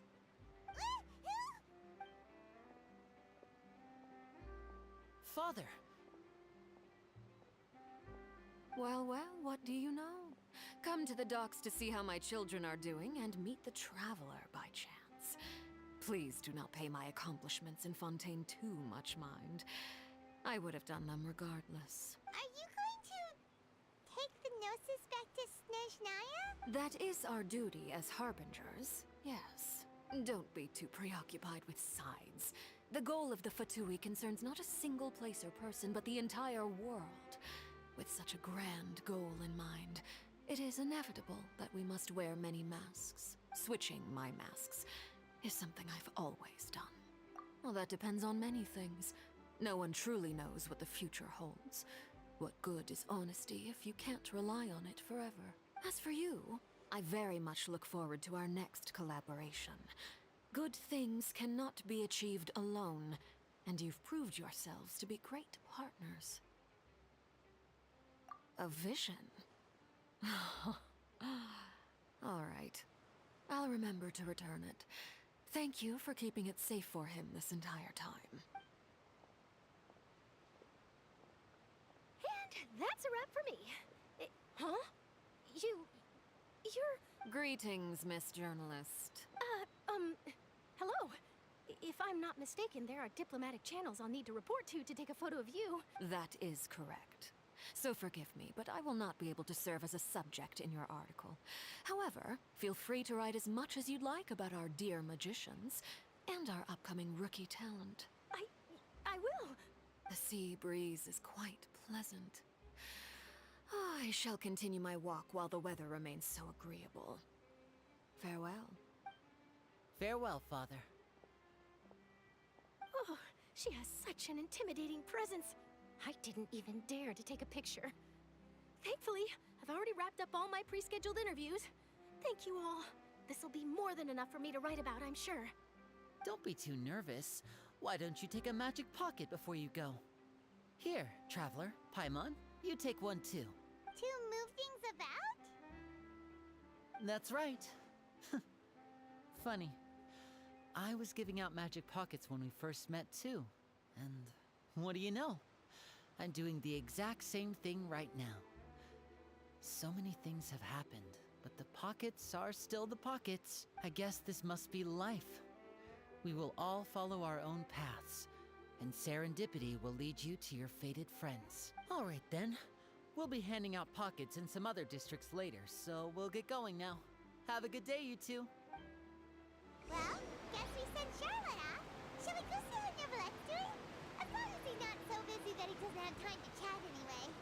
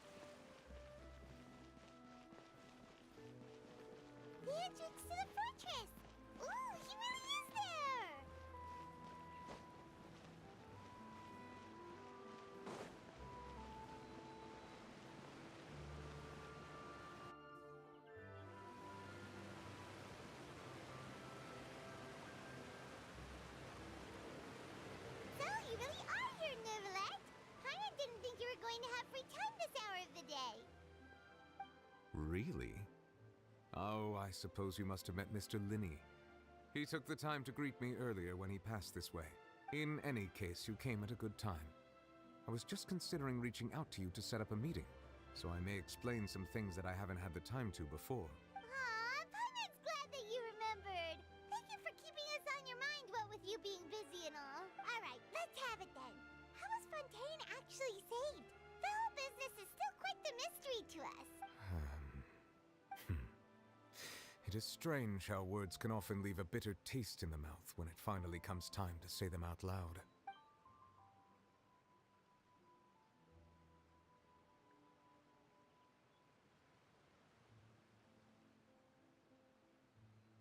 Whoa. So that's what happened?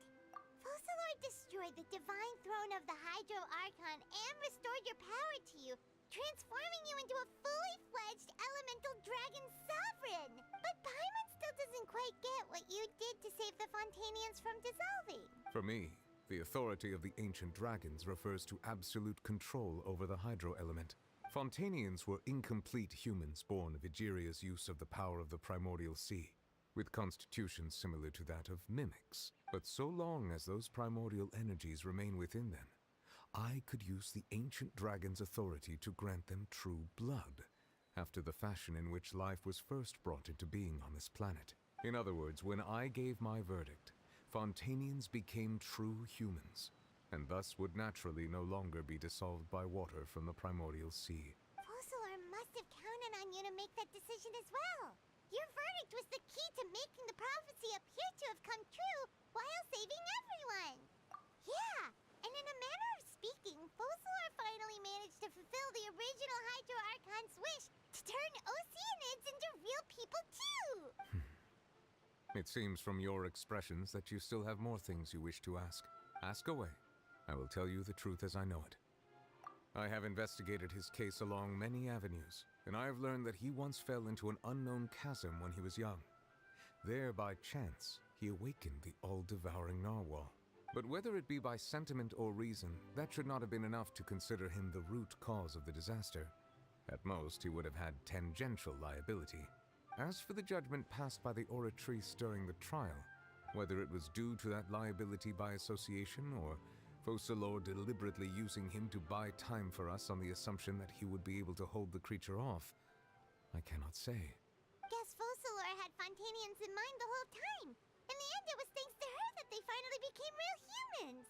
Hang on a second. Paimon suddenly got another question. Back when Fontainians hadn't yet become real humans, were the children they had also transformed Oceanids? Life has always flowed like water. Do you recall how Fontainians would often come to the Fountain of Lucine to pray for children? Yeah! Lynette said the fountain is where all the waters in Fontaine converge. In truth, even those couples did not know that such prayers were no mere custom, but instead a form of ritual. Those Oceanids who were blessed within the spring water would later descend as new humans in the coming months. Paimon sorta gets it now. Either way, seems like this ritual won't be of any further use, but it'll probably live on as a local custom. Ask away. I will tell you the truth as I know it. Yeah, about that. Risley said Farina has already left. What's that all about? Ah, Lady Farina. The people are only aware that her death sentence has not been carried out. She abdicated the post of Hydro Archon and left affairs related to that title to me, before leaving the Opera House. I related Focalor's words to her faithfully and completely. After hearing them, she seemed neither saddened nor comforted. She simply said that she was tired and needed to rest. Having said that, she then packed her things and moved out of the Opera House, not unlike how an ordinary person might. But she's still got a place to stay, right? You need not worry. I will make arrangements to ensure that she will not want for food, clothing, board, or travel. In truth, I am somewhat happy for her. The wear and tear on her spirit will, of course, take time to heal. But now that she no longer has to play the role of Focalor the Hydro Archon, she can finally lay down her burdens and lead a normal life. What about you then? What are your plans now that you've regained your full powers as the Hydro Dragon? After Focalor passed on, the Oratrice also ceased to function. This matter will directly affect our trials. After much careful consideration, I've decided to take over its role in our courts. From now on, I shall hear cases and pass verdicts by myself. Looks like you're still considering stuff from the perspective of the Udex, huh? As an elemental dragon, there are indeed many things that I must do. But this power and this duty, in a manner of speaking, you could say that both were granted to me. As such, before I attend to my other responsibilities, I must first and foremost continue to serve Fontaine as its highest judge. The duty of the Hydro Sovereign and the duty of the Udex shall coexist within my person. Additionally, the Hydro Archon's departure has brought about another problem, which is that the Opera House shall no longer produce indemnitium. That's true. That power was derived from the people's faith in the Hydro Archon, wasn't it? Wait, but the various mechs and machines in the city are all still okay. Where are they getting their energy from? As I am now, I have full command over New Musia, and it can serve as a complete substitute. Another reason why I cannot quite leave Fontaine immediately. Wow. This ancient dragon's authority stuff is really quite useful, huh? Ask away. I will tell you the truth as I know it. Oh, that's right! They say you've given it to the knave as a diplomatic gift or something! Leaving aside their intentionality, the two Fatui Harbingers have indeed done much for us during this crisis. Their sole remaining goal in Fontaine, at least at this point, would seem to be the Gnosis. The Oratrice has ceased to function. The Hydro Archon's divine throne is now no more, and I do not need the Gnosis's power. As such, it has lost all meaning for Fontaine. If the Fatui have impure designs, then we might as well accede to their request now, and avoid unnecessary conflict. What complicated considerations! Paimon thought you were just giving it to them out of gratitude to the knave and as an apology to Child. Ask away. I will tell you the truth as I know it. You will soon be heading to Natlan, I presume. I'm afraid that I have little talent as a travel guide, so all I can do is tell you what I know about that land. As far as I'm aware, Natlan can be said to be a nation of dragons. A nation of dragons? You mean like you? No, I suspect that I would not find myself welcome there. Unlike ancient dragons such as myself, the dragons of Natlan have undergone long years of development and evolution. Large numbers of them have entered a form of coexistence with humanity. Natlan is also the nation of war. War ravages those lands like an undying flame. There is one other piece of information I got incidentally from my negotiations with the knave that I believe may be useful to you. The harbinger known as the Captain has thrown his hat into the endless ring of war. The Captain. Sounds like a real tough customer. Seriously, everywhere you look, there's a Fatui Harbinger doing their thing. I suggest that you fully prepare yourself before going to Natlan. In the meantime, Fontaine's doors will always be open to you. Ask away. I will tell you the truth as I know it. Hang on a sec. Paimon's still got a question about the Gnosis. When we spoke to Linny earlier, he mentioned that your attitude towards giving away the Gnosis had clearly changed. We guessed that there might be some reason for it that only you were aware of. No wonder the House of the Hearth is the Fatui's intelligence division. They are certainly sharp. So regarding this specific issue, I was just getting ready to share something with you. What is it? In truth, I exchanged some further words with that lady named Skirk after sending you two back to the surface. It went something like this.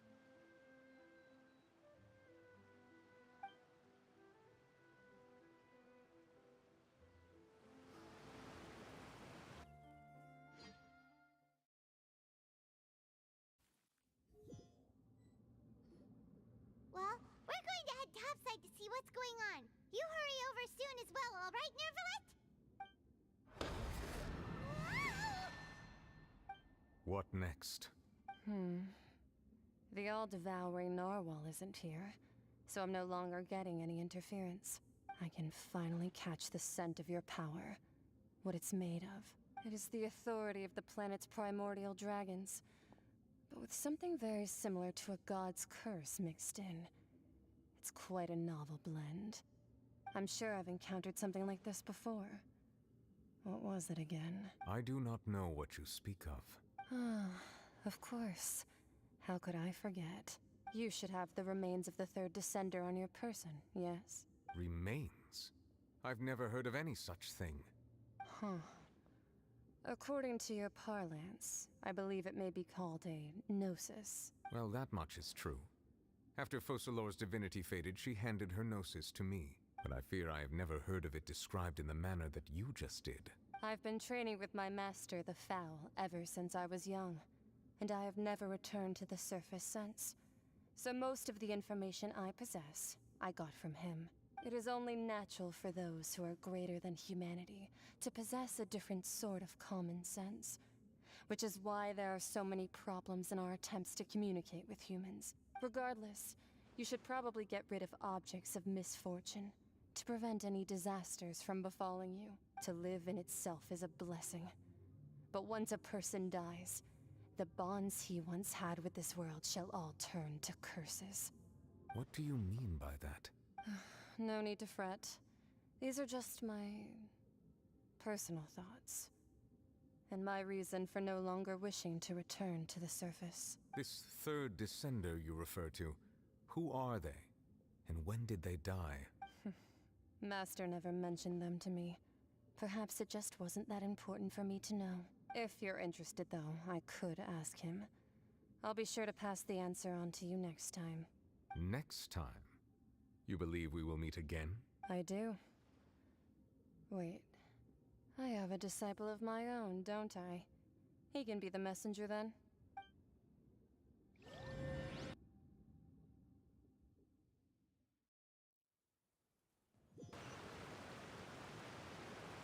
That's what she told me.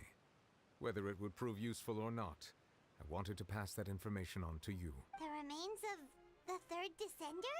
So that's what the Gnosis actually are. Paimon just thought they looked like chess pieces. How could they be a person's remains? All the same, assuming that there was no misunderstanding or special metaphor at play, that is what she meant to say. And she said that it would bring misfortune and that you should check it, which is why you gave it to the Fatui. If she speaks the truth, then I would simply be putting Fontaine at unnecessary risk by keeping it here.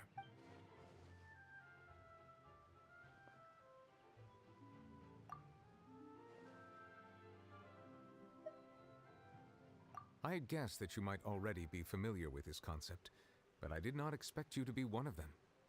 That means that the Gnosis, which are exceedingly element-compatible and can even enhance elemental abilities, do indeed come from the third descender. I wonder, does your body also possess similar properties? Like being able to use elemental powers without a vision. That does sort of count as special compatibility, right? No, let's not think about this stuff right now. It just feels creepy. Comparing the Traveler to the dead third descender and all. That's what you say, but this topic still feels like bad luck. Once Child recovers, let's get some more answers out of him. Or go look for his master and get the answers that way. I too believe it unwise to make too many blind guesses when information is lacking. The same is true of being at court. Alright. Whatever the case, it seems like the crisis here in Fontaine's over for now. Yes. All of Focalor's efforts were for this moment as well.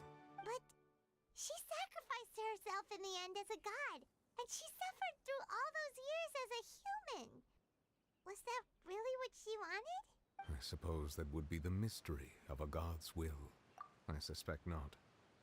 But once in a while, I too would guess that if wishes were like the clouds in the sky, they will one day return to the earth as raindrops. Life flows like water, and rain is the final answer. The water levels may sometimes tilt one way or another, but the rain falls fairly upon all. And what, ultimately, is the difference between the rains that fall upon all of us?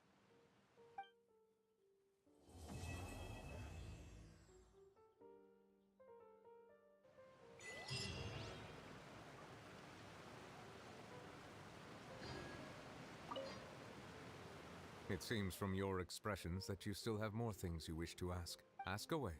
I will tell you the truth as I know it. I suggest that you fully prepare yourself before going to Natlan. In the meantime, Fontaine's doors will always be open to you.